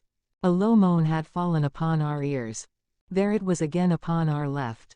On that side a ridge of rocks ended in a sheer cliff which overlooked a stone-strewn slope. On its jagged face was spread-eagled some dark, irregular object. As we ran towards it the vague outline hardened into a definite shape. It was a prostrate man face downward upon the ground, the head doubled under him at a horrible angle, the shoulders rounded and the body hunched together as if in the act of throwing a somersault. So grotesque was the attitude that I could not for the instant realize that that moan had been the passing of his soul. Not a whisper, not a rustle, rose now from the dark figure over which we stooped. Holmes laid his hand upon him, and held it up again, with an exclamation of horror. The gleam of the match which he struck shone upon his clotted fingers and upon the ghastly pool which widened slowly from the crushed skull of the victim. And it shone upon something else which turned our hearts sick and faint within us, the body of Sir Henry Baskerville. There was no chance of either of us forgetting that peculiar ruddy tweed suit, the very one which he had worn on the first morning that we had seen him in Baker Street. We caught the one clear glimpse of it, and then the match flickered and went out, even as the hope had gone out of our souls. Holmes groaned, and his face glimmered white through the darkness. "The brute! The brute!" I cried with clenched hands. "Oh Holmes, I shall never forgive myself for having left him to his fate. I am more to blame than you, Watson. In order to have my case well rounded and complete, I have thrown away the life of my client. It is the greatest blow which has befallen me in my career. But how could I know, how could L know, that he would risk his life alone upon the moor in the face of all my warnings? That we should have heard his screams, my God, those screams, and yet have been unable to save him? Where is this brute of a hound which drove him to his death? It may be lurking among these rocks at this instant. And Stapleton, where is he? He shall answer for this deed. He shall. I will see to that. Uncle and nephew have been murdered, the one frightened to death by the very sight of a beast which he thought to be supernatural, the other driven to his end in his wild flight to escape from it. But now we have to prove the connection between the man and the beast. Save from what we heard, we cannot even swear to the existence of the latter, since Sir Henry has evidently died from the fall. But, by heavens, cunning as he is, the fellow shall be in my power before another day is past. We stood with bitter hearts on either side of the mangled body, overwhelmed by this sudden and irrevocable disaster which had brought all our long and weary labors to so piteous an end. Then, as the moon rose we climbed to the top of the rocks over which our poor friend had fallen, and from the summit we gazed out over the shadowy moor, half silver and half gloom. Far away, miles off, in the direction of Grimpen, a single steady yellow light was shining. It could only come from the lonely abode of the Stapletons. With a bitter curse I shook my fist at it as I gazed. Why should we not seize him at once? Our case is not complete. The fellow is wary and cunning to the last degree. It is not what we know, but what we can prove. If we make one false move the villain may escape us yet. What can we do? There will be plenty for us to do tomorrow. Tonight we can only perform the last offices to our poor friend." Together we made our way down the precipitous slope and approached the body, black and clear against the silvered stones. The agony of those contorted limbs struck me with a spasm of pain and blurred my eyes with tears. "We must send for help, Holmes. We cannot carry him all the way to the hall. Good heavens, are you mad?" He had uttered a cry and bent over the body. Now he was dancing and laughing and wringing my hand. Could this be my stern, self-contained friend? These were hidden fires, indeed. A beard. A beard. The man has a beard. A beard. It is not the baronet, it is my neighbor, the convict. With feverish haste we had turned the body over, and that dripping beard was pointing up to the cold, clear moon. There could be no doubt about the beetling forehead, the sunken animal eyes. It was indeed the same face which had glared upon me in the light of the candle from over the rock, the face of Selden, the criminal. Then in an instant it was all clear to me. I remembered how the baronet had told me that he had handed his old wardrobe to Barrymore. Barrymore had passed it on in order to help Selden in his escape. Boots, shirt, cap, it was all Sir Henry's. The tragedy was still black enough, but this man had at least deserved death by the laws of his country. I told Holmes how the matter stood, my heart bubbling over with thankfulness and joy. "Then the clothes have been the poor devil's death," said he. "It is clear enough that the Hound has been laid on from some article of Sir Henry's, the boot which was abstracted in the hotel, in all probability, and so ran this man down. There is one very singular thing, however: how came Selden, in the darkness, to know that the Hound was on his trail? He heard him. To hear a hound upon the moor would not work a hard man like this convict into such a paroxysm of terror that he would risk recapture by screaming wildly for help. By his cries he must have run a long way after he knew the animal was on his track. How did he know? A greater mystery to me is why this hound, presuming that all our conjectures are correct. I presume nothing. Well, then, why this hound should be loose tonight. I suppose that it does not always run loose upon the moor. Stapleton would not let it go unless he had reason to think that Sir Henry would be there. My difficulty is the more formidable of the two, for I think that we shall very shortly get an explanation of yours, while mine may remain forever a mystery. The question now is, what shall we do with this poor wretch's body? We cannot leave it here to the foxes and the ravens. I suggest that we put it in one of the huts until we can communicate with the police. Exactly. I have no doubt that you and I could carry it so far. Halloa, Watson, what's this? It's the man himself, by all that's wonderful and audacious. Not a word to show your suspicions, not a word, or my plans crumble to the ground. A figure was approaching us over the moor, and I saw the dull red glow of a cigar. The moon shone upon him, and I could distinguish the dapper shape and jaunty walk of the naturalist. He stopped when he saw us, and then came on again. "Why, Drive, Watson, that's not you, is it? You are the last man that I should have expected to see out on the moor at this time of night. But, dear me, what's this? Somebody hurt? Don't tell me that it is our friend Sir Henry." He hurried past me and stooped over the dead man. I heard a sharp intake of his breath and the cigar fell from his fingers. Who's this?" he stammered. "It is Selden, the man who escaped from Princetown." Stapleton turned a ghastly face upon us, but by a supreme effort he had overcome his amazement and his disappointment. He looked sharply from Holmes to me. "Dear me, what a very shocking affair. How did he die?" "He appears to have broken his neck by falling over these rocks. My friend and I were strolling on the moor when we heard a cry. I heard a cry also. That was what brought me out. I was uneasy about Sir Henry." "Why about Sir Henry in particular?" I could not help asking. "Because I had suggested that he should come over. When he did not come I was surprised, and I naturally became alarmed for his safety when I heard cries upon the moor. By the way," his eyes darted again from my face to Holmes's, "did you hear anything else besides a cry?" "No," said Holmes, "did you?" "No." "What do you mean, then?" "Oh, you know the stories that the peasants tell about a phantom hound, and so on. It is said to be heard at night upon the moor. I was wondering if there were any evidence of such a sound tonight." We heard nothing of the kind, said I. And what is your theory of this poor fellow's death? I have no doubt that anxiety and exposure have driven him off his head.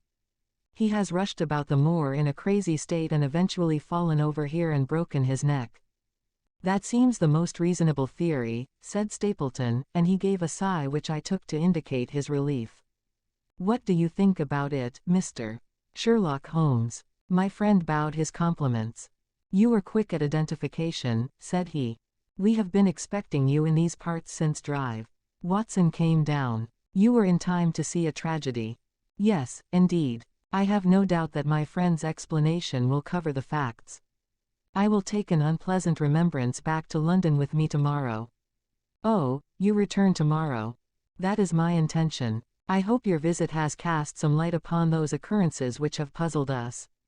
Holmes shrugged his shoulders. One cannot always have the success for which one hopes. An investigator needs facts, and not legends or rumors. It has not been a satisfactory case. My friend spoke in his frankest and most unconcerned manner. Stapleton still looked hard at him. Then he turned to me. I would suggest carrying this poor fellow to my house, but it would give my sister such a fright that I do not feel justified in doing it. I think that if we put something over his face he will be safe until morning. And so it was arranged. Resisting Stapleton's offer of hospitality, Holmes and I set off to Baskerville Hall, leaving the naturalist to return alone. Looking back we saw the figure moving slowly away over the broad moor, and behind him that one black smudge on the silvered slope which showed where the man was lying who had come so horribly to his end. Chapter 13. Fixing the nets. We're at close grips at last, said Holmes as we walked together across the moor. What a nerve the fellow has. How he pulled himself together in the face of what must have been a paralyzing shock when he found that the wrong man had fallen a victim to his plot. I told you in London, Watson, and I tell you now again, that we have never had a foeman more worthy of our steel. I am sorry that he has seen you. And so was I at first. But there was no getting out of it. What effect do you think it will have upon his plans now that he knows you are here? It may cause him to be more cautious, or it may drive him to desperate measures at once. Like most clever criminals, he may be too confident in his own cleverness and imagine that he has completely deceived us. Why should we not arrest him at once? My dear Watson, you were born to be a man of action. Your instinct is always to do something energetic. But supposing, for argument's sake, that we had him arrested tonight, what on earth the better off should we be for that? We could prove nothing against him. There's the devilish cunning of it. If he were acting through a human agent we could get some evidence, but if we were to drag this great dog to the light of day it would not help us in putting a rope round the neck of its master. Surely we have a case. Not a shadow of one, only surmise and conjecture. We should be laughed out of court if we came with such a story and such evidence. There is Sir Charles's death. Found dead without a mark upon him. You and I know that he died of sheer fright, and we know also what frightened him, but how are we to get 12 stolid jurymen to know it? What signs are there of a hound? Where are the marks of its fangs? Of course we know that a hound does not bite a dead body and that Sir Charles was dead before ever the brute overtook him. But we have to prove all this, and we are not in a position to do it. Well, then, tonight. We are not much better off tonight. Again, there was no direct connection between the hound and the man's death. We never saw the hound. We heard it, but we could not prove that it was running upon this man's trail. There is a complete absence of motive. No, my dear fellow, we must reconcile ourselves to the fact that we have no case at present, and that it is worth our while to run any risk in order to establish one. And how do you propose to do so? I have great hopes of what Mrs. Laura Lyons may do for us when the position of affairs is made clear to her. And I have my own plan as well. Sufficient for tomorrow is the evil thereof, but I hope before the day is past to have the upper hand at last. I could draw nothing further from him, and he walked, lost in thought, as far as the Baskerville gates. Are you coming up? Yes, I see no reason for further concealment. But one last word, Watson. Say nothing of the hound to Sir Henry. Let him think that Selden's death was as Stapleton would have us believe. He will have a better nerve for the ordeal which he will have to undergo tomorrow, when he is engaged, if I remember your report aright, to dine with these people. And so am I. Then you must excuse yourself and he must go alone. That will be easily arranged. And now, if we are too late for dinner, I think that we are both ready for our suppers. Sir Henry was more pleased than surprised to see Sherlock Holmes, for he had for some days been expecting that recent events would bring him down from London. He did raise his eyebrows, however, when he found that my friend had neither any luggage nor any explanations for its absence. Between us we soon supplied his wants, and then over a belated supper we explained to the baronet as much of our experience as it seemed desirable that he should know. But first I had the unpleasant duty of breaking the news to Barrymore and his wife. To him it may have been an unmitigated relief, but she wept bitterly in her apron. To all the world he was the man of violence, half animal and half demon, but to her he always remained the little wilful boy of her own girlhood, the child who had clung to her hand. Evil indeed is the man who has not one woman to mourn him. I've been moping in the house all day since Watson went off in the morning, said the baronet.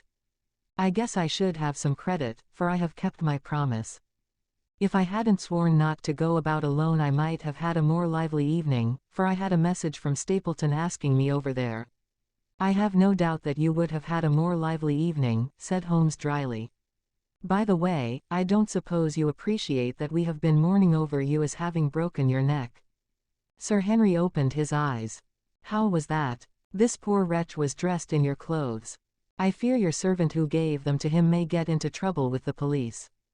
That is unlikely. There was no mark on any of them, as far as I know. That's lucky for him. In fact, it's lucky for all of you, since you are all on the wrong side of the law in this matter. I am not sure that as a conscientious detective my first duty is not to arrest the whole household. Watson's reports are most incriminating documents. But how about the case? Asked the baronet. Have you made anything out of the tangle? I don't know that Watson and I are much the wiser since we came down. I think that I shall be in a position to make the situation rather more clear to you before long. It has been an exceedingly difficult and most complicated business. There are several points upon which we still want light, but it is coming all the same. We've had one experience, as Watson has no doubt told you. We heard the hound on the moor, so I can swear that it is not all empty superstition. I had something to do with dogs when I was out west, and I know one when I hear one. If you can muzzle that one and put him on a chain I'll be ready to swear you are the greatest detective of all time. I think I will muzzle him and chain him all right if you will give me your help. Whatever you tell me to do I will do. Very good, and I will ask you also to do it blindly, without always asking the reason. Just as you like. If you will do this I think the chances are that our little problem will soon be solved. I have no doubt. He stopped suddenly and stared fixedly up over my head into the air. The lamp beat upon his face, and so intent was it and so still that it might have been that of a clear-cut classical statue, a personification of alertness and expectation. What is it? We both cried. I could see as he looked down that he was repressing some internal emotion. His features were still composed, but his eyes shone with amused exultation. Excuse the admiration of a connoisseur, said he as he waved his hand towards the line of portraits which covered the opposite wall. Watson won't allow that I know anything of art, but that is mere jealousy, because our views upon the subject differ. Now, these are a really very fine series of portraits. Well, I'm glad to hear you say so, said Sir Henry, glancing with some surprise at my friend. I don't pretend to know much about these things, and I'd be a better judge of a horse or a steer than of a picture. I didn't know that you found time for such things.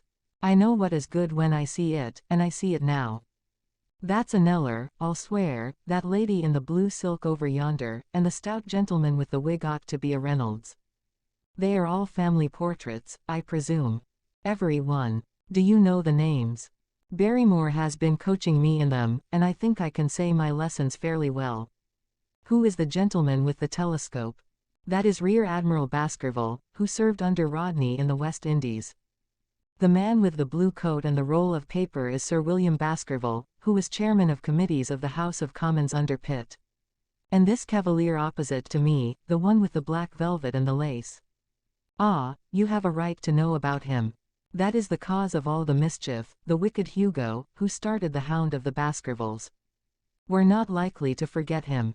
I gazed with interest and some surprise upon the portrait. Dear me, said Holmes, he seems a quiet, meek-mannered man enough, but I dare say that there was a lurking devil in his eyes. I had pictured him as a more robust and ruffianly person. There's no doubt about the authenticity, for the name and the date, 1647, are on the back of the canvas. Holmes said little more, but the picture of the old roisterer seemed to have a fascination for him, and his eyes were continually fixed upon it during supper. It was not until later, when Sir Henry had gone to his room, that I was able to follow the trend of his thoughts. He led me back into the banqueting hall, his bedroom candle in his hand, and he held it up against the time-stained portrait on the wall. Do you see anything there? I looked at the broad-plumed hat, the curling love locks, the white lace collar, and the straight, severe face which was framed between them. It was not a brutal countenance, but it was prim, hard, and stern, with a firm-set, thin-lipped mouth, and a coldly intolerant eye. Is it like anyone you know? There is something of Sir Henry about the jaw. Just a suggestion, perhaps.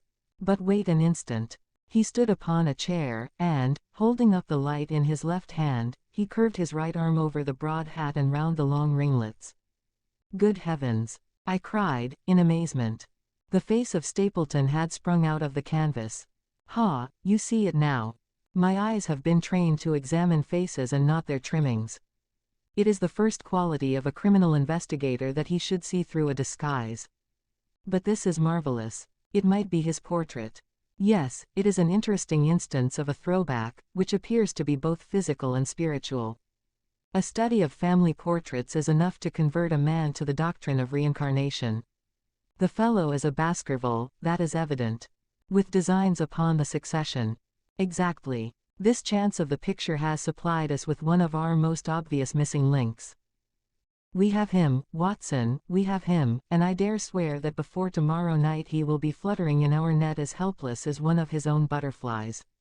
A pin, a cork, and a card, and we add him to the Baker Street collection. He burst into one of his rare fits of laughter as he turned away from the picture. I have not heard him laugh often, and it has always boded ill to somebody. I was up betimes in the morning, but Holmes was a foot earlier still, for I saw him as I dressed, coming up the drive. Yes, we should have a full day today, he remarked, and he rubbed his hands with the joy of action. The nets are all in place, and the drag is about to begin. We'll know before the day is out whether we have caught our big, lean-jawed pike, or whether he has got through the meshes. Have you been on the moor already? I have sent a report from Grimpen to Princetown as to the death of Selden. I think I can promise that none of you will be troubled in the matter. And I have also communicated with my faithful Cartwright, who would certainly have pined away at the door of my hut, as a dog does at his master's grave, if I had not set his mind at rest about my safety. What is the next move? To see Sir Henry. Ah, here he is. Good morning, Holmes, said the baronet. You look like a general who is planning a battle with his chief of the staff. That is the exact situation. Watson was asking for orders. And so do I. Very good. You were engaged, as I understand, to dine with our friends the Stapletons tonight. I hope that you will come also. They are very hospitable people, and I am sure that they would be very glad to see you. I fear that Watson and I must go to London. To London. Yes, I think that we should be more useful there at the present juncture. The baronet's face perceptibly lengthened. I hoped that you were going to see me through this business. The hall and the moor are not very pleasant places when one is alone. My dear fellow, you must trust me implicitly and do exactly what I tell you. You can tell your friends that we should have been happy to have come with you, but that urgent business required us to be in town. We hope very soon to return to Devonshire. Will you remember to give them that message? If you insist upon it. There is no alternative, I assure you. I saw by the baronet's clouded brow that he was deeply hurt by what he regarded as our desertion. When do you desire to go? He asked coldly. Immediately after breakfast. We will drive into Coombe Tracy, but Watson will leave his things as a pledge that he will come back to you. Watson, you will send a note to Stapleton to tell him that you regret that you cannot come. I have a good mind to go to London with you, said the baronet. Why should I stay here alone? Because it is your post of duty. Because you gave me your word that you would do as you were told, and I tell you to stay. All right, then, I'll stay. One more direction. I wish you to drive to Merripit House. Send back your trap, however, and let them know that you intend to walk home. To walk across the moor. Yes. But that is the very thing which you have so often cautioned me not to do. This time you may do it with safety. If I had not every confidence in your nerve and courage I would not suggest it, but it is essential that you should do it. Then I will do it. And as you value your life, do not go across the moor in any direction save along the straight path which leads from Merripit House to the Grimpen Road, and is your natural way home. I will do just what you say. Very good. I should be glad to get away as soon after breakfast as possible, so as to reach London in the afternoon. I was much astounded by this program, though I remembered that Holmes had said to Stapleton on the night before that his visit would terminate next day. It had not crossed my mind, however, that he would wish me to go with him, nor could I understand how we could both be absent at a moment which he himself declared to be critical. There was nothing for it, however, but implicit obedience, so we bade good-bye to our rueful friend, and a couple of hours afterwards we were at the station of Coombe Tracy and had dispatched the trap upon its return journey. A small boy was waiting upon the platform. Any orders, sir? You will take this train to town, Cartwright. The moment you arrive you will send a wire to Sir Henry Baskerville, in my name, to say that if he finds the pocket-book which I have dropped he is to send it by registered post to Baker Street. Yes, sir. And ask at the station office if there is a message for me. The boy returned with a telegram, which Holmes handed to me. It ran, "Wire received. Coming down with unsigned warrant. Arrive 5:40. Lestrade." That is in answer to mine of this morning. He is the best of the professionals, I think, and we may need his assistance. Now, Watson, I think that we cannot employ our time better than by calling upon your acquaintance, Mrs. Laura Lyons. His plan of campaign was beginning to be evident. He would use the baronet in order to convince the Stapletons that we were really gone, while we should actually return at the instant when we were likely to be needed. That telegram from London, if mentioned by Sir Henry to the Stapletons, must remove the last suspicions from their minds. Already I seemed to see our nets drawing closer around that lean-jawed pike. Mrs. Laura Lyons was in her office, and Sherlock Holmes opened his interview with a frankness and directness which considerably amazed her. I am investigating the circumstances which attended the death of the late Sir Charles Baskerville, said he. My friend here, Drive.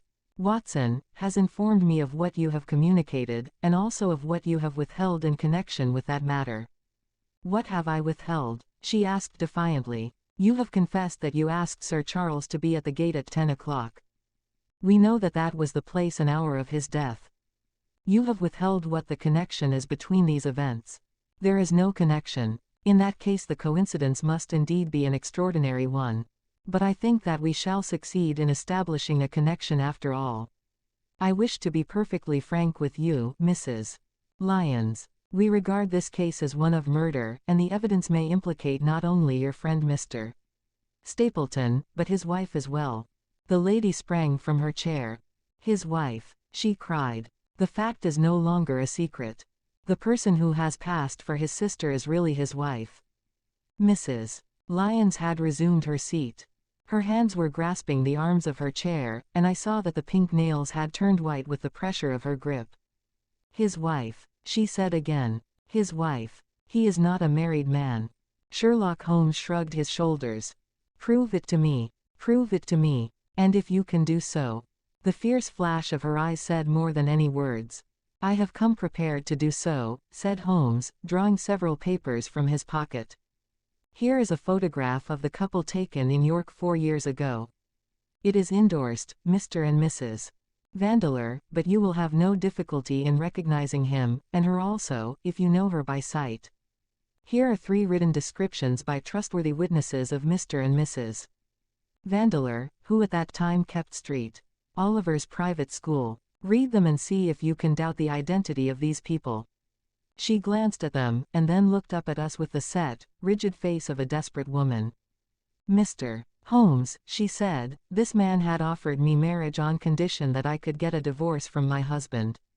He has lied to me, the villain, in every conceivable way. Not one word of truth has he ever told me. And why? I imagined that all was for my own sake. But now I see that I was never anything but a tool in his hands. Why should I preserve faith with him who never kept any with me? Why should I try to shield him from the consequences of his own wicked acts? Ask me what you like, and there is nothing which I shall hold back. One thing I swear to you, and that is that when I wrote the letter I never dreamed of any harm to the old gentleman, who had been my kindest friend. I entirely believe you, madam, said Sherlock Holmes. The recital of these events must be very painful to you, and perhaps it will make it easier if I tell you what occurred, and you can check me if I make any material mistake. The sending of this letter was suggested to you by Stapleton. He dictated it. I presume that the reason he gave was that you would receive help from Sir Charles for the legal expenses connected with your divorce. Exactly. And then after you had sent the letter he dissuaded you from keeping the appointment. He told me that it would hurt his self-respect that any other man should find the money for such an object, and that though he was a poor man himself he would devote his last penny to removing the obstacles which divided us. He appears to be a very consistent character. And then you heard nothing until you read the reports of the death in the paper. No. And he made you swear to say nothing about your appointment with Sir Charles. He did. He said that the death was a very mysterious one, and that I should certainly be suspected if the facts came out. He frightened me into remaining silent. Quite so. But you had your suspicions. She hesitated and looked down. I knew him, she said. But if he had kept faith with me I should always have done so with him. I think that on the whole you have had a fortunate escape, said Sherlock Holmes. You have had him in your power and he knew it, and yet you are alive. You have been walking for some months very near to the edge of a precipice. We must wish you good morning now, Mrs. Lyons, and it is probable that you will very shortly hear from us again. Our case becomes rounded off, and difficulty after difficulty thins away in front of us, said Holmes as we stood waiting for the arrival of the express from town. I shall soon be in the position of being able to put into a single connected narrative one of the most singular and sensational crimes of modern times. Students of criminology will remember the analogous incidents in Godno, in Little Russia, in the year '66, and of course there are the Anderson murders in North Carolina, but this case possesses some features which are entirely its own. Even now we have no clear case against this very wily man. But I shall be very much surprised if it is not clear enough before we go to bed this night. The London Express came roaring into the station, and a small, wiry bulldog of a man had sprung from a first-class carriage. We all three shook hands, and I saw at once from the reverential way in which Lestrade gazed at my companion that he had learned a good deal since the days when they had first worked together. I could well remember the scorn which the theories of the reasoner used then to excite in the practical man. "Anything good?" he asked. "The biggest thing for years," said Holmes. "We have 2 hours before we need think of starting. I think we might employ it in getting some dinner and then, Lestrade, we will take the London fog out of your throat by giving you a breath of the pure night air of Dartmoor. Never been there? Ah, well, I don't suppose you will forget your first visit." Chapter 14. The Hound of the Baskervilles. One of Sherlock Holmes's defects, if, indeed, one may call it a defect, was that he was exceedingly loath to communicate his full plans to any other person until the instant of their fulfillment. Partly it came no doubt from his own masterful nature, which loved to dominate and surprise those who were around him. Partly also from his professional caution, which urged him never to take any chances. The result, however, was very trying for those who were acting as his agents and assistants. I had often suffered under it, but never more so than during that long drive in the darkness. The great ordeal was in front of us, at last we were about to make our final effort, and yet Holmes had said nothing, and I could only surmise what his course of action would be.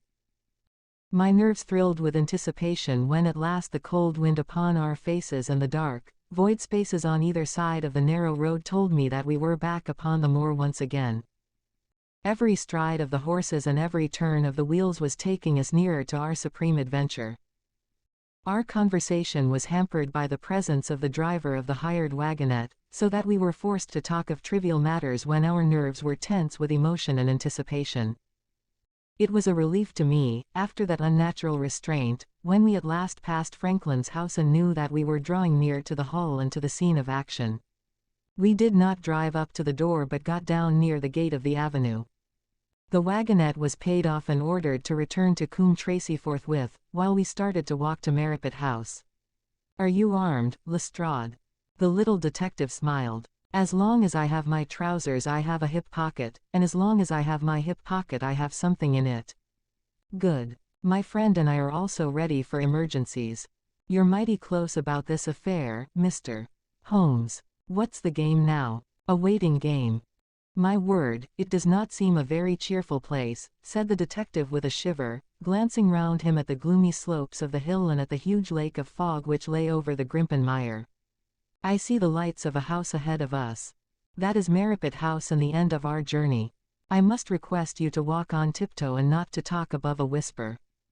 We moved cautiously along the track as if we were bound for the house, but Holmes halted us when we were about 200 yards from it. "This will do," said he. "These rocks upon the right make an admirable screen. We are to wait here." "Yes, we shall make our little ambush here. Get into this hollow, Lestrade. You have been inside the house, have you not, Watson? Can you tell the position of the rooms? What are those latticed windows at this end?" "I think they are the kitchen windows." "And the one beyond, which shines so brightly?" "That is certainly the dining room." "The blinds are up. You know the lie of the land best. Creep forward quietly and see what they are doing, but for heaven's sake don't let them know that they are watched." I tiptoed down the path and stooped behind the low wall which surrounded the stunted orchard. Creeping in its shadow I reached a point whence I could look straight through the uncurtained window. There were only two men in the room, Sir Henry and Stapleton. They sat with their profiles towards me on either side of the round table.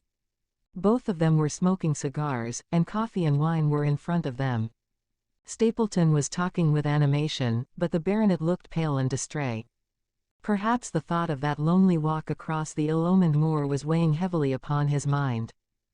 As I watched them Stapleton rose and left the room, while Sir Henry filled his glass again and leaned back in his chair, puffing at his cigar. I heard the creak of a door and the crisp sound of boots upon gravel. The steps passed along the path on the other side of the wall under which I crouched. Looking over, I saw the naturalist pause at the door of an outhouse in the corner of the orchard. A key turned in a lock, and as he passed in there was a curious scuffling noise from within. He was only a minute or so inside, and then I heard the key turn once more and he passed me and re-entered the house. I saw him rejoin his guest, and I crept quietly back to where my companions were waiting to tell them what I had seen. "You say, Watson, that the lady is not there?" Holmes asked, when I had finished my report. "No. Where can she be, then, since there is no light in any other room except the kitchen?" "I cannot think where she is. I have said that over the great Grimpen Mire there hung a dense, white fog. It was drifting slowly in our direction, and banked itself up like a wall on that side of us, low, but thick and well defined. The moon shone on it, and it looked like a great shimmering ice field, with the heads of the distant tors as rocks borne upon its surface. Holmes's face was turned towards it, and he muttered impatiently as he watched its sluggish drift. "It's moving towards us, Watson." "Is that serious?" "Very serious, indeed, the one thing upon earth which could have disarranged my plans." "He can't be very long, now. It is already 10 o'clock. Our success and even his life may depend upon his coming out before the fog is over the path." The night was clear and fine above us. The stars shone cold and bright, while a half-moon bathed the whole scene in a soft, uncertain light. Before us lay the dark bulk of the house, its serrated roof and bristling chimneys hard outlined against the silver-spangled sky. Broad bars of golden light from the lower windows stretched across the orchard and the moor. One of them was suddenly shut off. The servants had left the kitchen. There only remained the lamp in the dining room where the two men, the murderous host and the unconscious guest, still chatted over their cigars. Every minute that white woolly plain which covered one half of the moor was drifting closer and closer to the house. Already the first thin wisps of it were curling across the golden square of the lighted window. The farther wall of the orchard was already invisible, and the trees were standing out of a swirl of white vapor. As we watched it, the fog wreaths came crawling round both corners of the house and rolled slowly into one dense bank, on which the upper floor and the roof floated like a strange ship upon a shadowy sea. Holmes struck his hand passionately upon the rock in front of us and stamped his feet in his impatience. If he isn't out in a quarter of an hour, the path will be covered. In half an hour we won't be able to see our hands in front of us. Shall we move farther back upon higher ground? Yes, I think it would be as well. So as the fog bank flowed onward, we fell back before it until we were half a mile from the house, and still that dense white sea, with the moon silvering its upper edge, swept slowly and inexorably on. "We are going too far," said Holmes. "We dare not take the chance of his being overtaken before he can reach us. At all costs we must hold our ground where we are." He dropped on his knees and clapped his ear to the ground. "Thank God, I think that I hear him coming." A sound of quick steps broke the silence of the moor. Crouching among the stones, we stared intently at the silver-tipped bank in front of us. The steps grew louder, and through the fog, as through a curtain, there stepped the man whom we were awaiting. He looked round him in surprise as he emerged into the clear, starlit night. Then he came swiftly along the path, passed close to where we lay, and went on up the long slope behind us. As he walked he glanced continually over either shoulder, like a man who is ill at ease. "Hist!" cried Holmes, and I heard the sharp click of a cocking pistol. "Look out! It's coming!" There was a thin, crisp, continuous patter from somewhere in the heart of that crawling bank. The cloud was within 50 yards of where we lay, and we glared at it, all three, uncertain what horror was about to break from the heart of it. I was at Holmes's elbow, and I glanced for an instant at his face. It was pale and exultant, his eyes shining brightly in the moonlight. But suddenly they started forward in a rigid, fixed stare, and his lips parted in amazement. At the same instant Lestrade gave a yell of terror and threw himself face downward upon the ground. I sprang to my feet, my inert hand grasping my pistol, my mind paralyzed by the dreadful shape which had sprung out upon us from the shadows of the fog. A hound it was, an enormous coal-black hound, but not such a hound as mortal eyes have ever seen. Fire burst from its open mouth, its eyes glowed with a smoldering glare, its muzzle and hackles and dewlap were outlined in flickering flame. Never in the delirious dream of a disordered brain could anything more savage, more appalling, more hellish be conceived than that dark form and savage face which broke upon us out of the wall of fog. With long bounds the huge black creature was leaping down the track, following hard upon the footsteps of our friend. So paralyzed were we by the apparition that we allowed him to pass before we had recovered our nerve. Then Holmes and I both fired together, and the creature gave a hideous howl, which showed that one at least had hit him. He did not pause, however, but bounded onward. Far away on the path we saw Sir Henry looking back, his face white in the moonlight, his hands raised in horror, glaring helplessly at the frightful thing which was hunting him down. But that cry of pain from the hound had blown all our fears to the winds. If he was vulnerable he was mortal, and if we could wound him we could kill him. Never have I seen a man run as Holmes ran that night. I am reckoned fleet of foot, but he outpaced me as much as I outpaced the little professional. In front of us as we flew up the track we heard scream after scream from Sir Henry and the deep roar of the hound. I was in time to see the beast spring upon its victim, hurl him to the ground, and worry at his throat. But the next instant Holmes had emptied 5 barrels of his revolver into the creature's flank. With a last howl of agony and a vicious snap in the air, it rolled upon its back, 4 feet pawing furiously, and then fell limp upon its side. I stooped, panting, and pressed my pistol to the dreadful, shimmering head, but it was useless to press the trigger. The giant hound was dead. Sir Henry lay insensible where he had fallen. We tore away his collar, and Holmes breathed a prayer of gratitude when we saw that there was no sign of a wound and that the rescue had been in time. Already our friend's eyelids shivered and he made a feeble effort to move. Lestrade thrust his brandy flask between the baronet's teeth, and 2 frightened eyes were looking up at us. "My God," he whispered. "What was it? What, in heaven's name, was it?" "It's dead, whatever it is," said Holmes. "We've laid the family ghost once and forever." In mere size and strength it was a terrible creature which was lying stretched before us. It was not a pure bloodhound and it was not a pure mastiff, but it appeared to be a combination of the two, gaunt, savage, and as large as a small lioness. Even now, in the stillness of death, the huge jaws seemed to be dripping with a bluish flame and the small, deep-set, cruel eyes were ringed with fire.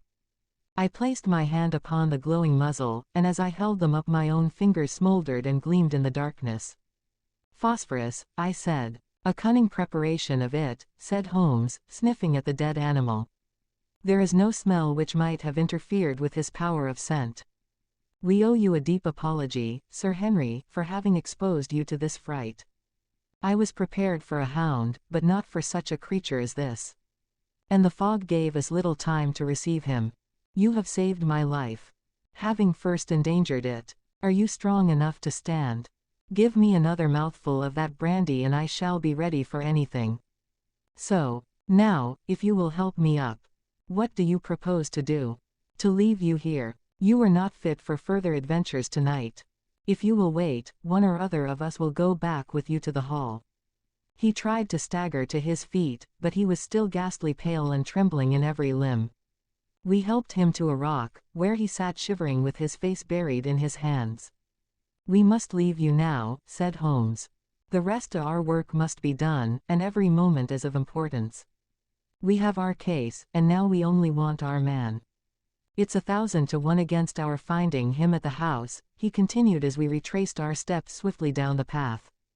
"Those shots must have told him that the game was up. We were some distance off, and this fog may have deadened them. He followed the hound to call him off, of that you may be certain.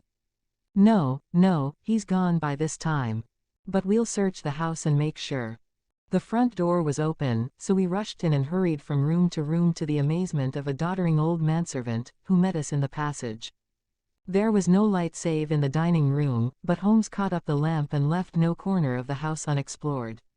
No sign could we see of the man whom we were chasing. On the upper floor, however, one of the bedroom doors was locked. "There's someone in here," cried Lestrade.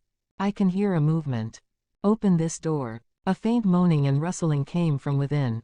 Holmes struck the door just over the lock with the flat of his foot and it flew open. Pistol in hand, we all 3 rushed into the room. But there was no sign within it of that desperate and defiant villain whom we expected to see. Instead we were faced by an object so strange and so unexpected that we stood for a moment staring at it in amazement. The room had been fashioned into a small museum, and the walls were lined by a number of glass-topped cases full of that collection of butterflies and moths the formation of which had been the relaxation of this complex and dangerous man.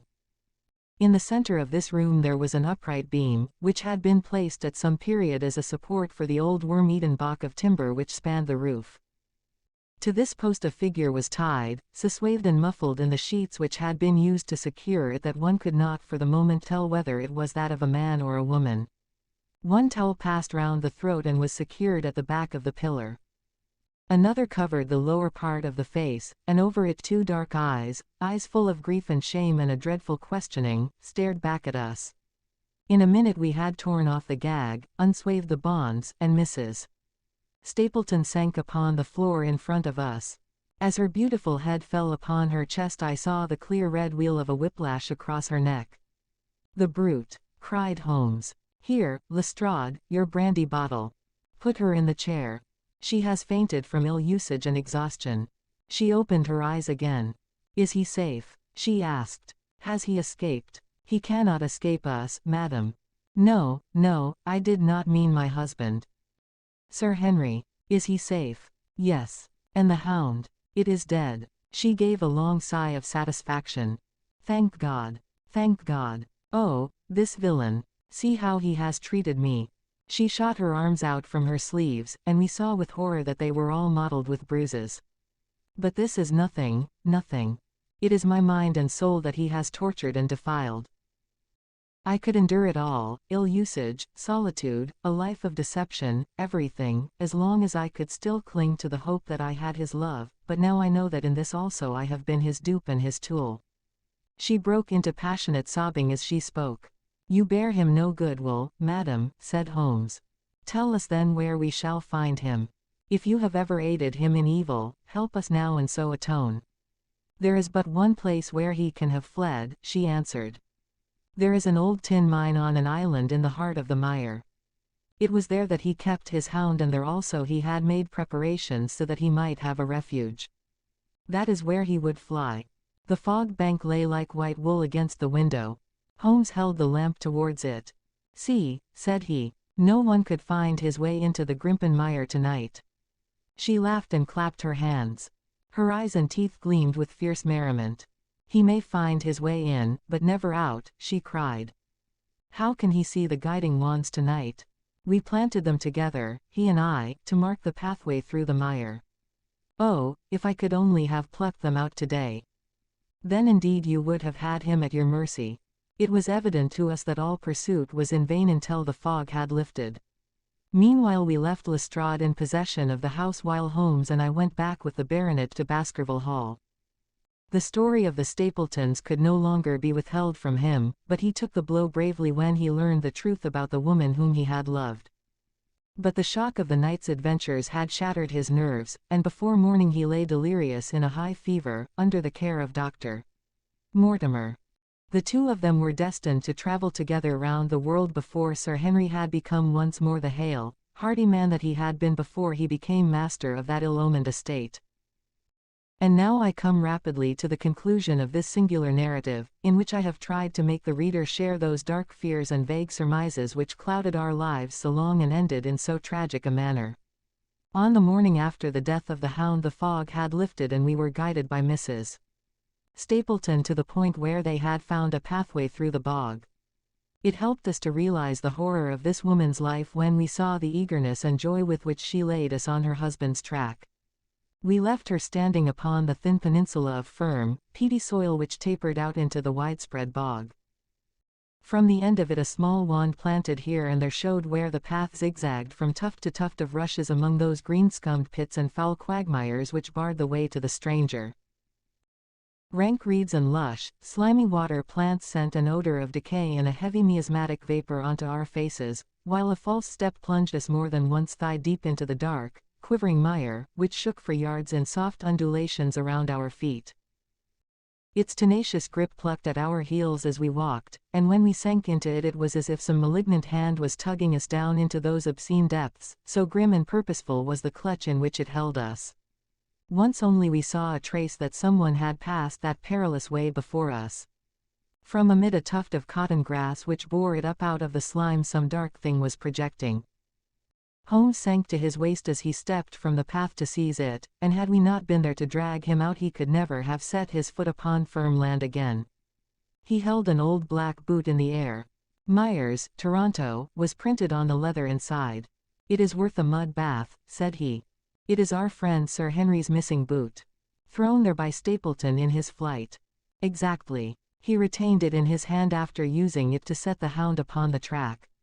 He fled when he knew the game was up, still clutching it. And he hurled it away at this point of his flight. We know at least that he came so far in safety. But more than that we were never destined to know, though there was much which we might surmise.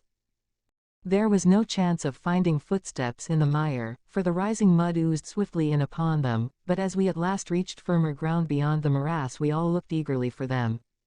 But no slightest sign of them ever met our eyes. If the earth told a true story, then Stapleton never reached that island of refuge towards which he struggled through the fog upon that last night. Somewhere in the heart of the great Grimpen mire, down in the foul slime of the huge morass which had sucked him in, this cold and cruel-hearted man is forever buried. Many traces we found of him in the bog-girt island where he had hid his savage ally. A huge driving wheel and a shaft half filled with rubbish showed the position of an abandoned mine. Beside it were the crumbling remains of the cottages of the miners, driven away no doubt by the foul reek of the surrounding swamp. In one of these a staple and chain with a quantity of gnawed bones showed where the animal had been confined. A skeleton with a tangle of brown hair adhering to it lay among the debris. "A dog," said Holmes. "By Jove, a curly-haired spaniel. Poor Mortimer will never see his pet again. Well, I do not know that this place contains any secret which we have not already fathomed." He could hide his hound, but he could not hush its voice, and hence came those cries which even in daylight were not pleasant to hear. On an emergency he could keep the hound in the outhouse at Merripit, but it was always a risk, and it was only on the supreme day, which he regarded as the end of all his efforts, that he dared do it. This paste in the tin is no doubt the luminous mixture with which the creature was daubed. It was suggested, of course, by the story of the family hell-hound, and by the desire to frighten old Sir Charles to death. No wonder the poor devil of a convict ran and screamed, even as our friend did, and as we ourselves might have done, when he saw such a creature bounding through the darkness of the moor upon his track. It was a cunning device, for, apart from the chance of driving your victim to his death, what peasant would venture to inquire too closely into such a creature should he get sight of it, as many have done, upon the moor? I said it in London, Watson, and I say it again now, that never yet have we helped to hunt down a more dangerous man than he who is lying yonder. He swept his long arm towards the huge mottled expanse of green splotched bog which stretched away until it merged into the russet slopes of the moor. Chapter 15. A Retrospection. It was the end of November and Holmes and I sat, upon a raw and foggy night, on either side of a blazing fire in our sitting room in Baker Street. Since the tragic upshot of our visit to Devonshire he had been engaged in two affairs of the utmost importance, in the first of which he had exposed the atrocious conduct of Colonel Upwood in connection with the famous card scandal of the Nonpareil Club, while in the second he had defended the unfortunate Montpensier from the charge of murder which hung over her in connection with the death of her step-daughter, Emily Carer, the young lady who, as it will be remembered, was found 6 months later alive and married in New York. My friend was in excellent spirits over the success which had attended a succession of difficult and important cases, so that I was able to induce him to discuss the details of the Baskerville mystery. I had waited patiently for the opportunity, for I was aware that he would never permit cases to overlap, and that his clear and logical mind would not be drawn from its present work to dwell upon memories of the past. Sir Henry and Dr. Mortimer were, however, in London, on their way to that long voyage which had been recommended for the restoration of his shattered nerves. They had called upon us that very afternoon, so that it was natural that the subject should come up for discussion. "The whole course of events," said Holmes, "from the point of view of the man who called himself Stapleton was simple and direct, although to us, who had no means in the beginning of knowing the motives of his actions and could only learn part of the facts, it all appeared exceedingly complex. I have had the advantage of 2 conversations with Mrs. Stapleton, and the case has now been so entirely cleared up that I am not aware that there is anything which has remained a secret to us. You will find a few notes upon the matter under the heading B in my indexed list of cases. Perhaps you would kindly give me a sketch of the course of events from memory." "Certainly, though I cannot guarantee that I carry all the facts in my mind.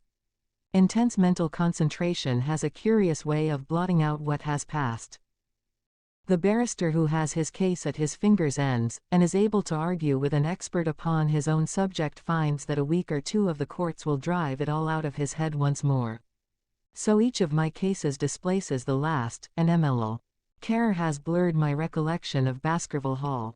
Tomorrow some other little problem may be submitted to my notice which will in turn dispossess the fair French lady and the infamous Upwood. So far as the case of the Hound goes, however, I will give you the course of events as nearly as I can, and you will suggest anything which I may have forgotten. My inquiries show beyond all question that the family portrait did not lie, and that this fellow was indeed a Baskerville. He was a son of that Roger Baskerville, the younger brother of Sir Charles, who fled with a sinister reputation to South America, where he was said to have died unmarried. He did, as a matter of fact, marry, and had 1 child, this fellow, whose real name is the same as his father's.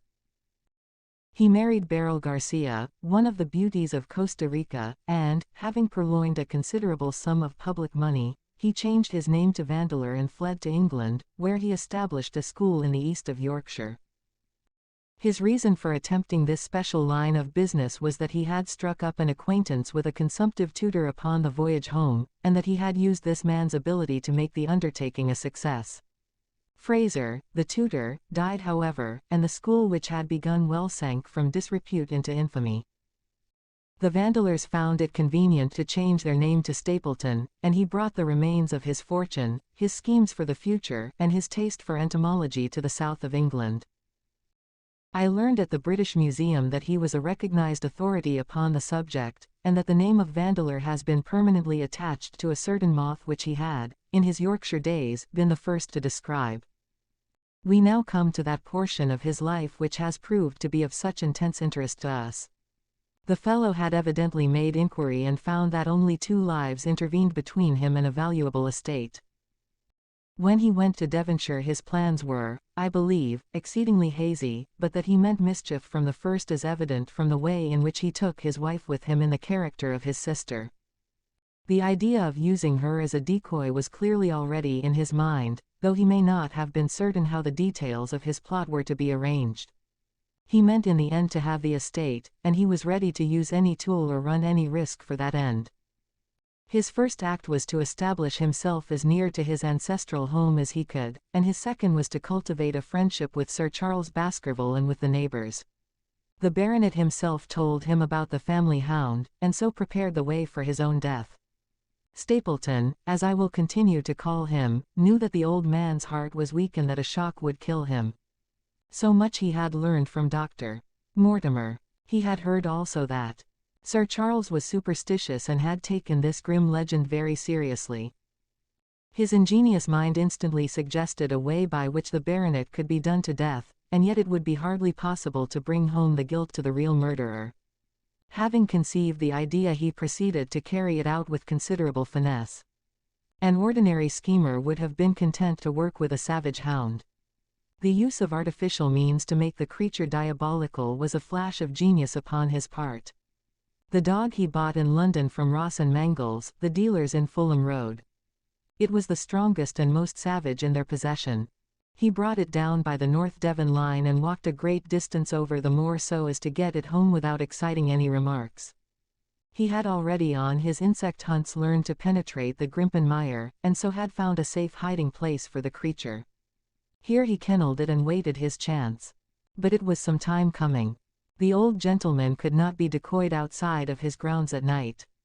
Several times Stapleton lurked about with his hound, but without avail. It was during these fruitless quests that he, or rather his ally, was seen by peasants, and that the legend of the demon dog received a new confirmation. He had hoped that his wife might lure Sir Charles to his ruin, but here she proved unexpectedly independent. She would not endeavour to entangle the old gentleman in a sentimental attachment which might deliver him over to his enemy. Threats and even, I am sorry to say, blows refused to move her. She would have nothing to do with it, and for a time Stapleton was at a deadlock. He found a way out of his difficulties through the chance that Sir Charles, who had conceived a friendship for him, made him the minister of his charity in the case of this unfortunate woman, Mrs. Laura Lyons. By representing himself as a single man he acquired complete influence over her, and he gave her to understand that in the event of her obtaining a divorce from her husband he would marry her. His plans were suddenly brought to a head by his knowledge that Sir Charles was about to leave the Hull on the advice of Dr. Mortimer, with whose opinion he himself pretended to coincide. He must act at once, or his victim might get beyond his power. He therefore put pressure upon Mrs. Lyons to write this letter, imploring the old man to give her an interview on the evening before his departure for London. He then, by a specious argument, prevented her from going, and so had the chance for which he had waited. Driving back in the evening from Coombe Tracey he was in time to get his hound, to treat it with his infernal paint, and to bring the beast round to the gate at which he had reason to expect that he would find the old gentleman waiting. The dog, incited by its master, sprang over the wicket gate and pursued the unfortunate baronet, who fled screaming down the yew alley. In that gloomy tunnel it must indeed have been a dreadful sight to see that huge black creature, with its flaming jaws and blazing eyes, bounding after its victim. He fell dead at the end of the alley from heart disease and terror. The hound had kept upon the grassy border while the baronet had run down the path, so that no track but the man's was visible. On seeing him lying still, the creature had probably approached to sniff at him, but finding him dead had turned away again. It was then that it left the print which was actually observed by Dr. Mortimer. The hound was called off and hurried away to its lair in the Grimpen Mire, and a mystery was left which puzzled the authorities, alarmed the countryside, and finally brought the case within the scope of our observation. So much for the death of Sir Charles Baskerville. You perceive the devilish cunning of it, for really it would be almost impossible to make a case against the real murderer. His only accomplice was one who could never give him away, and the grotesque, inconceivable nature of the device only served to make it more effective. Both of the women concerned in the case, Mrs. Stapleton and Mrs. Laura Lyons, were left with a strong suspicion against Stapleton. Mrs. Stapleton knew that he had designs upon the old man, and also of the existence of the hound. Mrs. Lyons knew neither of these things, but had been impressed by the death occurring at the time of an uncancelled appointment which was only known to him. However, both of them were under his influence, and he had nothing to fear from them. The first half of his task was successfully accomplished, but the more difficult still remained. It is possible that Stapleton did not know of the existence of an heir in Canada. In any case he would very soon learn it from his friend Drive Mortimer, and he was told by the latter all details about the arrival of Henry Baskerville. Stapleton's first idea was that this young stranger from Canada might possibly be done to death in London without coming down to Devonshire at all. He distrusted his wife ever since she had refused to help him in laying a trap for the old man, and he dared not leave her long out of his sight for fear he should lose his influence over her. It was for this reason that he took her to London with him. They lodged, I find, at the Mexborough Private Hotel, in Craven Street, which was actually one of those called upon by my agent in search of evidence. Here he kept his wife imprisoned in her room while he, disguised in a beard, followed Drive Mortimer to Baker Street and afterwards to the station and to the Northumberland Hotel. His wife had some inkling of his plans, but she had such a fear of her husband, a fear founded upon brutal ill-treatment, that she dare not write to warn the man whom she knew to be in danger. If the letter should fall into Stapleton's hands, her own life would not be safe. Eventually, as we know, she adopted the expedient of cutting out the words which would form the message, and addressing the letter in a disguised hand. It reached the baronet, and gave him the first warning of his danger. It was very essential for Stapleton to get some article of Sir Henry's attire so that, in case he was driven to use the dog, he might always have the means of setting him upon his track. With characteristic promptness and audacity he set about this at once, and we cannot doubt that the boots or chambermaid of the hotel was well bribed to help him in his design. By chance, however, the first boot which was procured for him was a new one and, therefore, useless for his purpose. He then had it returned and obtained another, a most instructive incident, since it proved conclusively to my mind that we were dealing with a real hound, as no other supposition could explain this anxiety to obtain an old boot and this indifference to a new one. The more outre and grotesque an incident is, the more carefully it deserves to be examined, and the very point which appears to complicate a case is, when duly considered and scientifically handled, the one which is most likely to elucidate it. Then we had the visit from our friends next morning, shadowed always by Stapleton in the cab.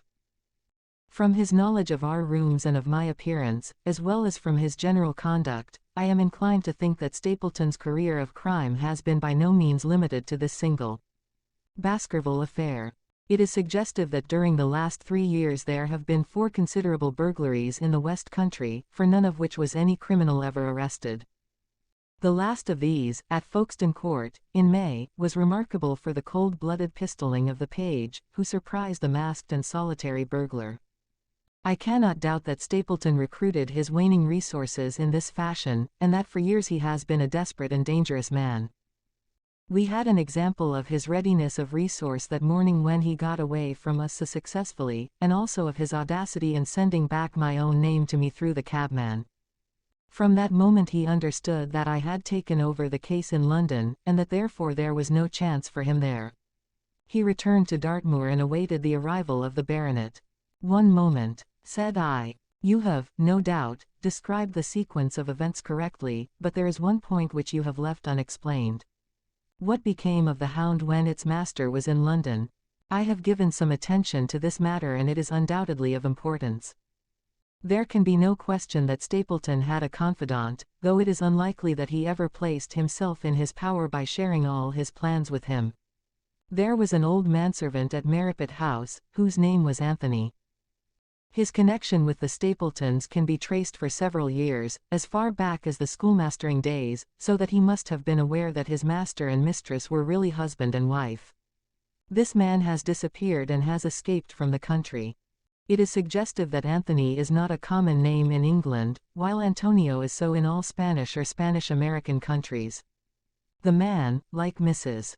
Stapleton herself, spoke good English, but with a curious lisping accent.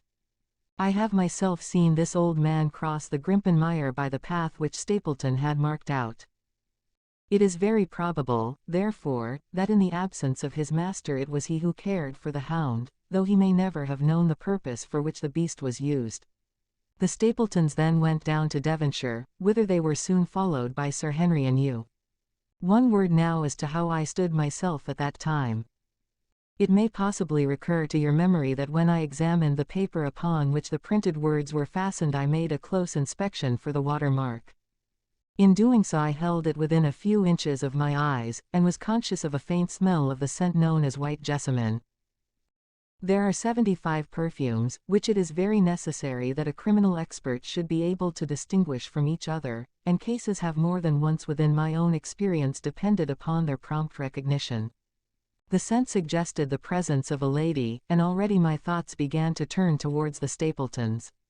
Thus I had made certain of the Hound, and had guessed at the criminal before ever we went to the West Country. It was my game to watch Stapleton. It was evident, however, that I could not do this if I were with you, since he would be keenly on his guard. I deceived everybody, therefore, yourself included, and I came down secretly when I was supposed to be in London. My hardships were not so great as you imagined, though such trifling details must never interfere with the investigation of a case. I stayed for the most part at Coombe Tracey, and only used the hut upon the moor when it was necessary to be near the scene of action. Cartwright had come down with me, and in his disguise as a country boy he was of great assistance to me. I was dependent upon him for food and clean linen. When I was watching Stapleton, Cartwright was frequently watching you, so that I was able to keep my hand upon all the strings. I have already told you that your reports reached me rapidly, being forwarded instantly from Baker Street to Coombe Tracey. They were of great service to me, and especially that one incidentally truthful piece of biography of Stapleton's. I was able to establish the identity of the man and the woman and knew at last exactly how I stood. The case had been considerably complicated through the incident of the escaped convict and the relations between him and the Barrymores. This also you cleared up in a very effective way, though I had already come to the same conclusions from my own observations.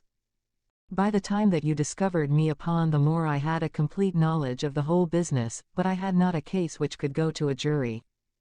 Even Stapleton's attempt upon Sir Henry that night which ended in the death of the unfortunate convict did not help us much in proving murder against our man.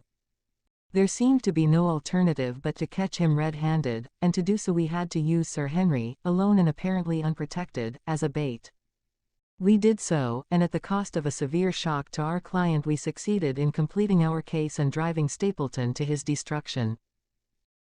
That Sir Henry should have been exposed to this is, I must confess, a reproach to my management of the case, but we had no means of foreseeing the terrible and paralyzing spectacle which the beast presented, nor could we predict the fog which enabled him to burst upon us at such short notice. We succeeded in our object at a cost which both the specialist and Dr.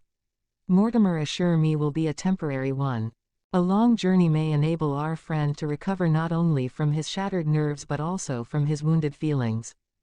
His love for the lady was deep and sincere, and to him the saddest part of all this black business was that he should have been deceived by her. It only remains to indicate the part which she had played throughout. There can be no doubt that Stapleton exercised an influence over her which may have been love or may have been fear, or very possibly both, since they are by no means incompatible emotions. It was, at least, absolutely effective. At his command she consented to pass as his sister, though he found the limits of his power over her when he endeavored to make her the direct accessory to murder. She was ready to warn Sir Henry so far as she could without implicating her husband, and again she tried to do so. Stapleton himself seems to have been capable of jealousy, and when he saw the baronet paying court to the lady, even though it was part of his own plan, still he could not help interrupting with a passionate outburst which revealed the fiery soul which his self-contained manner so cleverly concealed. By encouraging the intimacy he made it certain that Sir Henry would frequently come to Merripit House and that he would sooner or later get the opportunity which he desired. On the day of the crisis, however, his wife turned suddenly against him.